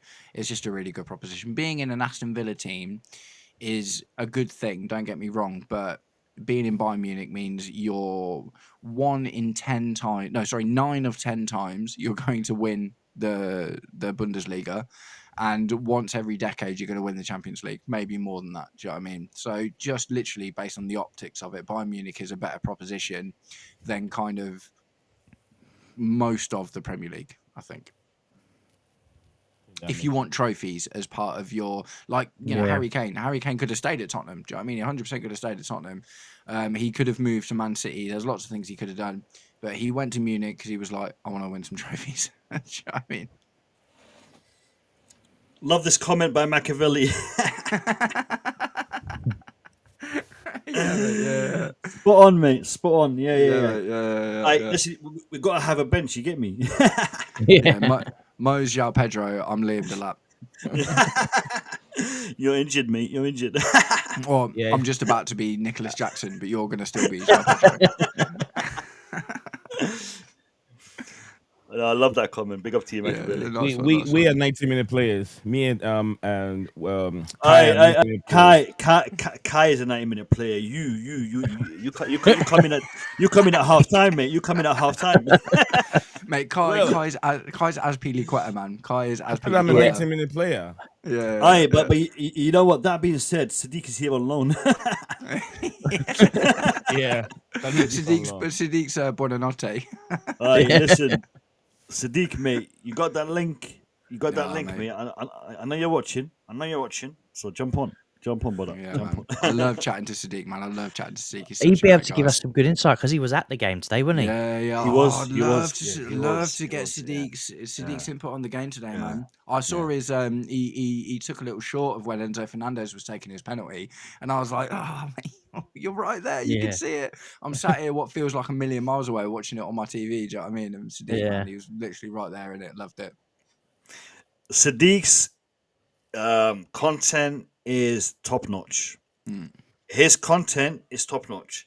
I need you guys to be supporting Worldwide Chelsea. I need you guys to be supporting. Okay, he is like me. He took a step back from YouTube for a while, posting sporadically, but he's back and he's back heavily with content.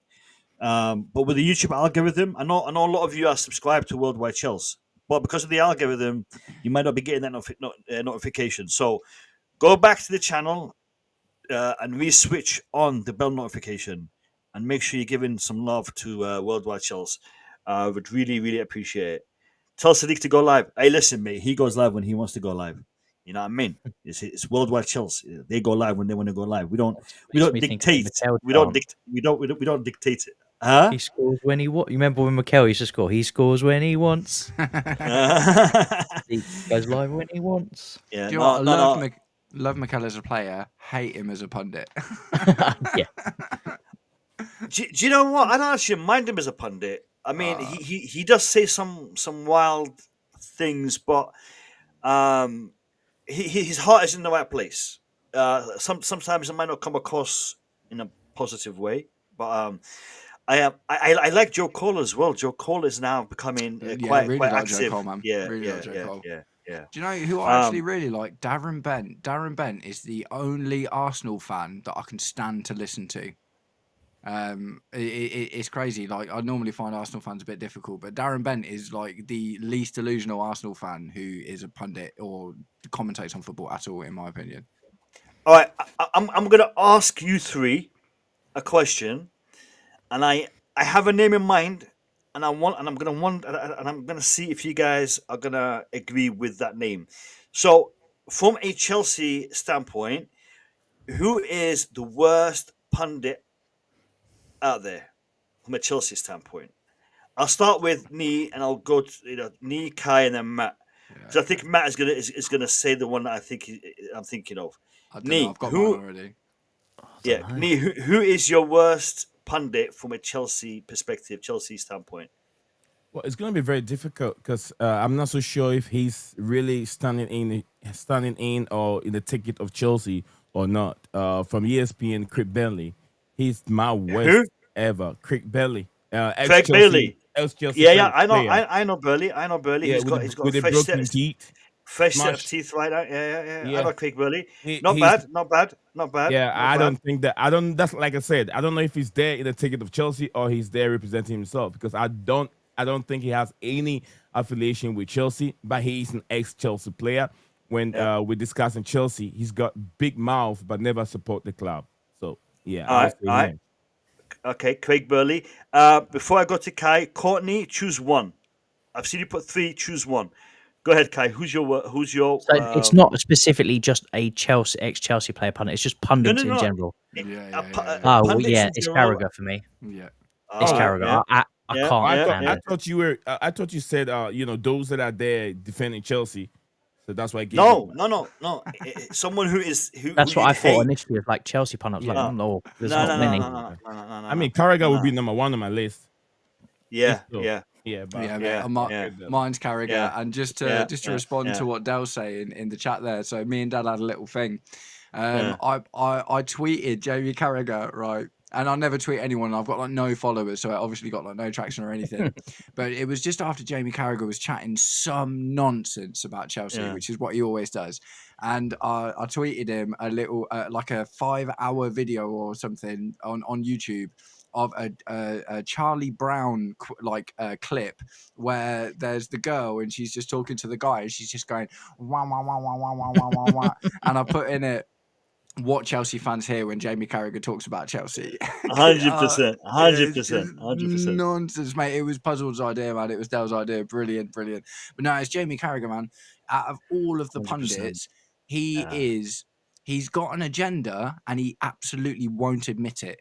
Like when he was talking about the Club World Cup on the Overlap one episode, he was ripping into Rory about, oh yeah, it's rubbish and this and that and the other, and then he was like, oh yeah, but when I lost it, I was devastated. And it's like, well, what are you talking about? Like, what are you talking about then? It's either brilliant and you were sad because you lost it, or it doesn't matter because it's not a real competition. Like, make it up.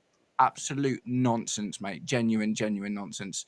I watch there's an impersonator on YouTube called Daniel Farley. Have any of you guys checked out Daniel Farley? He does like football impressions, and he does a great one of Jamie Carragher. Is he a little bit chubby? Yeah, Chubby. yeah. That's him. Yeah.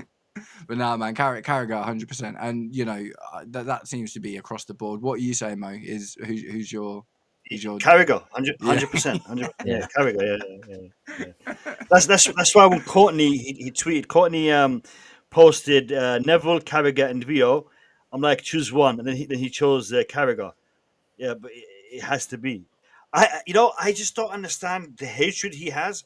Yeah, it's like so it is so weird, man. It is so weird. Machiavelli, guys, why we did go for Lucas Paqueta instead of? I think he means why didn't we? Why didn't we? Yeah. Do you know what? Fair shout, man. I mean, how much Paqueta going to Aston Villa for? £47 million package, including what? Oh, okay. So let me share it for you guys so you can see. Fabrizio Romano literally just tweeted it a minute ago. He said, understand Aston Villa are closing in on Lucas Paqueta deal with West Ham. Okay. £47 million package, including loan fee, obligation to buy, and add-ons. So basically, at the end of the next season, he will be a full-time Aston Villa player, and the package is going to cost £47 million altogether. We've just had something else break. How old is Paqueta? Just a quick question before the next break in. How old is Paqueta? Not sure. It looks like 25 to me. Because we've got this Leonardo DiCaprio style thing, haven't we? Where we're like, we won't date anyone under 20. I feel 25. Like he's been around for a while, man. Yeah, I feel he's like got 27, to be like 28. 27, 28, somewhere in between that bracket. He must be. He's not going to be older than 28. He's too old. He's been around for ages, at least what feels like ages. Yeah. See, you see what Ben Jacob is doing? He's tweeting a quote or a tweet from Alex Crook. Yeah, I see that. Yeah, that's all he does. Nothing new there. Trying to get likes, trying to get engagement. Ben Jacob tweeted this from Alex Crook YouTube account or wherever that account was coming from. Remember of our story on Paqueta, meaning they've had a discussion because they both work on the same platform about Aston Villa from this morning. Want to watch between now and Monday, and telling if he plays tomorrow or not. So, yeah, something. Is this something that you have to tweet? It's a conversation between two people? Journalism have gone too cheap. It's gone too cheap. Oh, Waldo, Frank Leboeuf. I don't know about Frank Leboeuf, man. Sometimes yes and sometimes no with Frank Leboeuf. I like Frank Leboeuf. I think his opinion is honest. Yeah. But he is a little bit harsh sometimes. Yeah. I think he's too honest. The thing is, when I watch Frank Leboeuf as a pundit, I'm always seeing him as, my centre back. My centre back who would ping that pass across the pitch, who would score some mad free kicks. He had a shot on him. That's the Frank Leboeuf I remember. And then when I see him talking as a pundit, he's no longer a Chelsea player. He's an ex-Chelsea player. So he doesn't really have that link or that emotional tie that maybe I have when I see him. Because when I see him, he represents that Frank Leboeuf to me. Yeah. He sometimes reacts emotionally. I'll tell you the truth. He sometimes reacts emotionally. Many times that I watch ESPN. It's the type of show, It's the type of show. It has a little bit of a sarcastic look at football rather than being, more intense, more data driven. They're trying to reach the younger audience by that's my opinion. But he got in Craig Burley's face a couple of times because they were on the same panel when he was badmouthing Chelsea. I've seen him, put him in his place a couple of times. So I like Frank Leboeuf. I mean, ESPN and they have driving that agenda to them that they are anti-Chelsea, and they know themselves. ESPN, they know Every panel that I've seen is anti-Chelsea. Every panel that I've seen is anti-Chelsea. The only time I've actually seen anyone properly, defend Chelsea is when we've got Hasselbank on the panel, when we've got Lampard on the panel, when we've got Joe Cole on the panel. These are the ones who I look at. Simon Jordan's pretty pro Chelsea. I know he's not a pundit, but for someone who talks a lot about football, Simon Jordan is generally quite pro Chelsea. I'll tell you why. Money. Yeah. He's a businessman, isn't he? He's the owner, ex-owner kind of thing. I'll tell you the reason why we can add the paper to it. I don't want to use the word money, paper to it. The paper is because during the Qatar World Cup, Samuel Jordan met, is it Johnson, right? Jordan, yeah. Samuel Jordan met Todd Bowley. He met Todd Bowley. He and what's his name? Jim White. They met Todd Bowley and they had a long discussion. So if you want on the top tier media person or someone to back Chelsea, remember he said Chelsea was going to win the Premier League last season. He said Chelsea was going to win the Premier League. No, that's not what he said. That's not. Yeah, what he said Chelsea was going to win the Premier League. No, he didn't. No, he did. This time he didn't. He didn't. He said he expects Chelsea to be challenging in 3 or 4 years. This is the 4th year. He didn't say I think Chelsea will challenge for the Premier League this year. He gave a statement. Not this year. A couple of years ago. Yeah. No, he didn't. He didn't say he thinks. He didn't say he thinks Chelsea was going to win the Premier League. Simon Jordan didn't. I don't know. I watch a lot of TalkSport, man. I watch a lot of TalkSport, and I've seen Simon Jordan arguing with lots of people about lots of things, and I'm pretty sure he didn't say he thought Chelsea were going to win the Premier League. He said, I seem to remember him saying he thinks they could win it within 3 or 4 years, based on how they're doing their project, and they should win it within 3 or 4 years based on how much money they're putting in. But I don't think he committed to us winning the Premier League last year.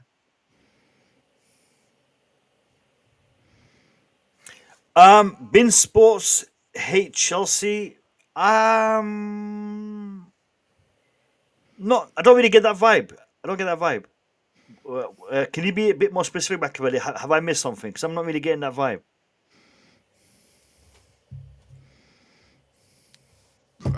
Gabriel said something interesting earlier. Maybe a cultural thing with the French. Did you see Cantona comment about Amorim? He said when he subbed on 2 defenders, he should have been sacked there and then. I promise you, Gab, that is a cultural thing with the French. Their language is so direct. Do you know what I mean? They don't have like the same nuance and way of softening things that we do. Do you know what I mean? They are so direct, 100%. So yeah, it was probably, and Cantona as well. Cantona is well known for having reasonably wild opinions and coming out with a fire character. Yeah, 100%. So no, 100. Cantona is very, very, very French. They're a very direct, passionate people for sure, and they just say the first thing that kind of comes to their head without nuancing it maybe as much as we do. We're nuancing itself as a French word actually, so that's quite interesting.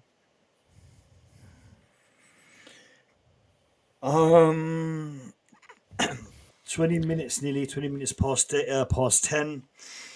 We've been live for 4 hours and 2 minutes. I can't believe we've been live for 4 hours and 2 minutes. Yeah, that's mad. You've been live for 4 hours. I've been live for 3 hours, 3.5, 3:40. 3.5 hours. Yeah. Yeah. And do you know what's the worst thing? I mean, we still haven't hit 100 likes. Oh, no way. Can you believe it? How many people? 4 hours of streaming, and there's about 57 right now, and we haven't hit 100 likes yet. Yeah, that's a shame, man. The chat's been really good as well, man. The guys in the chat have been wicked. Very, very interactive. I love the comments that have been coming through. We've discussed so much, and by the way, James, we spent a lot of time talking about Jackson. We're just waiting for the next update for us to go into it. And you know what? I think the journals have been watching our stream because they stopped tweeting about Jackson's entourage. Yeah. They've gone quiet. It's like, listen, when we tweet, you don't like it. When we stop tweeting, you don't like it. What are we gonna do? Yeah, no, it's a madness. I don't know, man. I don't know. It's crazy. Still not seen nothing on Lopez either. Like, Yeah, and where's that his is statement? something We'll see more tomorrow. that is something that is filling me with confidence. The fact that nothing has been said, because I agree with what Matt said earlier today. Matt said Chelsea don't want to put everything out there in the public. Mm. Yeah, and this is crucial because we've heard a lot about Barcelona. We've heard a lot, of talk about, Fermin Lopez is in talks to Chelsea, but we haven't heard a single reporter saying that Chelsea have said this, they have done this. The only thing we've heard is they have put a bid for 40 million euros that was rejected. And again, we don't know how accurate that is. Do you see how don't know how different Matt accurate it is. looked? Did you? I thought it was a different person on the screen until he put his glasses back on. I was Took my like, glasses off. yeah, you look different without the glasses. Yeah, man. No, I need him to see though. Just squid, mate. Is that you conceding in our little to and fro there? Is it Nee? The Blue Clouds media stuff you put in? Yeah. I got the information too. I put it up so we can. Yeah, cool. No, I appreciate that, man. That's cool. You got the Because receipts, mate. I remember questions being asked, and I heard them saying something like that. So probably says in advance, not now. So I have to confirm that. So like I said, respect. I'm not one of those people that argue when they realize that they're still wrong. They still believe that they're still right. That's something that some people like to do. They don't want to concede defeat. And I don't think that's defeat. It's education we're learning here. Exactly. 100% agree with you, man. You can only learn more. I wanna do this. I want to do this, but not exactly how Gabriel has put it. He says a game review to mix it up until the next news. I'm not going to do a game review because we did that earlier. Kinda did it earlier. We touched on it earlier. I want to do a expectation for the season. Now, I want to know what you guys think in regards to what you've seen so far and what you expect to see for the rest of the season from Chelsea Football Club. I've started with Matt a couple of times. I've started with Nia a couple of times. We'll start with Kai this time. So, Kai, what is your expectation based on what you've seen so far? We've definitely got to win a trophy this season. We've got to maintain the winning mentality, whether that be a domestic cup. Champions League would be lovely, but we've got to win a trophy. I think I've got a good feeling. I still think, even with the injuries and whatnot and the fatigue that potentially could play a part, that we could still do quite well in the league this season. I would say I feel going between either first or second. I think first is... There's a few things that need to happen for that to be possible, and it's going to come down to these next 2 days for that to be possible. But I feel like we're going to have a good Champions League run. I feel like we're going to go really far in the Champions League, and we are more of a cup competition team. So I think a domestic trophy, a good run into the Champions League, sort of deep run, and then a first or second finish for the end of the season. Before I go to Matt, I'm going to leave Neil last on this one. Before I go to Matt, based on what you've seen, so this is in regards to Chelsea, but based on what you've seen from the other teams in the Premiership, do you think they are as strong as we expected? Do you think that it would be a close race, or would you think it'd be an open race towards the end?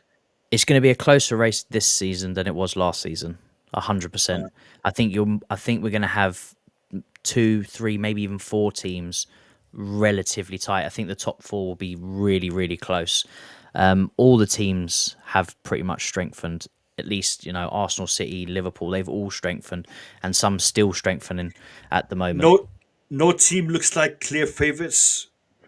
I wouldn't say that. There's no team that I've watched, again, only game week 3, up until now, where I've gone, they're unreal.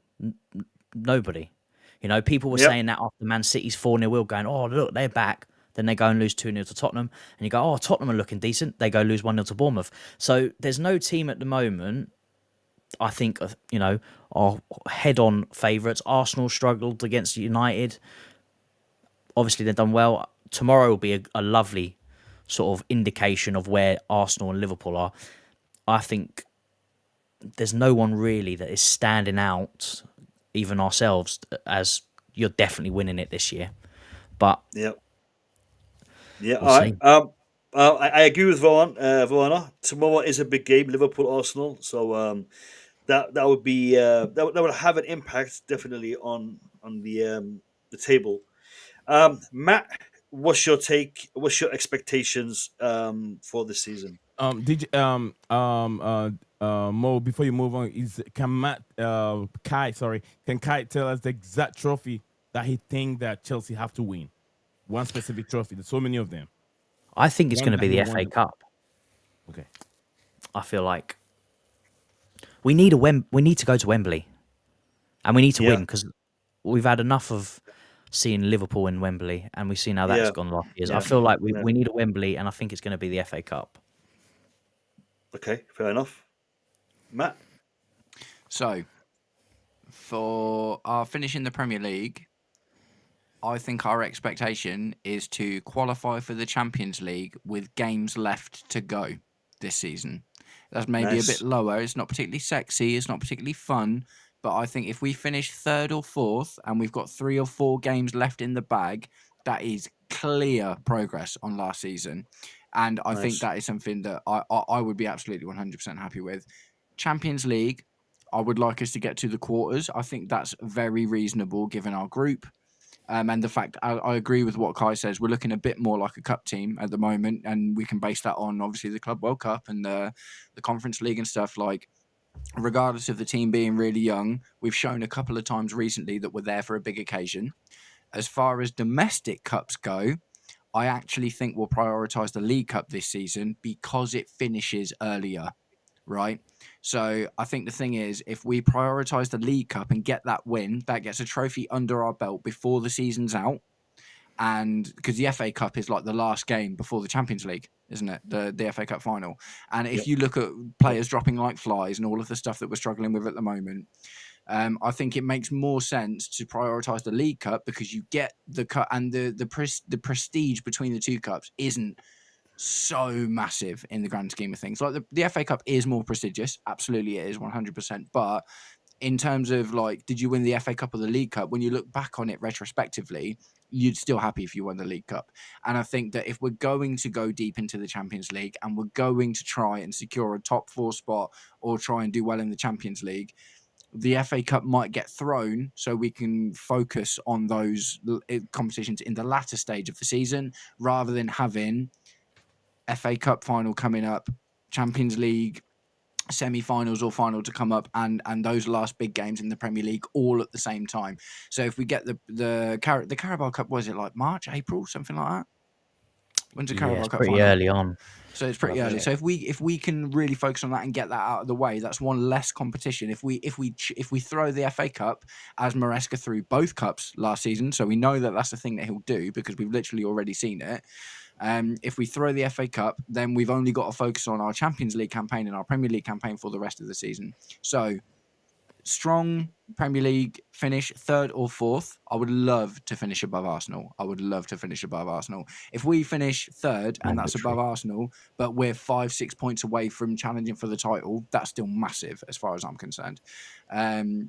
League Cup, I think the Carabao Cup, I think is a smarter proposition to go for this season because it leaves us with less to do at the end of the season, and I would like to see us in the Champions League quarterfinals, semi-finals. Quarters would be cool, semis would be great. All right, nice. League position? 3rd. All right. Knee? Yeah. You know where I stand? I still stand on my prediction earlier on your platform regarding this season. I still stand on Chelsea winning the Premier League. And this sounds very odd. Like this can this team do it? Well, this team can do it because I feel like the fans, the club is hungry more for any other trophy Because it's just 3 years ago we won the Champions League to 2021, right? Or 4 years ago, 2021. 21. Yeah, 2021. We haven't seen the Premier League in ages, many years. It's approaching 10 years now. Eight, I'll say 8 years. 18.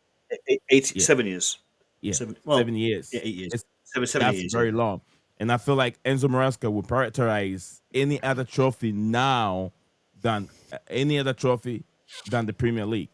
And I'll say this. Look, in the past, the reason why we haven't been able to win the Premier League consistently like Manchester City did is because of change of managers, change of players, which we haven't had a consistent manager with it. Now these owners coming in 3 years now has also played a role why we haven't get anywhere close to the Champions League, anywhere close to the Premier League title. Now there is a stable or sustainable way of running our football club, which we have a permanent manager who we think we're going to see this manager for the next 5 years. He's not going anywhere from the way I'm seeing things. If things stays the way they're going, I'll see Pep Guardiola. We've seen Pep Guardiola being at City for that long. We see Enzo Maresca also being there, implementing his style of play for the young ones to grow into it. And that will help Chelsea. And the reason why I also say other trophies, we've been a cup team, is because when the going becomes tough in the Premier League, we prioritize those trophies. We put all our eggs in that basket to win those trophies. Carabao Cup, Premier League, we know we're off from the Premier League. We can't win it. So now we keep our players to play in those competitions. So it becomes a little bit more easier for us to win it. But this time, with the likes of the players that we're even bringing in, we'll make it a little bit more easy for us. We've never had a consistent striker like João Pedro, who is banging in goals. I think what do we have here? I have on my screen, on my paper, him being there for how long João Pedro have been there for? I mean, is it seven games already? I wrote it down somewhere. 7 today. Yeah, isn't it, I seven. think? Yeah, 7 goals in 2 assists in 7 games. That's magic. Two goals in the Premier League and 2 assists in 3 games in the Premier League. That's magic. We've never had this for a long time since the departure of Diego Costa. So that is supposed. And then we saw our last game where we scored 5 against West Ham United. Goals were flying from all angles. Estavio Williams, danger. João Pedro is a danger. Leon Delap is a danger. We got too many dangers up front. The back, I think we will be okay. I wouldn't count Cowell because he's going to return a little bit very late. But we have enough players to play in the back, and I think that we should be okay with trying to challenge very well to win it up there. So there, I feel like Chelsea will prioritize the Premier League more than any other competition. And I see us going very far in the Champions League also. Champions League is a little bit more easier for Chelsea. We've shown in the past. We've been underdog anytime we go into the finals. We were much better than Manchester United in 2008, and we didn't even win it. So I see Chelsea going in far because the intensity that we possess in the Premier League is not anywhere compared to what the bigger teams or even the European clubs provide to us in that Champions League competition.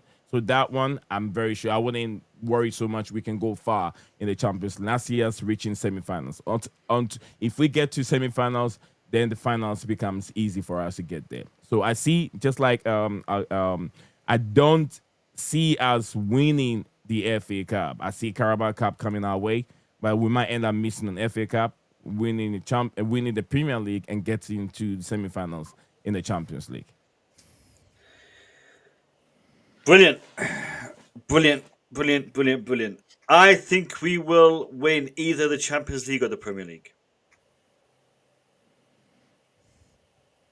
We probably won't win neither, but that's what I am. Can I pose my one big question about why I'm the only one on the panel that thinks we haven't got what it takes to win the league this year, and I'd like to pose my question as to why. Yep, you can pose your question, but let me land my prediction. Yeah, go on. And then yeah. So, Champions League or the Premier League. The reason why I think it is where Maresca wants to be. Conference League is not a major trophy. It's a European trophy. Don't get me wrong, but the opposition that we were facing in that was not really top tier. If we are able to get the Champions League, or if we are able to win the Premier League, that is an achievement under Maresca's belt. That is something that is top notch, top quality. FA Cup, Carabao Cup, fantastic to have domestic trophies. However, if I was in Maresca's shoes, I've won the Club World Cup, I've won the Conference League, I've finished in the Champions League. What do I want to have under my belt? What do I want to say that I've achieved? I'm here managing Chelsea. I'm here managing a squad with fantastic players. I would want to focus on the big two, Premier League or Champions League. I think this new format probably is more suited for us. It's the first time we've actually played in the Champions League in this new format, but I think it's more suited to us. Again, I could be wrong. Our first game is against Bayern Munich. I think it's on the 17th of September, if I'm not mistaken. Yeah. Yeah, yeah. Yes, So, it's um, middle so, so we've literally got the toughest game in the in our schedule as our first game. So having it there for me is always better because now, regardless of what that result is, it's clear ahead of us what we need to achieve because we've done what we've either won, lost, or drawn. Yeah. So everything moving forward is I just lost. I just lost me. Everything moving forward is going to be, in our hands. So that is why I think this is the situation. Now, going back to Matt's question, I'll be honest with you. I'm not going to sugarcoat it. I'm not going to, try to give you a rational analysis of it. It is a gut feeling. I'm looking at the players. I'm looking at what I've seen from them. I'm looking at João Pedro and I'm thinking to myself, this lad knows where the back of the net is. That is something we've been missing for a long time. A person who can finish like that. I am so pleased with João Pedro and his finishing.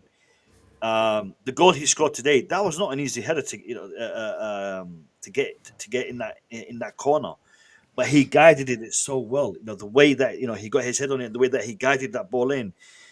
The man knows how to head the ball. He is not just about making the contacts; he's about guiding the ball into that corner. If you watch that goal, it wasn't just about getting head to ball. It was about getting that ball in the direction, in the spot that he wanted. That is quality. We have that, and that gives me confidence. Is it enough? Do we have enough? Yet to be determined. But I've also not seen the same Manchester City that we've seen over the past few years. They, in my opinion, they're not as strong as they were. Liverpool are a formidable opponent, but again, I think they were stronger in the past. I think I agree with Kai. There is a lot of teams that are very very close in regards to their strengths, in regards to their abilities, and it's a matter of just getting the right result, getting the a good run of form that could determine it. That's my take, and but yeah, a lot of it goes down to just feel. I feel this is what's going to happen. I mean, I can sit here for an hour and give you why I feel this way, and again, it's subjective. So but yeah. Before we let the rest of the panel answer Matt's question, I want to just check because I see something breaking. I want to just make sure, is it Chelsea related, and if it is, we will address it. If not, then we will. It's not. It's a retweet from Ben Jacobs. Oh, it's a retweet from Fabrizio Romano this time, Nee. So Fabrizio Romano is doing what Jacob is doing. Who was So I want to properly pose. I didn't get to properly pose my question. Like 100%. Like great to hear your thoughts on it, man. Like I lack a little bit of that emboldened, impassioned opinion, and I may be a little bit too cynical for my own good. Do you know what I mean? But my cynicism tells me what we are lacking to win a league title is a top tier centre back, and you only need one. You only need one top tier centre back in your team. Other than Leicester, Chalobah could actually get there. I'm seeing a lot of improvement. Yeah, Ruben Diaz, Virgil van Dijk. Yeah. well, the last time we won the league, what we were playing a back three of David Luiz, Gary Cahill, César Azpilicueta, essentially. And that wasn't one top tier centre back, but that was enough high level centre backs spread out throughout the team. Yeah. Who else has won the Premier League? Even Arsenal. So even if we just look at who we've got now, Arsenal have got Saliba and Gabriel, and they're buying Hincapié. Yeah. Man City have still got Ruben Diaz. Liverpool still have Virgil van Dijk. For me, we haven't got any centre backs that come even close. So don't get me wrong. I think Chalobah's got the potential to be. I don't think Chalobah can be a Virgil van Dijk. I think Chalobah can be the guy that stands next to a Virgil van Dijk in a title-winning season, quite comfortably. But I don't think, even with Levi Colwill, I'm not saying Levi Colwill's that guy either. There's genuinely, I think that we are lacking, for me, and I'd love to know what you guys think about this, and maybe I'm 100% wrong, but I think to win a league title with the formation that we're playing and the style that we're playing, we need one absolutely unbelievable centre-back, and I don't think we've got one. Yep. I agree. Yeah, that top tier centre back. To be honest, even Levi Colwill isn't quite. He's still quite new. Great player, great centre back. A big loss to us, but sure. I agree. Yeah, I agree. Does anybody else want to address the Matt's point on this? Question, Matt. So. The problem we had last season and why, because we started well, we started the best out of any team in the league up until Christmas, and then it dropped off. Consistency is key in the league. If you're not consistent across the whole season, you're not going to win. Yeah. Do you think we've improved the squad? Yes. Not finished on that question yet. So we've improved. Have we improved the squad enough to have won 5 more games last season? So if we had 5 more wins, do you think if the squad was playing last season, do you think it would be good enough to win 5 more games last season? Did we lose 5 of those games to mid or low tier competition? Or would we have to have won those 5 games against some top tier competition? Top tier, middle tier, whatever one you want to take. Looking at the team now, because this team has also beat a top tier opposition in PSG. Yeah. And I know it was the back end of the season and they had already won the league. They also beat Liverpool. So with the players now, so if we've got João Pedro up front, we've obviously got lights of Esteval, the goals seem to be spreading out among the pitch. We're not relying on one player to produce in Cole Palmer, not relying on one player to score the goals in Nicolas Jackson. Look, man, we've been really lucky. We've already conceded 3 goals in 3 games. And 2 of those have luckily been ruled out. But what that shows you is that there is a weakness, and it only would have taken a small amount of difference for those goals to have been counted, which would potentially have changed the results. We would have lost against Crystal Palace. The West Ham one wouldn't have made a difference, and today might not have made a difference. It might have changed the momentum of the game. I think we're already seeing, look, do I think the squad's better than last season? Yes, 100%, absolutely. I think our attack is much, much better. But do I think we are at a level to be able to rely on us completely outscoring our opponents all season based on today? No. Because... So, just on that one, mate, who would you say, do you think is going to win the league? I think City are going to win. You think City, right? So, based on that, so looking at last season's winning team, Liverpool, they have already conceded 4 goals, like legitimate goals. Not, I know we've conceded, but they haven't counted. So they've already 4 goals, but they also have the world-class centre-back in Virgil van Dijk. Yeah, but also they've changed their team a lot, and we've already talked about this, man. We've already talked about this. Yeah, exactly. So they've already changed their team a lot. And I would say they've actually changed the makeup of their team more than we have. We have been adding to the formation that we've been building for the last season with Enzo Maresca. And Liverpool have started rewriting the playbook completely, because their tactics this season are going to be different from their tactics last season. And you can see that only by looking at the players that they've bought. So you think Liverpool are going to be weaker this season, yeah? Than they were last season, yeah, for sure. But we've strengthened. So if you use that logic, then we are closer to Liverpool this season than we were Yeah. last season, which means we should Yeah. be close.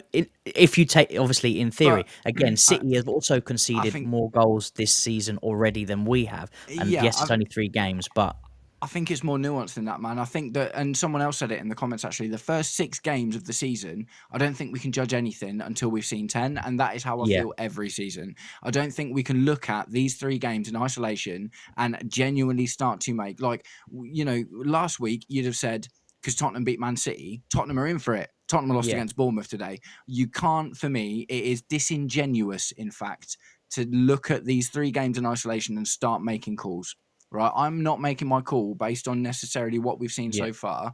I'm making my call based on all of last season and my presumption of how each team's strengthening and what I think we're still missing will affect us for the entirety of the season. Last season, we were second by December and completely fell off and barely scraped into the Champions League.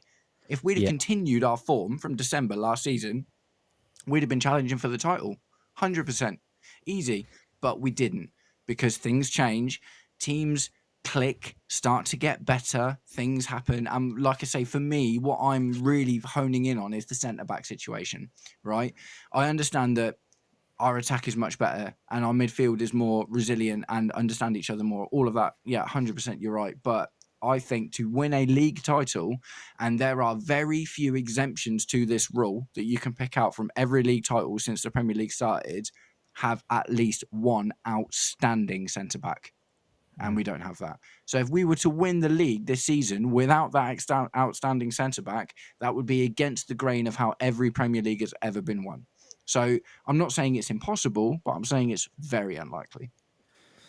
as I said, the centre-back thing is a fair point. But, I get 100% agree with you on the you can't judge after 3 games again. And I'm not forming my opinion on the 3 games because we've had 3 very different games. Yeah. We've had a complete shutout in Palace, an absolute whirlwind against West Ham, and then a bit of a stodgy stinker today. And but they're all mid-table teams. We haven't played a top or a bottom team yet. We've played all mid-table teams so far. Yeah, which, is fair enough. But you find a lot of the top teams tend to then sort of miss up against the mid-table teams. But it's more on, have we improved the team over last season? Yes, we have. Yes. Are we structurally better? Is the system better than it was at the start of last season up until now? Yeah. Yes. I think the players understand it better now than they did then. One of the things that a lot of teams miss when going on to win is that winning mentality. Have we now gained that winning mentality? Yes, we've won 2 trophies. So there's but just quickly, I'll honestly really just quickly on that. In part, and we've already talked about it on tonight's stream, and you've said it in particular, we're a cup team. And winning a short burst of something is very, very different to performing in 38 games over a season. Yeah, but not just this team as a cup team. I think Chelsea in general have been pretty much a cup team. You've got to do it. I don't know, man. The where we were last season to where the players have matured up to now to where we've strengthened in certain areas. Again, there's definitely. I still think a goalkeeper would be a great decision. Yep. Again, centre back is a position that needs to 100%. That can definitely be improved. But we have improved, and I haven't seen any other team improve to the point where I've gone, they're really going to be tough to beat this season. We're saying Liverpool have changed their structure.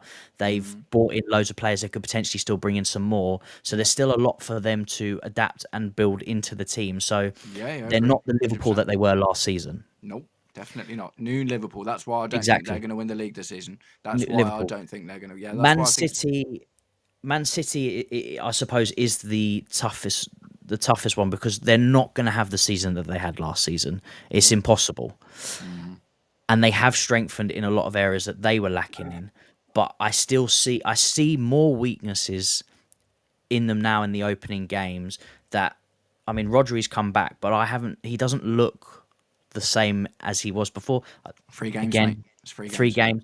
Yeah. But Man City, I still think they're lacking a little bit. I mean, who are their centre-backs now? Ruben He's City Diaz, side. John Stones, that young Argentinian lad that they got that looks really good. Gavardio was going to play there because they've got Yeah, Ryan because he's Aït-Nouri. shifting, isn't he? I know that Ryan Aït-Nouri is injured at the moment, but Gavardio is a centre-back and will be playing centre-back for them when they... And this is the thing, man, is like we've seen it with City before, where they have difficult entry points into the season and midpoints in the season, and then they win 18 games in a row towards the back end of the season, and that's what clinches it for him. Do you know what I mean? Lads, I'll be back in 2 minutes. Just to let you know, please don't lose your chain of thought, Matt, because just to let you guys know, I've just literally checked the entire X accounts of Tier 1, Tier 2, Tier 3. There hasn't been a peep out of anyone for the past couple of hours in regards to either Jackson or Fermin Lopez. I mean, there has been the regurgitating of news that we've heard earlier on in the day, but nothing new has been reported in the past 2 hours. Nothing new. Okay, this is crazy for for the time. Literally, we've got 1 full day left, 1.5 days left of the transfer window. Something is brewing. Something is brewing. Something is going to kick off. I can feel it. We are going to get something brewing, or something kicking off. The only thing that I saw that we haven't actually discussed is apparently some news agency, I'm not going to name who they are, reached out to Nicolas Jackson's family in Senegal and spoke to them. And Nicolas Jackson's family in Senegal said he's not coming back to Chelsea. Okay, can you see the levels of journalism? They're scraping the barrel, aren't they? Yeah, I spoke to his grandma and she said he's very upset. Yeah. Do you know what? I actually gave a call to the postman that delivers the mail to Nicolas Jackson's yard, and he told me that he heard from the milkman who told the gardener, who told the window cleaner that he ain't coming back to Chelsea. I think Gab, honestly, I think Gab's just called it, and I've talked about this before. Do you know how many of the Here We Goes have been in the morning for the last few days? Yeah, Loads of them. I think that they're shifting it because there's more people like getting up and going to work and whatever, and there's more like engageability and availability in the mornings. I genuinely think Courtney might be spot on. Yeah, about that too. It's keeping me awake, man. Seriously, do you know what? I'm sitting in a dark room, and I've got two monitors that are on right now, and the light is, I'm going blind from this shit. Do you know what? I'm just saying this now. And I'm not changing my mind. I know I said this yesterday, but I did change my mind because of what's happened. Tomorrow, regardless of what breaks, I don't care. Yeah, we're not streaming until 10 p.m. Whatever happens, you know what? Tomorrow I'm gonna go out and do my Sunday shit, man. I'm gonna go and do shit. All right? I'm not sitting in front of the screen for the entire day, because we done it today, courtesy of Delap's injury and Jackson's medical and whatnot. But tomorrow we're live at 10. Whatever happens, we'll discuss it at 10, and and Monday we're back from 5 p.m. So we'll give you window shut-in time streaming. You know what, lads? I'm serious, no joke, and it isn't about the likes. I couldn't care less about the likes right now. But these guys are legends sitting in front of me. Matt, Kai, and Nee. These guys are legends, man. They've been here putting in the shift. Beard's growing longer being here so long. I swear, one of the things I planned to do today was to get a trim. I swear to you, and because of this, I didn't get my trim. So I'm gonna try and get it done tomorrow if I can.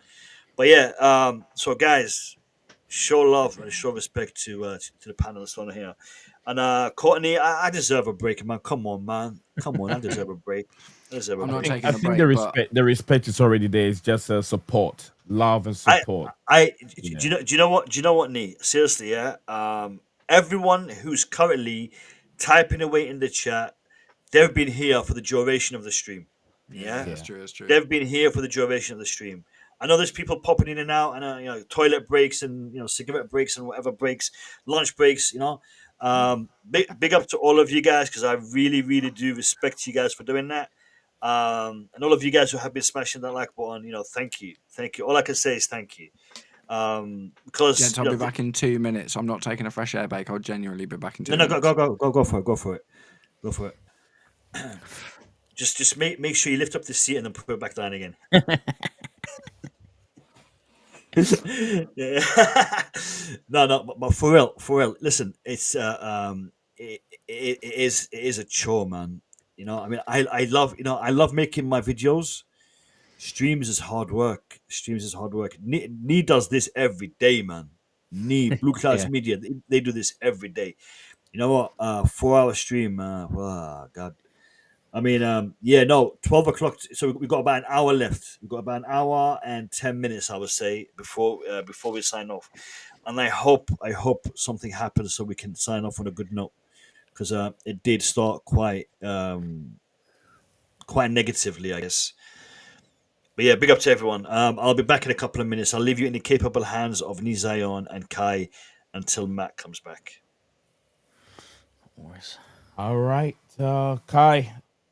You guys have been chatting a lot. I don't know why Matt think we can't win anything special, because of he still feels that the team is not complete. You need the team to be complete before we can win everything. And I found out to be not to be right, because you got to start from somewhere. You got to build the momentum from somewhere.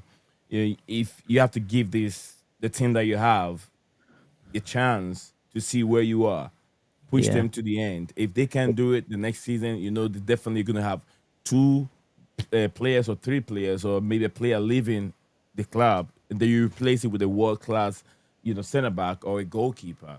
And in that the defense department, I feel like we have enough over there. Maybe not the world class that you're looking for, but they can do a job. They can do a job very well. Wesley Fofana, although he's not a great ball passing defender center back, but yet he can track around. He can do a job in that position. That can also move. If Chalobah is better, we can put him on the left-hand side, do a job, put Tosin on the bench. If you have to rotate on the Carabao Cup, FA Cup, Tosin is right there. He can jump in and also do a job on the highest level. Maybe you have Reece James, who can also chop in and play as a left centre-back. I mean, a right centre-back or a right back. And have a right centre-back. You can have on the right centre-back role, and even have Cucurella play on the right back position, which is also solid. We can do that. Try it. They are players. They understand the job. They will do a job, and I believe they can do it. It doesn't have to be a specific role, but I always say this: good players always stand up, no matter position you put them. They will play well. Good players play. I don't necessarily agree with that. All positions. I think Christopher Nkunku is an argument against that. I think Christopher Nkunku is a fantastic player, but I think Christopher Nkunku only plays well when you put him in a certain position. So it means that he's not a good player. No, he is a good player, though. He is a good player. Not for this team. No, exactly. But I don't mean That's that as a generalisation. Do you know what I mean? As a generalisation. Yeah, but there's a few intangibles as well that you need to win the league. Obviously, the consistency, whatever. But there's a couple of things. Leadership. One, but I think there are a few leaders in this team that are starting to come out quite. Talk to me about the leaders, man. So Reece James obviously being one only because the captain, he's becoming more vocal. Even Maresca saying is a bit better. Levi Colwell was another one. Yeah. Obviously being injured. Enzo Fernandez and Moises Caicedo, I think, as well as Cucurella. I think those players are forming a new leadership group within the team. I agree with that. Great shout. Now, there are a few intangibles that are not judged on the football. One, we need to learn how to win ugly. And towards the end of last season, we were learning how to win ugly. We were scraping by those little 1-0. They're not pretty, but you got to do it because you got to get the points. And you have to learn that. Another one is you need to have a little bit of luck. And we've already seen 3 doses of luck for us this season already. Yeah, we're spending it all already, mate. Exactly. Yeah. We've been in all our We're life. spending it early on to get those extra Yeah. points. But you've got those things. No matter how good your team is, it's just something that you either have or you don't. And we've looked like we can learn ugly. We've done it at the back end of the season to get what we wanted in the top 4. Can we continue it this season? I don't see why not. Will we get the rub of the green? We'll only find that out at the end of the season. man. But we've already seen some of it today. Massive instant. That turnover of that decision was a catalyst to change the game, because up until that it was stinky, it was stodgy. I hate the early kickoffs. I can't stand them. We always play like that in the early kickoffs. That can also work against us though, man, because the next time one of those decisions comes up, what happened today might be in the back of whoever's making that decision's mind the next time. Do you know what I mean? And it's like, oh, Chelsea got away with that Fulham decision when they shouldn't have. Yeah. So they probably shouldn't get away with this one either. Do you know what I mean? It's so, like you say, it's fickle, it's intangible. Yeah. It's not something you can bank on. But having this amount of luck this early is not necessarily a good thing either, because that can tar the image. It's one of those things. The luck is, you'll only know at the end of the season if you've had it or if you've not, because there'll be games where, we probably don't get it, because if we got luck every single game, we'd be hitting 100+ points. We'd be won a living title large in the last 10 years. Exactly. So, so there will be some negative stuff that will go against us, but those two things is definitely gonna sort of play into factor, apart from consistency and things like that. Yeah. And Like I've seen some of it already. I think I'm just I'm a very cynical person in my nature. Do you know what I mean? In my nature, I'm a very cynical person. And like I say, the way I'm looking at the Chelsea project now is I've separated. So we didn't win a title for the last 10 years. And I have separated the Chelsea from pre-Clear Lake to post-Clear Lake. So I'm going into it with, we've been at it for 3 years. So for me, it won't be, we haven't won a title for 10 years. If we win a title in the next couple of years, it'll be, we haven't won a title for the last 5 years. Because I think when you change your ownership, your structure, your profile, the way that you do things, as much as we have, and not only are we changing them, we're trying to set trends for world football. When you make these mass amounts of changes, it's not just going to happen, man. And the experience I've had from the Roman era, which, don't get me wrong, I was elated every single time we won something, but the hangovers were savage. Man, the hangovers were savage in the Roman era, because every single time we won something, the next season was rough, apart from Ancelotti, who won it 2 years running. Do you know what I mean? Apart from that. But generally, when we won something, the year or two afterwards was rough for the most part. And I don't want that anymore. What I want from the new, this is why I'm back in Blue Car, I'm back in Boehly, I'm back in Igbali, to change that culture from injections to get you over the line and suffer afterwards, to build a project for sustained success. And that's what I want to see. That's why I'm being cynical, because if we can build a project and do a Man City and win 4 in 5, do you know what I mean? And not a Liverpool. Don't get me wrong, like, Liverpool have been one of the most unbelievable teams over the last 7-8 years or whatever, but they've won 2 titles. Do you know what I mean? It's like I want a City style revolution where we can win 3 in 5, and we are always up there. And if we've got to take a little bit longer to get there, I'm cool with it, man. I'm cool with it. But I want. But to start the revolution, you've got to win the first one, right? Yeah, and I don't think that's this season. So how many years do you think it's going to take to win the first one? I think we will see the centre-back and goalkeeper be financially addressed next season. And then, if not that season, the season after. So for me, I'm looking, and the thing is, they've been saying it since day one. And whether we've been listening or not is the thing. But they've been saying Project 2030, Project 2030, Project 2030. If we win any of the big trophies before 2030, then that is ahead of schedule for our owners. The Project 2030, the 2030 is the end of their tenure.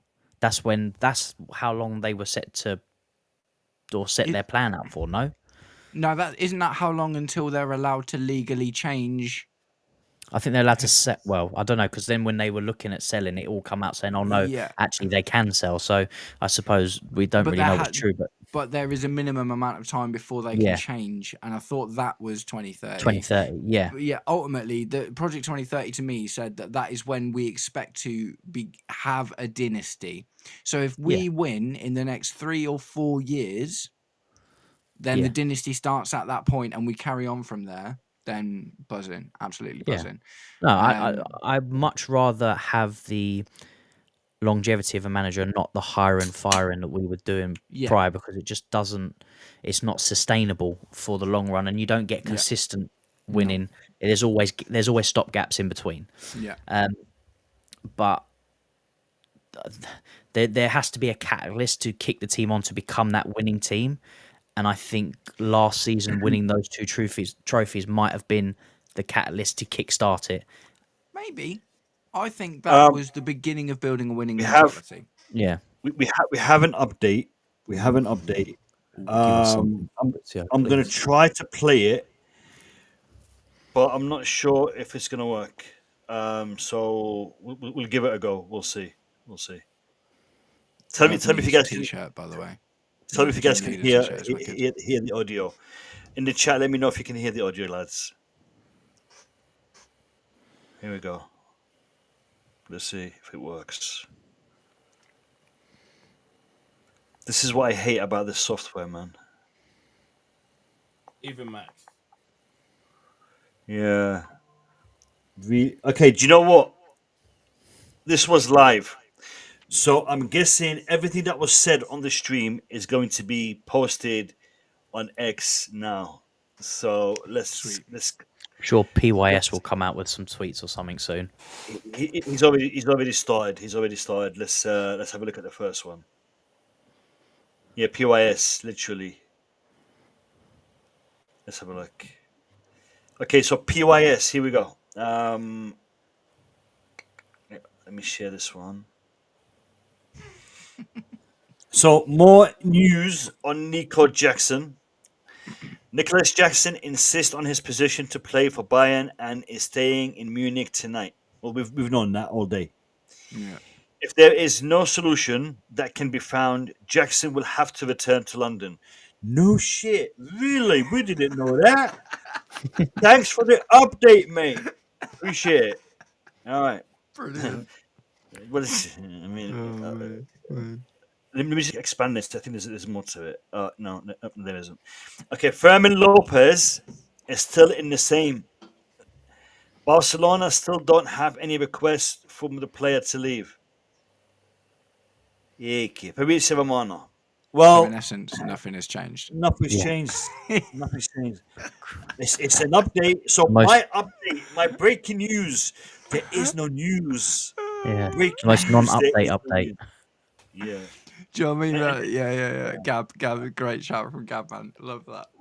What did he say? I need to scroll down, man. I've missed out a whole bunch of comments. And Fab for 2K. Do you know what, Gabriel? He actually makes a lot more than that for that video. Makes a lot more than that. Yeah. So I know how YouTube works, and I don't know how Twitter works, but for that video, he's getting more than that. Garnacho update. Yeah, he's currently sipping a cup of coffee. He's had a haircut. Watching TV. He had a haircut earlier today. Yeah. We saw that. Yeah. He was wearing grey jeans when he was watching the game and a white t-shirt. That means he wants to go to Tottenham. All right. So as anticipated, we're gonna get more of these coming in. So let's have a look at the next one. Okay, so this next one is from Fabrizio Romano himself. Fabrizio Romano. So, all right, so this is what Fabrizio Romano. Again, it's not the kind of tweet we were hoping for. Fabrizio Romano says, let's share this.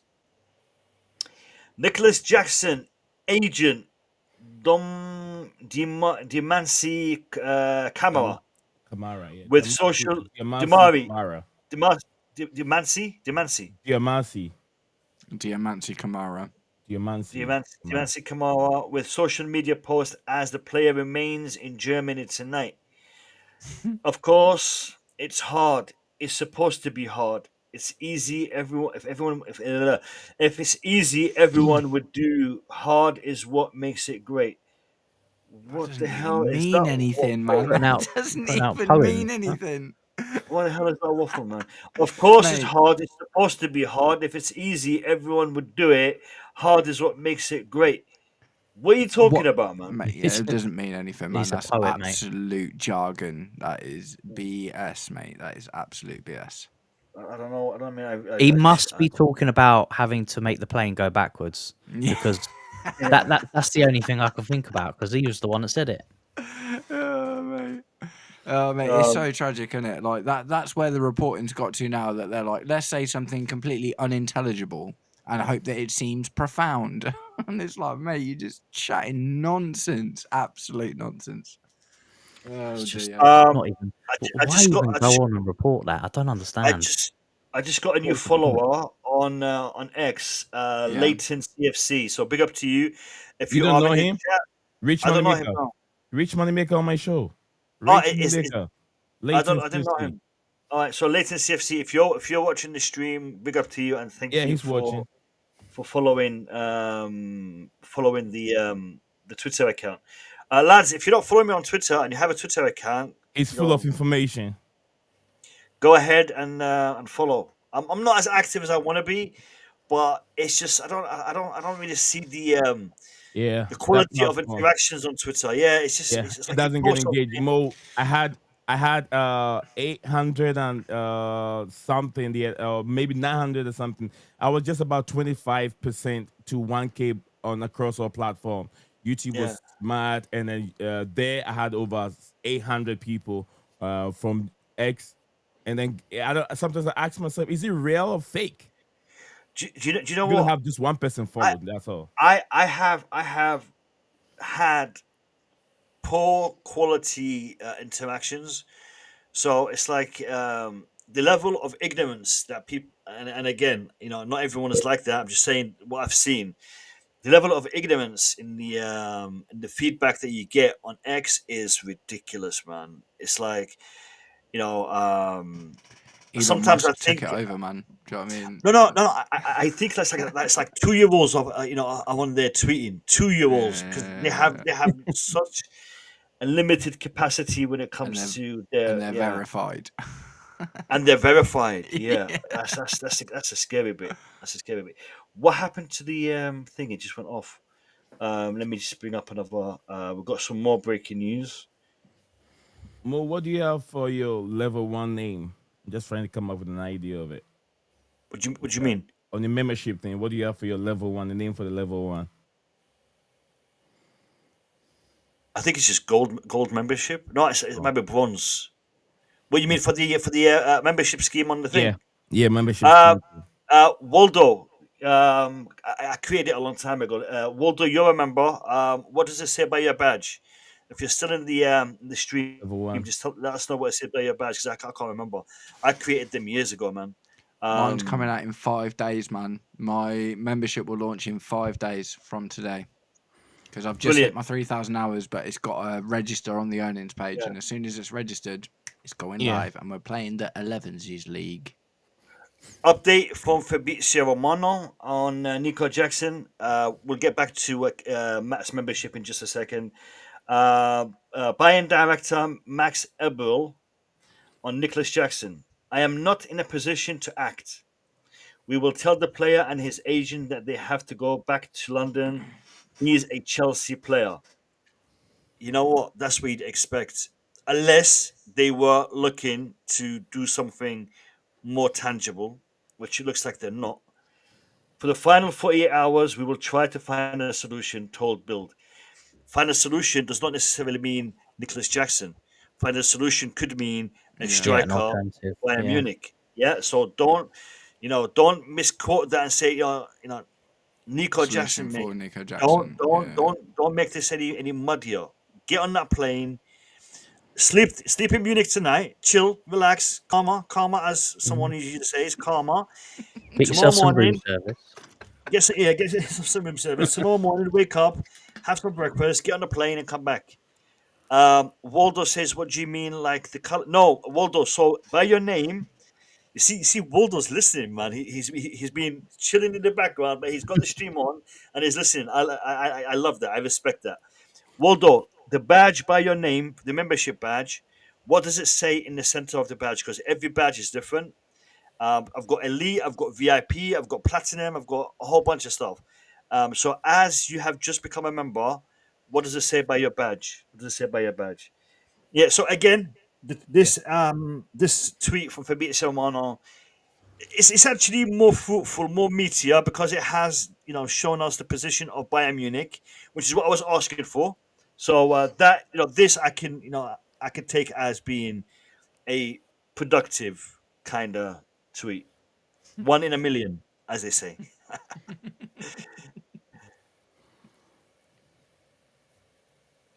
While we're waiting for Waldo to get back to me, Matt, I cut you off in mid-floor.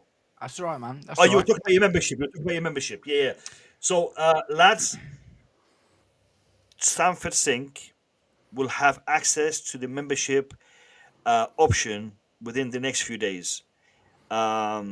Please go and show some love because that is currently his only way to raise revenue for his channel. Now, I'm going to tell you guys something. Man like me, man like me, we have been doing this for quite some time. The amount of money we have spent to create this content, you wouldn't believe. All right. I literally have bought, I'm not going to give figures, but I've spent a lot of money. For those of you who have been following me from the beginning, you all know I used to do all my content on my phone. It just says the Blue Lounge. It just says the Blue Lounge. So that Blue Lounge. I think it's the bronze one. He'll be going up to the silver, then gold, and then probably elite silver, bronze, silver, and gold, and then maybe VIP bronze, silver, and gold. And then I think it's platinum or something.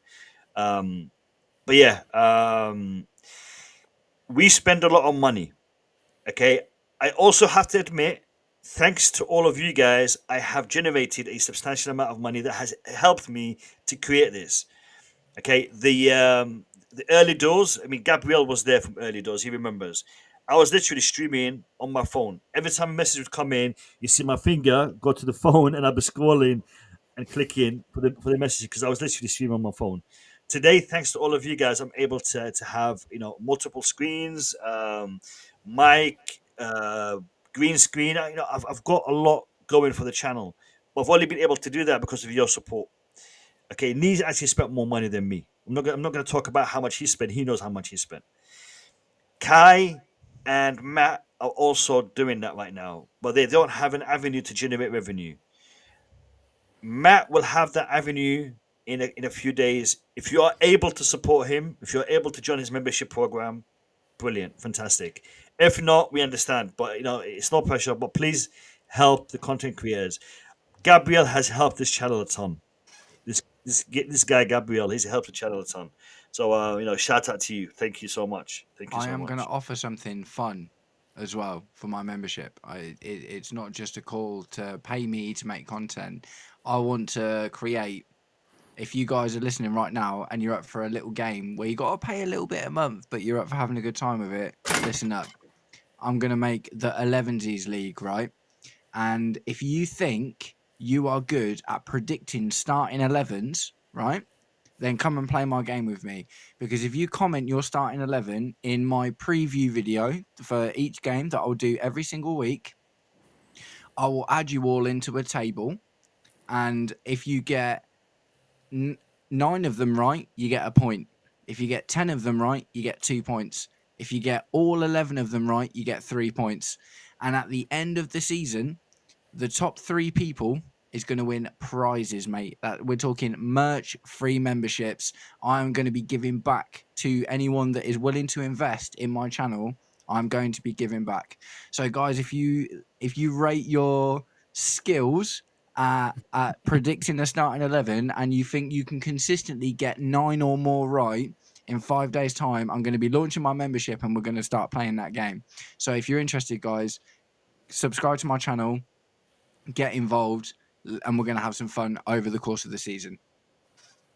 Nice one. All right, this is mine. I just launched mine and it's in review right now as we speak. I just did it. It's in review, and this is what I'm gonna offer you. It won't be now, but it will be a lot of behind the scene footage. Just remember, the World Cup is coming. I will be up on my game when the World comes right there. Okay, remember you and the He's talking about my convertible videos, man. okay. I had a BMW M Sport convertible. Yeah, I remember. Yeah, Open I top, used to man. open top. Yeah, and I used to make a lot of videos in that. Yeah.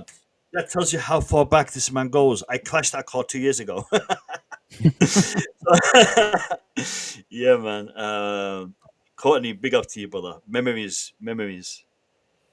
Yeah, like I said, the World Cup is coming. There will be a lot of behind the scene footage, which will be for members only. I will be shooting me hooking up my trailer, hooking up my house to my truck, driving around the half shells of the west of Michigan, from the upper peninsula of the Mackinac Bridge all the way through Mississippi to Atlanta. I think Georgia, to wherever you're gonna see the World Cup show, where a lot of Chelsea fans is gonna be. I will be giving you a ton of content because the World Cup is coming to my homeland, all the way to New York. We'll be giving you behind the scene. We'll be visiting the This comment is for you, brother. This comment is for you. For the World Cup content. I can't read it. It's too small on my eyes. He says, at this time, you have to attract the US crowd. They are awake at this time. So I'm assuming he's referring to the World Cup because it's going to be at crazy hours for us. Yeah, exactly. When you guys are sleeping, that's where we are up and about. And most of the game will be played in the evening, because if you watch what you saw in the Club World Cup, they're not going to repeat it. Majority of the people, I'll tell you guys this, Americans will not leave their work to go and watch soccer. Americans are being paid by hour, seconds, minute. The more overtime, the more you stay on your job, the more money you make. We're not being paid monthly. We pay it by hourly. And no one will leave his job and go and sit in the stadium that he's not going to benefit nothing from. So at the right time to host a football game will be after 5. If you watch anytime they play in American football, the field is packed, jump packed. There's no empty seat because they played the game at the right time when it suits the people. So football have to get used to that time and it will work. So there will be a lot of content coming for you guys. Fun cam and a whole lot of stuff, especially in the World Cup. But yeah, watch out for our setup also in the UK. Yeah, watch out for that. It's coming up very, very soon. So more content. Machiavelli, man, you bringing back memories, brother. You bringing back memories, man. Yeah, that was right at the beginning. Yeah, man, I remember them days. Listen, I think it's Dell. Is it Puzzle is Dell, right? Yeah. Yeah. Dell, listen, we're not asking you. We're just telling you the situation. So, please don't feel like that we're trying to pressure you to do anything like that.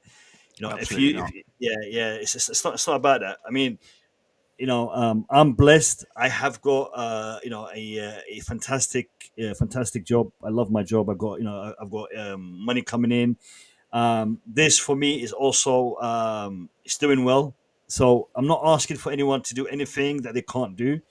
So don't feel like we're asking you to pay for anything. That's not what it's about. We're just telling you, what we're going through as content creators, trying to highlight some of the challenges that we're facing as content creators. Feel free to do what you want. We are not asking for anything. We are just, enlightening you to the journey that we have traveled as content creators. And for those people who have been here, the likes of Courtney, Machiavelli, Verona, there's a lot of people here who have been with me on this journey, and they have seen the development of the channel over the years, and this is why I brought it up, because it has been a beautiful journey, a fantastic journey, which I am so proud of, and to have you guys still here years down the line. Some of you guys have been following me for 3, 4, 5, 6 years. From the first couple of videos. Talking about the black bandana and me being clean shaven, man, that was back in the day. The convertible, back in the day, man. So you guys are bringing back some memories that I'm so happy that you guys are still you were there, you experienced it. So big up to all of you. And Del, don't feel any pressure, mate. Don't feel any pressure. I've got books to sell. Go buy them. Yeah, Del, you're missing the point. You're missing the point, Bobo. You're missing the point. This one of the reasons why I don't like saying these things. You get what I'm saying? Yeah, no, he's why. missing the point. He's missing the point. I mean, if you feel that we're pressuring you, mate, just find another platform, and wish you all the best. We are not trying to pressure anyone.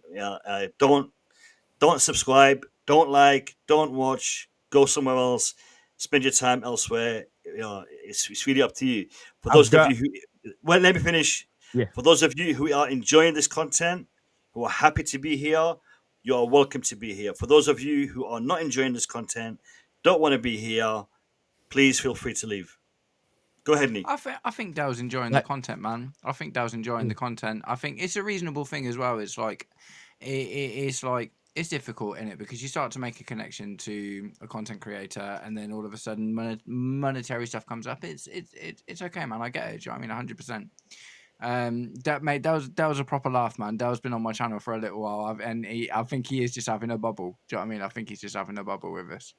Yeah, I'm having a bubble. You don't have to leave. You can stay. I'm saying if you're not happy, if you're happy, stay. Just make sure you stay hydrated, because we've been here for like 5 hours now. So I'm hoping dehydrated. I'm not gonna lie. I'm hoping he's taking his breaks. I'm hoping he's drinking his juice. He's drinking something, eating something. Because boy, 5 hours and 10 minutes, lads. We always got something breaking. We will be live for the next, I would say, just over half an hour. We'll give it to 12. Things do seem to be kicking off. We have got a little bit more information coming out over the past little bit. There's a post from Chelsea. Would that be a statement? No, it's just a highlight of the goal from Enzo Fernandez. Enzo Fernandez, not being impressive recently. Not being impressive recently. Enzo Fernandez. No. Do we think he's playing through injury again? Do we think, because that's something that happened before, wasn't it? Possibly. What do you think, Kai? Name? I don't think he's fit. Yeah. He looked like he was carrying a bit extra when he come back after holiday, especially in the opening games. Maybe that's why she lost a bit of sharpness. He's still trying to do the same things. Yeah. But it's not coming off. What do you think, Nee? His movement is being restricted, right? Yeah. He's not moving. He's not moving like we expect him to be moving. He seems to be a little bit slower, a little bit more. I don't know. Yeah. It's not as agile. Go ahead, Nick. Go ahead. I think it's fatigue. Fatigue could set in. They've played a lot of games. Just 2 weeks off. You could experience a lot of fatigue in their game. We saw him arriving in the box a lot last season. I think it will take him a little bit more time to get to where he left off from the Club World Cup. I think he'll be all right. The game was also a little bit difficult for him, and I was a bit worried when he picked up the penalty to kick. I was a bit scared. I was like, Enzo, Did you want João Pedro to take it? Did you? Yeah, I want João Pedro to take it. But because he's had a competition band, he wanted to lead by example. He took it, and he did a good job putting in the middle. But if you're putting in the middle, make sure you lift it up a little bit, bro. Lift it up, so because the goalkeepers always leave their trailing leg in the middle, trying to stop it when he's going through the middle, and it was that close to be stopped. So, do you know what? If it is a form or a what's the word here? A mental thing that he's struggling with right now, then having that goal is the right thing to do. Giving him the opportunity to take that penalty is the right thing to do, just to give him that little bit of a boost. I mean, he's Yeah. got pretty good. He's got numbers in the last few games, hasn't he, man? To be honest, I mean, I guess like João Pedro's got numbers as well. So to be fair, he was the vice captain, so that's fair. That's fair. Did that happen? Did he throw the armband? I didn't see that. No, he gave it to Reece James, didn't he? Yeah. No, at half time. No, he gave it to him when Reece James came on in the second half.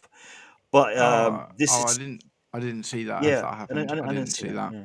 I mean, if it did, it would have been in the news by now. Everyone would capture it. Yeah, that's true. That's true. I haven't seen anything. Taking a fresh air break, Mo. I'll be right back. Yeah, go ahead. Mo, how long more you got? We got about half an hour. To be honest, I'm not expecting anything to kick off in the next half an hour. But we've been streaming to 12 o'clock every night for the past week, so we'll keep it going to 12. Tonight's ready. It's almost 7, half an hour to 7. If not good. If you need to go to munch, mate, go munch. It's all good. You got everything ready waiting for me. So go ahead, brother.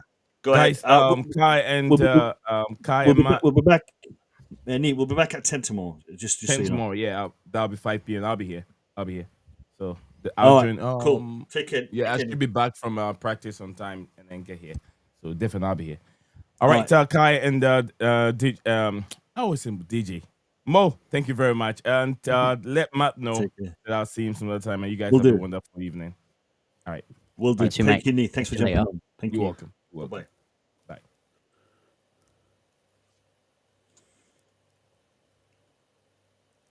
All right. And then there was two. Matt's coming back. But yeah, no, it has been a long stream. You know what? I haven't checked the likes for like a couple of hours now. do you think we've hit 100? If we haven't, Got to now, right? What we are? You said, "Oh man." I haven't checked yet. I haven't seen it yet. I'm literally because I had YouTube turned off. Let me switch it back on again. I had that Fabrizio Romano thing on and then took it off.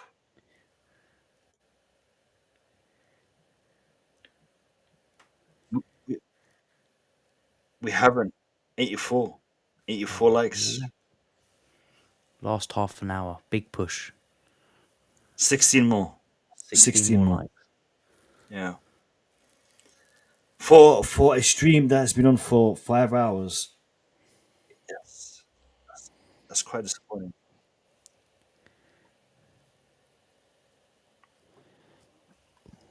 Let's see. Anything breaking? Nothing.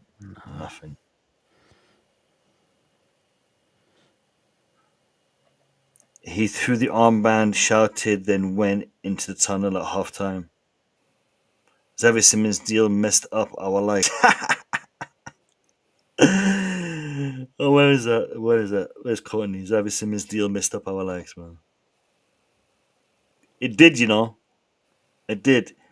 Xavi Simons' deal killed the hype on everything, didn't it? Yeah, it did, yeah. Because they built it. They built it up. Is João Pedro injured? No, he's not. I know he was holding his leg, but as of yet, nothing has transpired. Yeah, I think that was muscle fatigue, maybe a bit of cramp. He says no, just cramp, and yeah. Gabriel's answered you there, Musa. Do you know what? I want to ask this question because I know Gabriel will say yes, but I'm wondering how many people currently in the chat can speak Arabic. I know Gabriel can, but who else is in the chat who can speak Arabic? I'm guessing Musa Iqbal speaks Arabic. I'm guessing, but who else is in the chat can speak Arabic?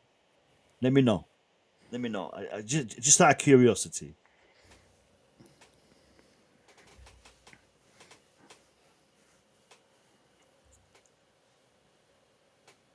I remember Gabriel a couple of times voting Arabic in the chat.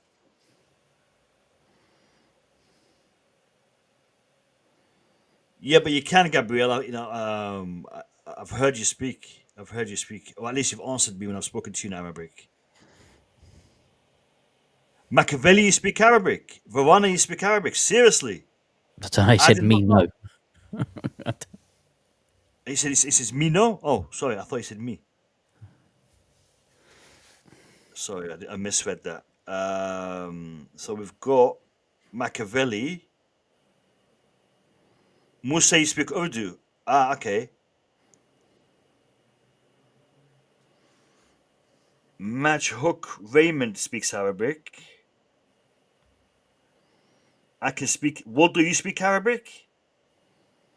All right, now I'm intrigued. All right, what dialect of Arabic can you guys speak? What dialect of Arabic you guys speak? I speak the Gulf dialect. So what dialect do you guys speak?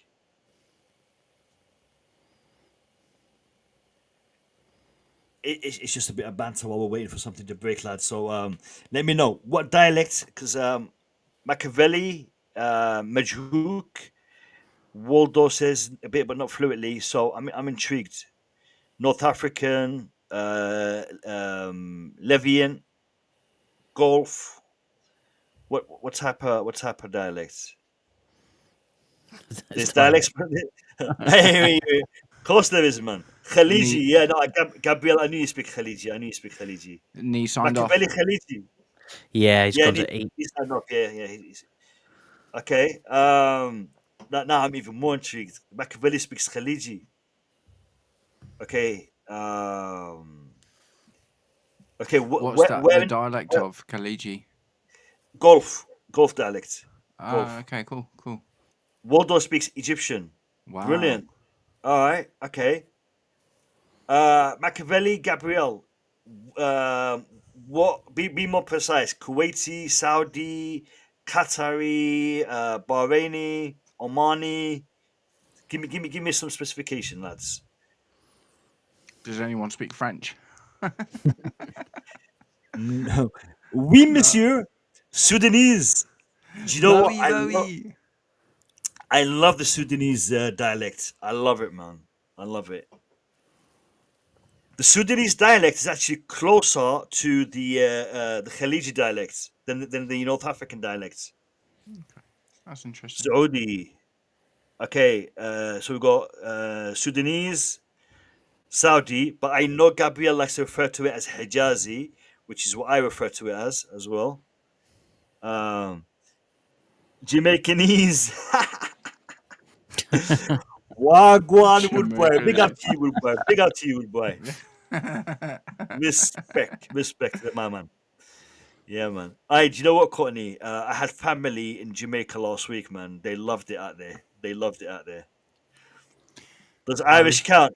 If you speak Gaelic, yes. You know what? I would say yes. Irish counts 100%. Irish counts 100%. No joke. You go to the Middle East, you tell them I'm Irish, you're one of us, brother. You're one of us. Hijazi. Otabia tribe. Yeah, man. Yemeni. Akhi Azizi. Machiavelli Azizi. Wallah al-Azim into Azizi. Alawas. Yemen Alawas. Big up to you, brother. Big up to you, Machiavelli. I had no idea, Machiavelli. Yemeni. Big up. I love this, man, where we've gotten to the point where there's no news, but we can just chat to the chat about all sorts, man. It's wicked. It's so good. Do you know what? Do you know what, Matt? We're literally doing what we said they shouldn't be doing. So because they have no news, they just send that waffle, and now we're just languages. No, I love it, man. I love it. It's like a bit you've obviously built this community mode, do you know what I mean? And I've seen a couple of the guys that are in my chat in here, and it's just like it's wicked seeing all these guys come together, man. It's so much fun. I'm having a really, really good time. Yeah, no, it's brilliant. It's brilliant. But seriously, I had no idea Machiavelli was Yemeni. Oh man, all this time, I had no idea. I had no idea. That's Irish. Uh, What Dell's saying. Kid me. I've seen Cade. That's Irish. I know that much. No, that's Arabic. That's Arabic. Is that Arabic? Yeah, he's saying Assalamu Saeed. alaikum. Yeah, he's saying Saeed Mil Affiliati. Yes, finally, we love fan interaction. We're big. He big fans. so the first word is happy. So he's saying Saeed, which means happy, from something, and then peace be upon to you. The bit in the middle, I'm not understanding. Assalamu alaikum. I learned that from a guy in France. Actually, there's a big Arabic-speaking population in the south of France. Waldo knowing Egyptian dialect is more of a surprise. Waldo, all right, I'm going to say something, and I want you to write what I'm saying in the chat. All right. So literally, I'm going to say it in the Egyptian dialect, and I want you to tell everyone what I've just said to you in Egyptian dialect. Zayek ya Gamil. Zayek ya Gamil. What did I just say? What did I just say? Write it down in the chat. Write it down in the chat. No, I didn't say I used to live in Egypt, but no, that's what you meant. But no, write down what I just said in the Egyptian dialect. I know Gabriel is just dying to write it because he got it straight away. Like, all right, I'll give him 2 seconds. If he doesn't write it down, I'm gonna send it in the chat. What about you, Kai? Do you speak any other languages apart from football? I used to speak Afrikaans and Xhosa from Southern Africa because I spent 7 years out there, but I haven't spoken to it for a very, very, very long time now. Yeah, Did you notice the click in the way he said that? Not all of their languages have a click. A few of them do. Yeah, but you just said it. Salah is the greatest player. I never said that. But look at Machiavelli showing off. Look at Machiavelli showing off, man. Look at Machiavelli showing off. Yeah, Machiavelli got it spot on, but he wrote it in Arabic, so that doesn't count. Machiavelli, Habibi. I love that, though, man. We're all Chelsea fans, and between all of us on the panel and everyone in the chat, we've got like 10 different languages. Do you know what I mean? That's cool, man. That's really cool. At least. That's really cool, man. That's really cool. Have we got breaking? We've got Ben Jacobs and Fabrizio Romano tweeting at the same time, but it's regarding Emerson Palmieri going to Marseille. Oh, mate, do you remember Emerson Palmieri, mate? You know what? Underrated. Underrated. Yeah. He was all right, man. He was all right. Definitely a reasonable left back, 100%. Nowhere near Cucurella, nowhere near Azpilicueta when he played on the left for us as well. But Emerson Palmieri was a good left back for sure. He did the job. 100%. Yeah, definitely. 1 million. 1 million. Am I reading that right? 1 million? No, surely not. Mate, Emerson Palmieri, here we go. Deal done between West Ham and Marseille. OM will pay 1 million total package, add-ons included. What add-ons included in 1 million? Marseille are skin, mate. Do you know what? I love people from Marseille, man. When we won against PSG in my review video, I started it off with Chelsea. What was it? Chelsea, toi, Paris Saint-Germain, nil point. And a guy because like Marseille and Paris have got massive rivalry, like huge, absolutely huge rivalry.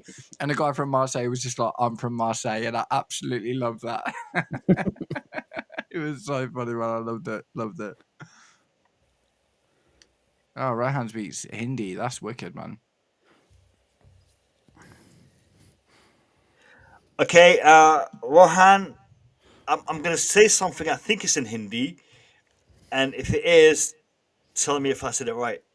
How does it go?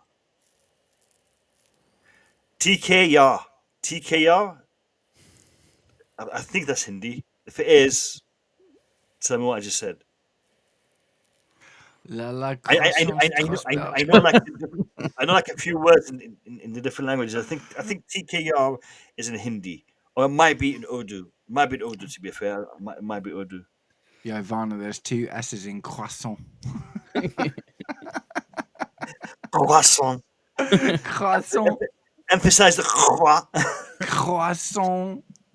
J'aime bien le croissant, c'est nickel pour le petit déjeuner en fait. C'est incroyable. Yeah, it is. Okay, all right, brilliant. So I said it right because you've answered what I said. Brilliant. So I said it right. Yeah. So basically, I said, "How are you, my friend?" In I think it's Hindi. How'd you say that? I want to learn. TK means how are you? TK. And your TK. TK. TK means how are you? And your means my friend, I think. Yal. Ya or yal? Yar, as in YAR. My R's are not pronounced. TK Yar. TK ya. TK ya. How are you, Cool. my friend? Learning experience. Big fan. Right, This is a cool thing about streams, isn't it? You Gone learn from stuff, transfer man. news to language lessons. Mate, well, when there's no transfer news, you've got to figure something out, and yeah. Yeah, for the next tutorial. All right, Ben Jacobs is literally tweeting the Hudson-Odoi story right now. I'm serious, man. It's not a story, man. Hudson-Odoi being like buzzing about being in Nottingham Forest isn't a story. Like, don't get me wrong. Like, I'm really happy for Hudson-Odoi that he found a landing spot that's been really good for him, and he's been looked like a really good player, and he's done really well at Nottingham Forest. But it's not a transfer news story with less than 2 days to go in the transfer window, is it? Let's be honest, man. Let's be honest. That's when you know there's nothing to tweet about. It's not how are you, it's are you good. It means are you good, apparently. And it's yeah, as in HAI, not how I thought it was pronounced. Tikaya. In view of Jackson, how do we say, I don't want to go back to Chelsea in Wolof? Man, that's a good question. Gabriel, you speak, I think, Swahili. I think you said, is it Swahili or Fellaini? You said you speak Fellaini. I think you said you speak Fellaini. Well, like the Belgian player that played for Man United. No. Oh, I remember him. A massive barnet, didn't he? It's an African language. I think it's Fellaini or Fulani. It's an African language. And I think Gabriel said he speaks it. Fulani. I remember you and Boogeyman once had a conversation about that, Gabriel, back in the day. Oh, what's your tattoo, Kai? Never clocked that before. Oh, it's like a Infinity Chinese dragon in an infinity symbol. Yeah, nice. Yeah, I got nice. it like 15 just before I was leaving South Africa to come back to the UK. Yeah, sweet. I've got music, and is it this one? Yeah. right. Music. Clefs, What language is that in? It's musical. It's musical. Oh, so it's a treble. Right. Yeah. No. It's like treble clef, bass clef, alto clef, or tenor clef. Music is the other language that I speak. Yeah. That's wicked, man. We're learning so much about each other today. Yeah, thanks to Nico. man. That's cool. Thanks to Nico Jackson and Delap. You know, they made us interact on a different level. Yeah. All right, you know what, lads? I don't think anything's going to come out anymore. No, I think that's been the case for a while, man. Yeah, I think the story's been 2 hours ago. I have literally received a message. Saying your live recording will end automatically in 30 minutes. YouTube said you get off. No. It's the plan. Apparently, EVMUX. I'm only allowed to stream for a certain amount of time. Is it? You're allowed to stream for 6 hours. What's that about?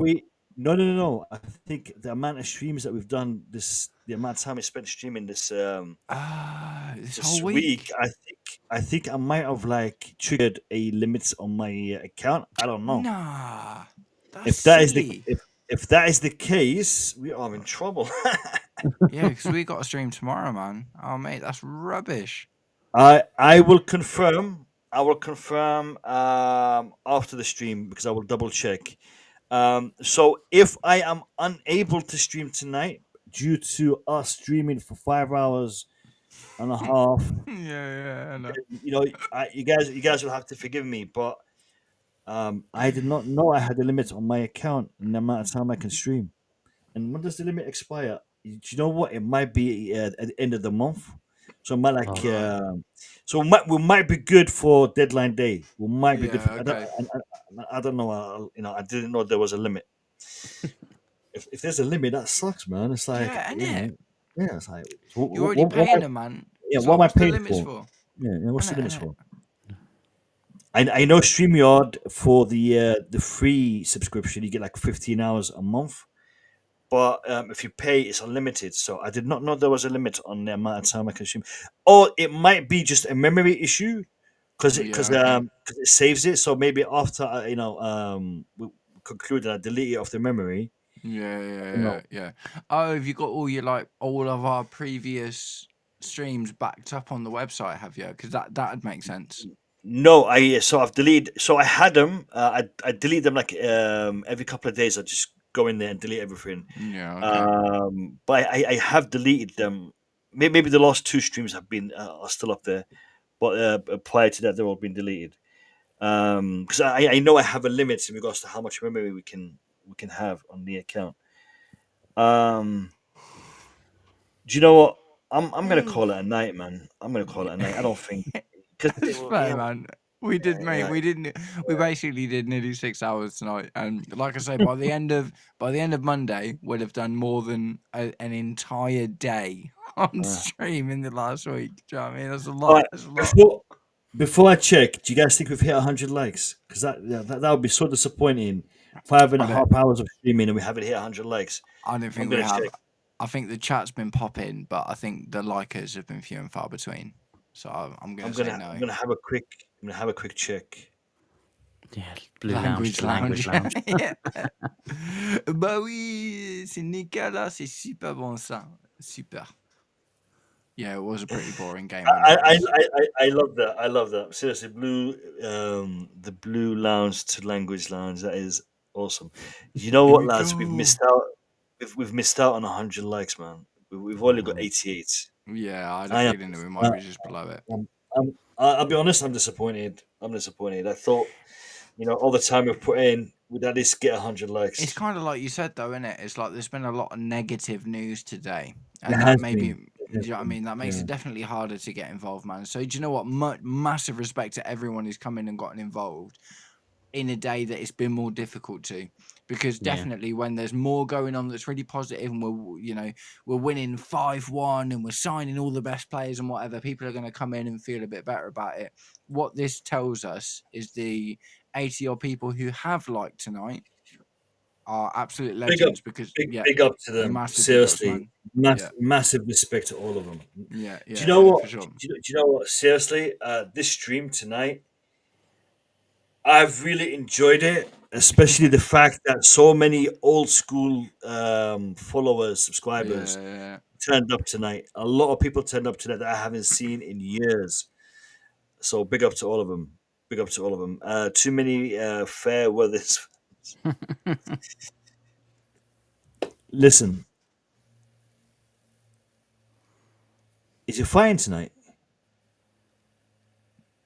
Oh, sorry, I went to Mayweather. I read that as Mayweather. Do you know what? 5.5 hours of streaming kind of melts your brain. Yeah, I think I've been here for 5 of You know, those. if I move this headset off, my brain's just fall out of my ears and Like wet cake. Yeah, for sure. I know it. Listen, Swoopstar, another one. Oh my god, old school. Do you know what? I bet all my old subscribers are just sitting in the background watching, not commenting, just sitting there watching. And then Swoopstar, I remember this account. This is an old school account. Unless I'm confusing it with someone else. And like I said, my brain is melting through my ears. But no, listen. listen, everyone who has been on the stream, big up to you. Well done. You've done a fantastic job. I'm telling you this: we're not going to have the same scenario tomorrow. Tomorrow, potentially, if I'm able to stream, because I don't know, what my system is going to be like. If I am able to stream, we'll be live from 10 o'clock up until 12, and then we're back live again on Monday from 5 to 7. And then we're back to the normal schedule of one stream a week every Sunday night at 10.